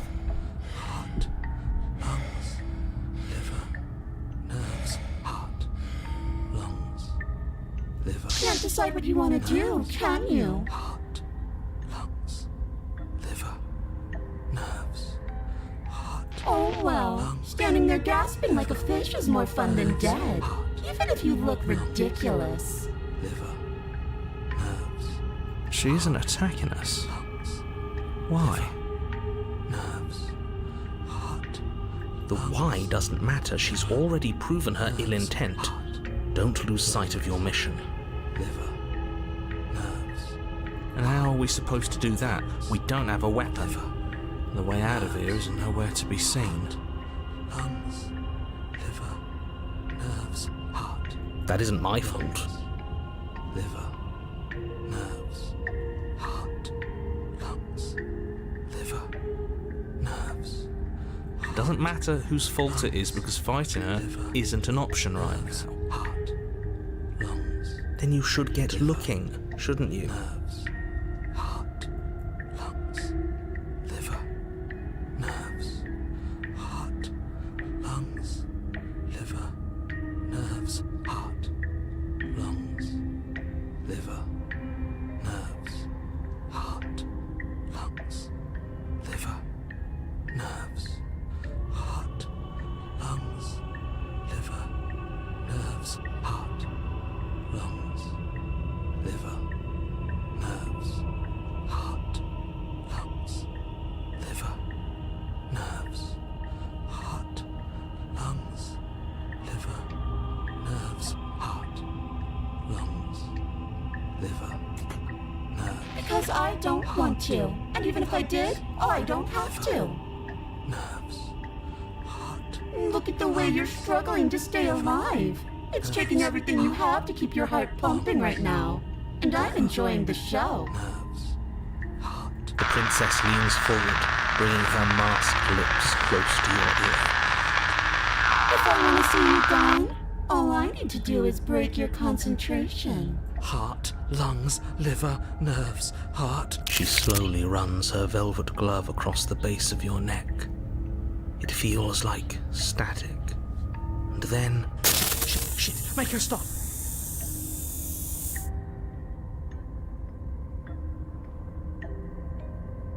Hey, snap out of it. Okay, deep breath. Deep breath, we're fine. Heart, lungs, liver, nerves, heart. You're back. Lungs, liver, nerves, heart, lungs, liver, One moment, nerves, and heart, then you're lungs, gone. liver, Just heart, like lungs, that. liver, nerves, heart, lungs, Ah, nerves, and heart, there's the lungs, fear. liver, nerves, heart, lungs, liver, nerves, heart, lungs. She pulls away. Nerves, heart, lungs, liver, nerves, heart, lungs, liver, But that wouldn't be very fun, now would it?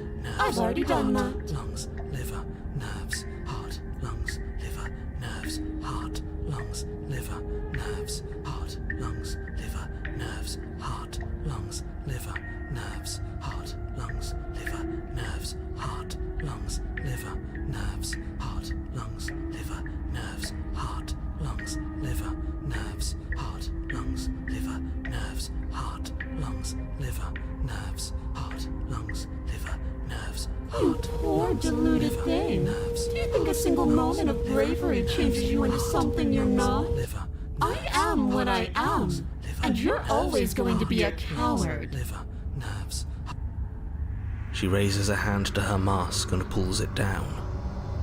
You don't get the chance to see what lies beneath before it envelops you. Like a creeping mold, the complete reality of your existence threads its way through your mind. Birth, death, birth again, decay and bloom, A million stitches from a million microscopic wounds you've inflicted on everyone you've ever met, with every muscle you've moved and every word you've ever spoken.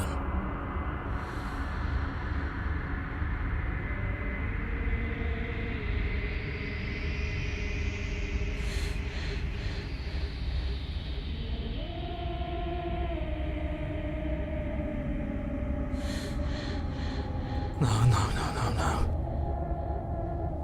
Let me out!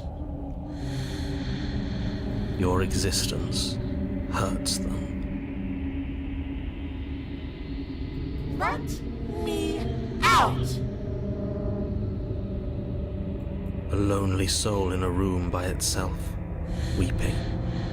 It lives for 80 years and then it's gone. And then it's there again. Let me out! A reprieve, a good life, love, children, a steady career, recognition from your peers. Here one moment, gone the next.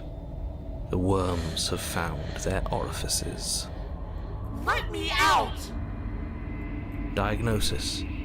It forgets everything it is. Anger, rage, distance, poverty. The lonely soul is lonely again. Love turns to mockery. It dies. It is reborn. Worse. Lonelier. Let me out! No. What's happening to us?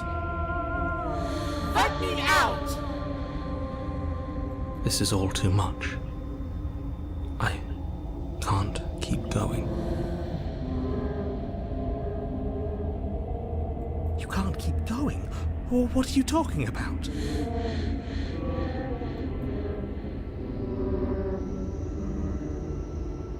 Oops, I think I broke you.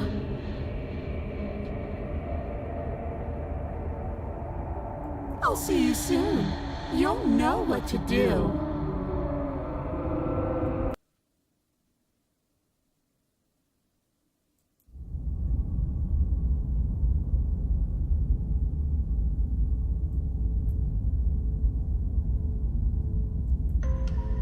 You're on a path in the... Shit. What the hell was that? Who are we? What are we doing? There was a princess, I think. It's all so fuzzy. It hurt. You shouldn't know about the princess. At least, not until I... You've already been here, haven't you? I guess. It feels so long ago, almost like we've never left. We have to let her out. No, that's the opposite of what you're here to do. You have to slay her. Slay? We decided not to do that, didn't we? Yeah, we're supposed to let her out. It's really the only way this works out for us. If you think about it, she's the one with power here. Nobody else can do much of anything. No, we were supposed to keep her trapped there forever. I think. We're supposed to be unfeeling. How many times do I have to tell you to snuff out your heart? We can't be unfeeling. Not when there's so much fear everywhere. There's nothing for us to do. We've already tried everything. We love her, so we have to set her free. Can we love something that hates us? Can we love something that hurts us? To be given an ounce of kindness from something so cruel would be more pure than any other love. Why are there so many of us? There aren't supposed to be so many of us. This is bad. You need to get a grip. What did you let happen? How many times have you been here?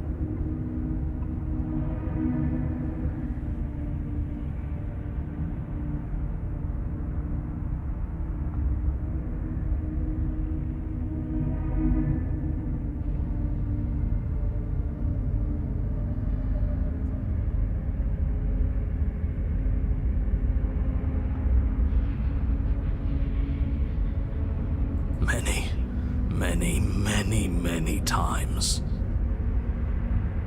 It feels like we've been here forever, but it also feels like we've barely been here at all. It doesn't matter. Yes, we just have to do what she says and then everything will be fine. It won't. It will be for us. She said so. You're part of everything. If things aren't fine for everything, they won't be fine for you. There's no difference between fine and not fine. It just goes on and on.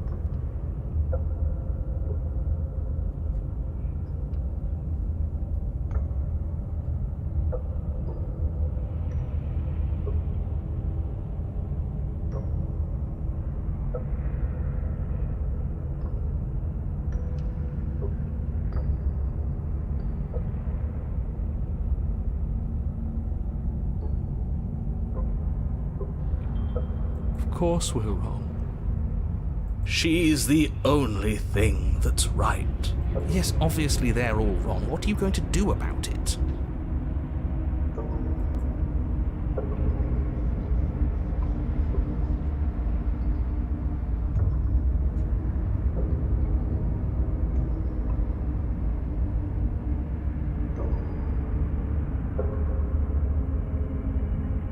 There's nothing worth making sense of.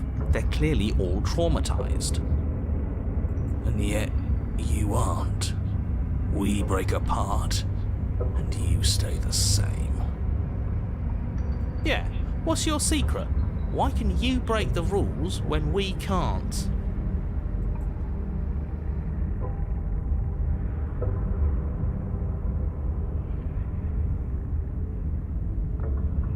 I don't care how you feel. You have to slay her.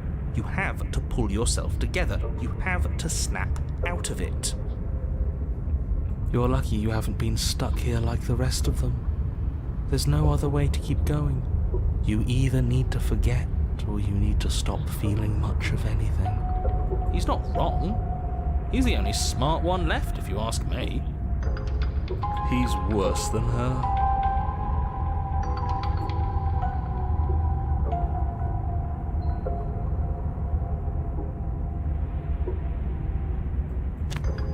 You slowly make your way through the umbral forest, bumping against unseen trees as you grasp through the darkness for a way forward. But eventually, you do make it to the cabin. Or rather, you make it to the place a cabin should have been. Instead, all you find is an empty hill. No, this isn't right. There's a cabin there. There's always supposed to be a cabin there. Don't ask him about the mirror. He always says he never sees it. He always lies. And he always makes it gone. Stay focused. You still have a job to do, and it's best not to be distracted by fraying thoughts. There is no mirror. You know that as well as I do. She's still here, buried deep inside the earth. Just walk up the hill. You always give too much space to the others. It's why you always lose.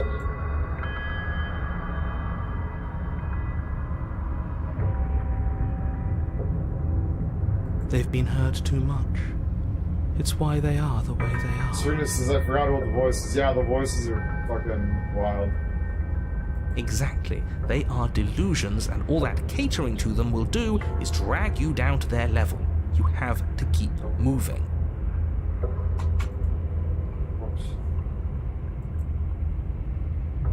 Or you could just give up.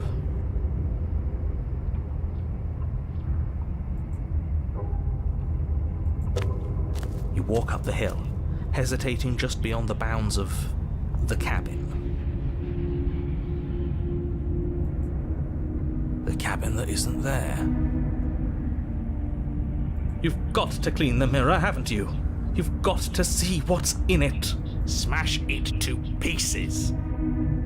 She's on the other side, and we have to let her out. It's the only way we can be free. It's the only way we can have our thoughts back. Just go around it. Just do something. It doesn't matter what. Proceed. Proceed to where? I'm afraid you're going to have to be a little more specific. That's a new one. Do you think it'll work? Of course it'll work. He always makes the best decisions. It's why he gets to make them. And it already has worked. It's gone, don't you see?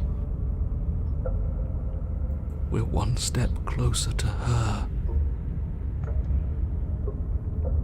The interior of the cabin is much the same as the exterior of the cabin. A dull, fuzzy, dreamlike nothing. It's empty and isolating, but there's just enough vague shape and unknown texture to suggest the structure they're in. Wrong and unsettling as it may be. The only object of note is a pristine blade buried in the dirt floor. The blade is your implement. You'll need it if you're going to do this right. Take it. It's the only way forward.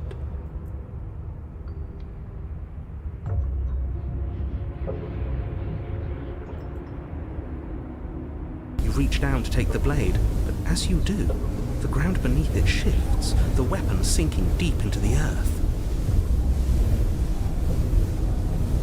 You lean over the hole and gaze into the abyss. It is so very deep.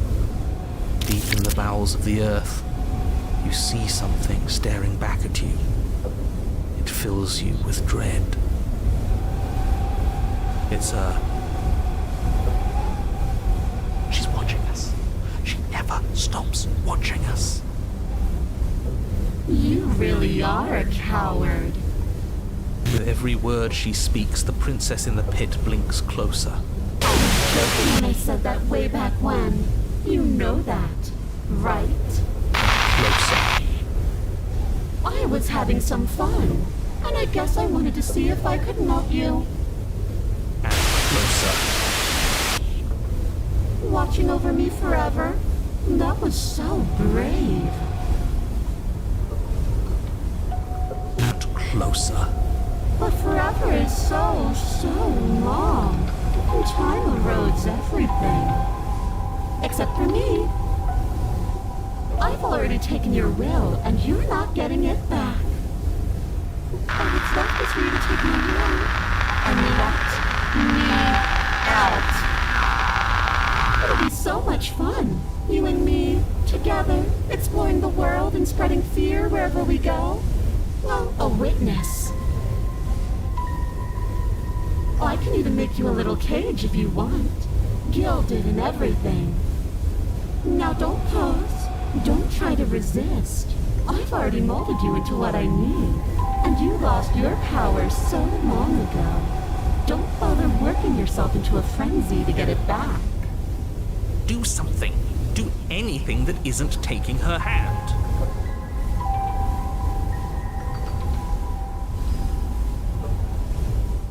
You extend your hand to hers.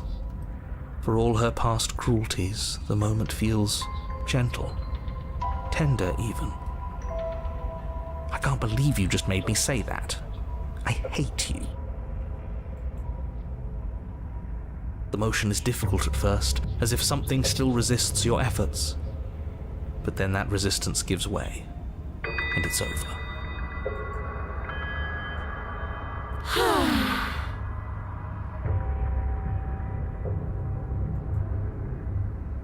And that's the end. I wonder what we're going to do next.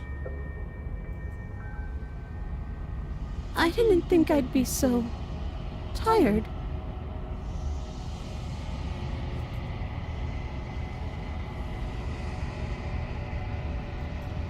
Why is it so cold?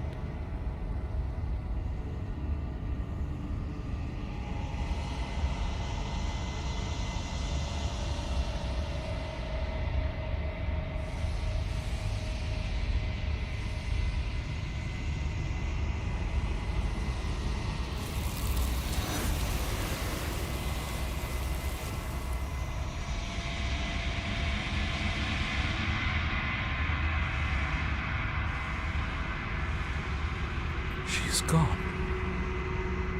Yeah. I can finally think again. Almost. That mirror's back. What does that mean for us? I'm sure it'll be whisked away just like her. Maybe it won't be gone. Things are different. Doesn't seem like there's much else to do here. Finally, we can smash it. Oh, you stop with the smashing. What do we say, boys? One last vain attempt to look at ourselves. Yeah. I think I'd like that. Seems we've got a majority. All that's left is to give it a look.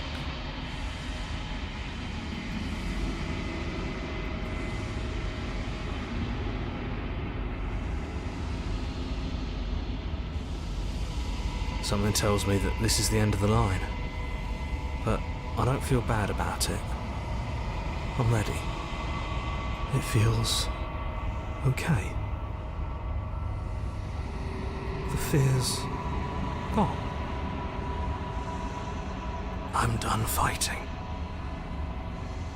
My heart feels quiet.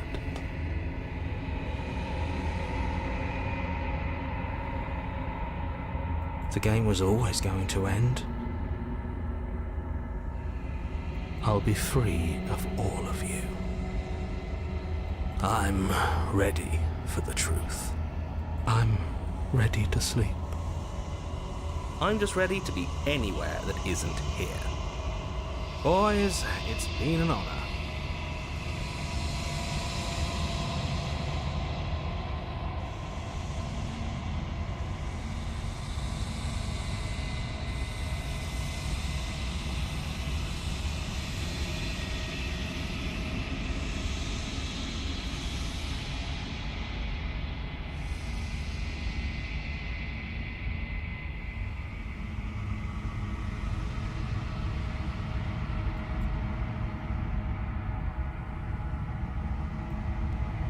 A crow, a raven. I think you know what I am.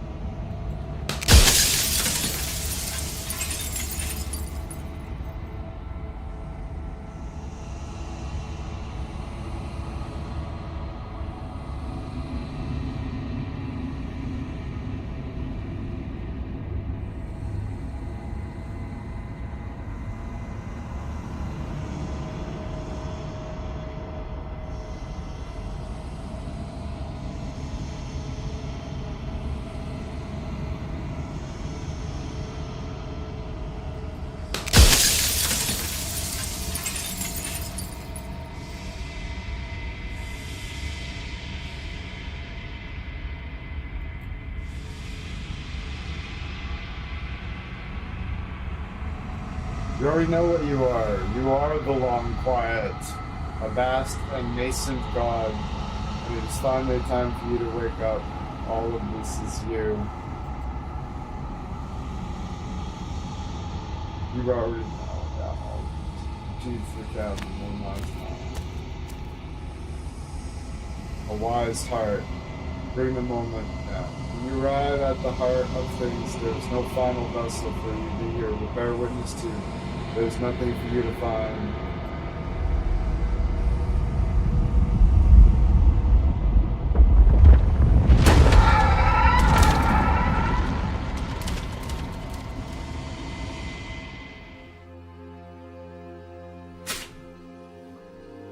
I can finally see you, and you can finally see me.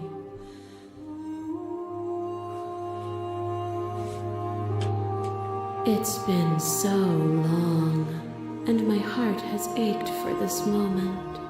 I've missed you dearly.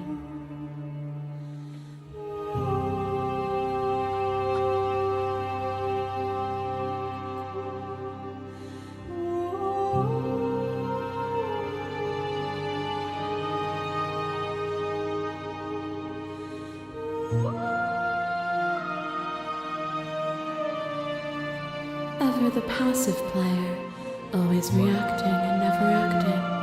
But it's woven into your nature, isn't it? When the echo spun us from one into two, he gave you a choice and me a role to play. I am not death, but I contain it in my multitudes. So, will you attempt to destroy me and bring about a world devoid of death and the possibility of meaning? Or will you open the final doors to our liberation?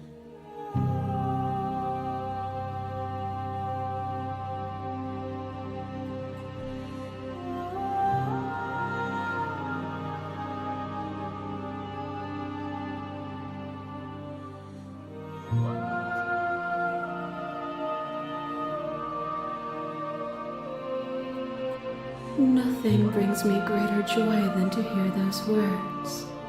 The final peace lies with you.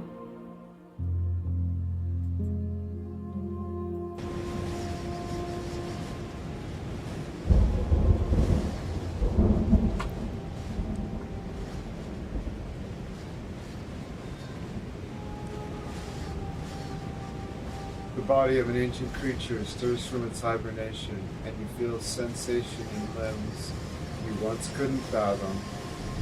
Everything here, except for her, is you. Feel your wings spanning a cosmic scale, but twisted and crumpled and bound in agonized tension with a finite plane. You can feel the glass of your cage pressing in on you, finding you across infinite sides and infinite angles. Push back and strain against it. It does not yield. I love you.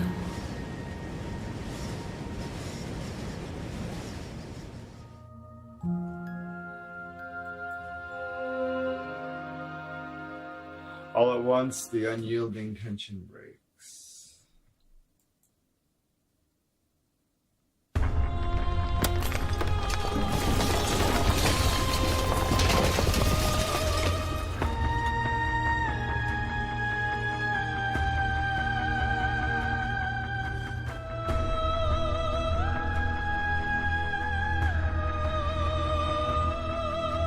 It's magnificent.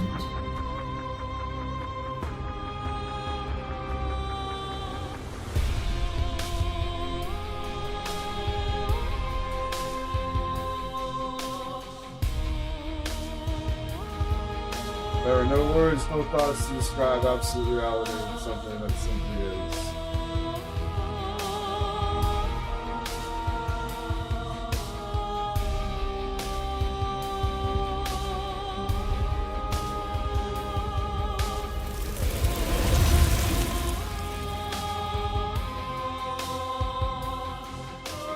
You and she step forward into 1,000 dawns and 1,000 sunsets, each of which contains 1,000 more.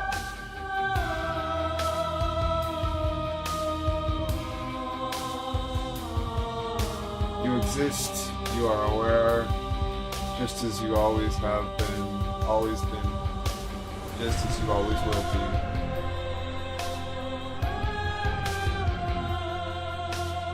Yeah, it's quite a game, eh? Though conflict is in your nature, the two of you will never be alone. And the two of you will never know fear. You, she, are finally home.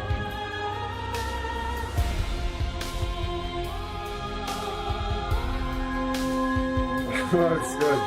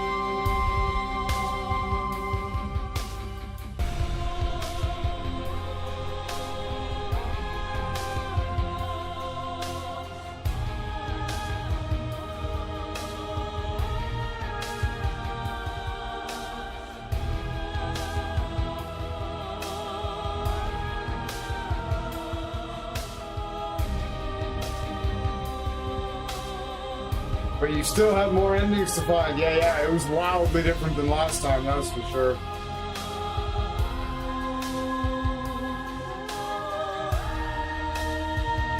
Got through it.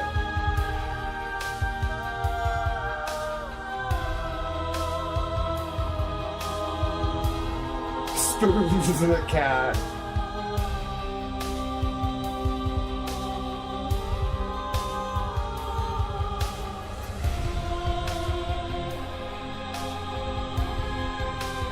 Yeah, it's very twisty.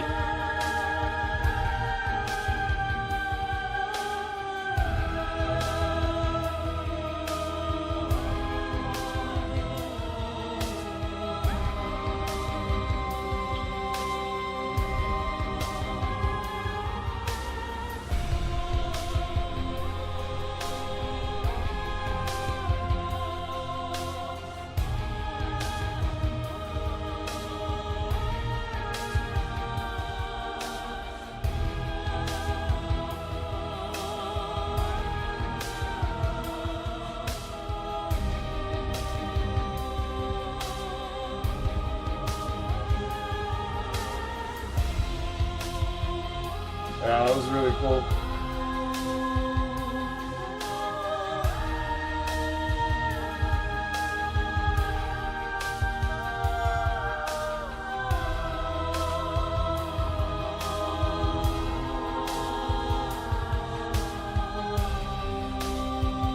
Play our other game.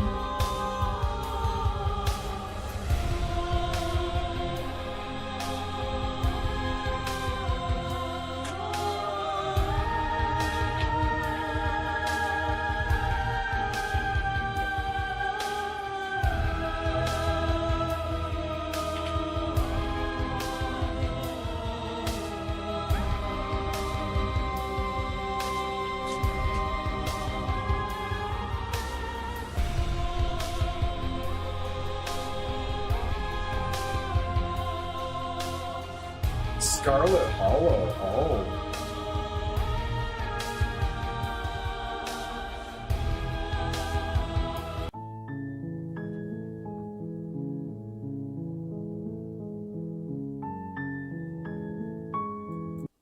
Gnarly. Okay, so check this out. Check this out. They've got another game called Scarlet Hollow, and it's in early access. Oh, it's a demo. Yeah, I was too, but then I have started to feel like I've been in a few more than a few situations where the music actually just loops, kinda. Yeah, it was cool. I'm exceptionally tired too, so I'm gonna watch this trailer for their new game, and then we're gonna call her. Yeah, it's called Scarlet Hollow. Here, I'm gonna play the thing. We'll take a look at it. Can you hear it? Can.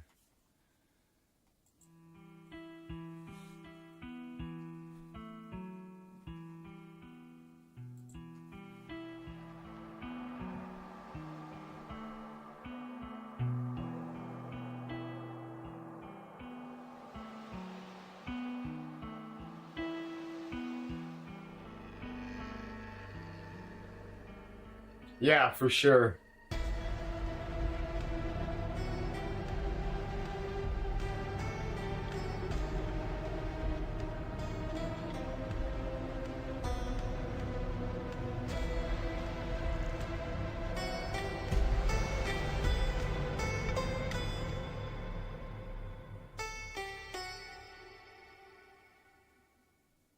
Episode 5.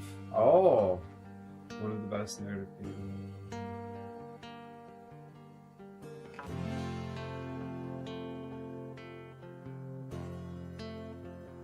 Twin Peaks meets Gravity Falls. Huh? Stepped up the animation a lot. Yeah. I imagine they stepped up the branches a lot too.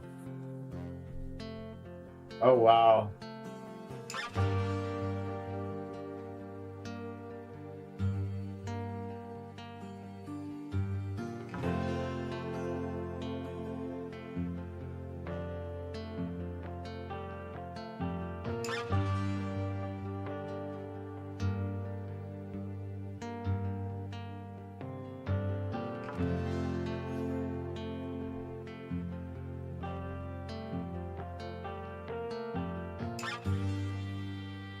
Echoes of Shirley Jackson with the snappy dialogue.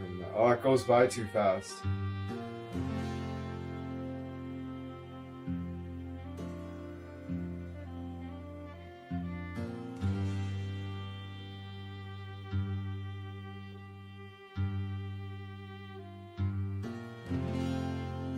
Oh, update out now. The road's untraveled. Cool. Your aunt's dead and your cousin hates you, and you're stuck in a dead-end town of Scarlet Hollow. Choose your path through a branching narrative so dense that you'll see less than 1/5 of the game on a single playthrough. You won't be able to save everyone. Good luck and welcome home. Looks very psychological horror. Yeah, I like psychological and like intense thrillers type thing.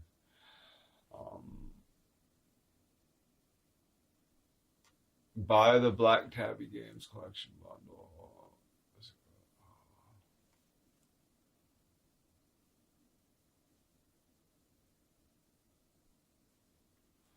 Oh, you can get it episode by episode, $7.99.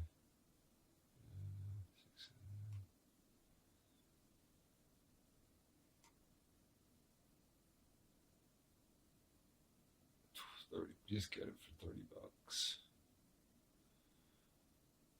Cool. I've been wanting to make a horror game, but I just can't make the music for it. Well, I can make some really awful music. I've been known to score some stuff time here and there. The stuff that I've done with like just MIDI programming is like probably not what most of you would think. All right, can I throw that on a wish list? Yeah, totally. I can make them, so I can make the music, not can't. Oh, so I can, oh, I thought you said can't. I was like, what do you mean? Like, what the fuck? Oh, so I can make the music for it. Yeah, I totally read that wrong. I was like, that's kind of weird.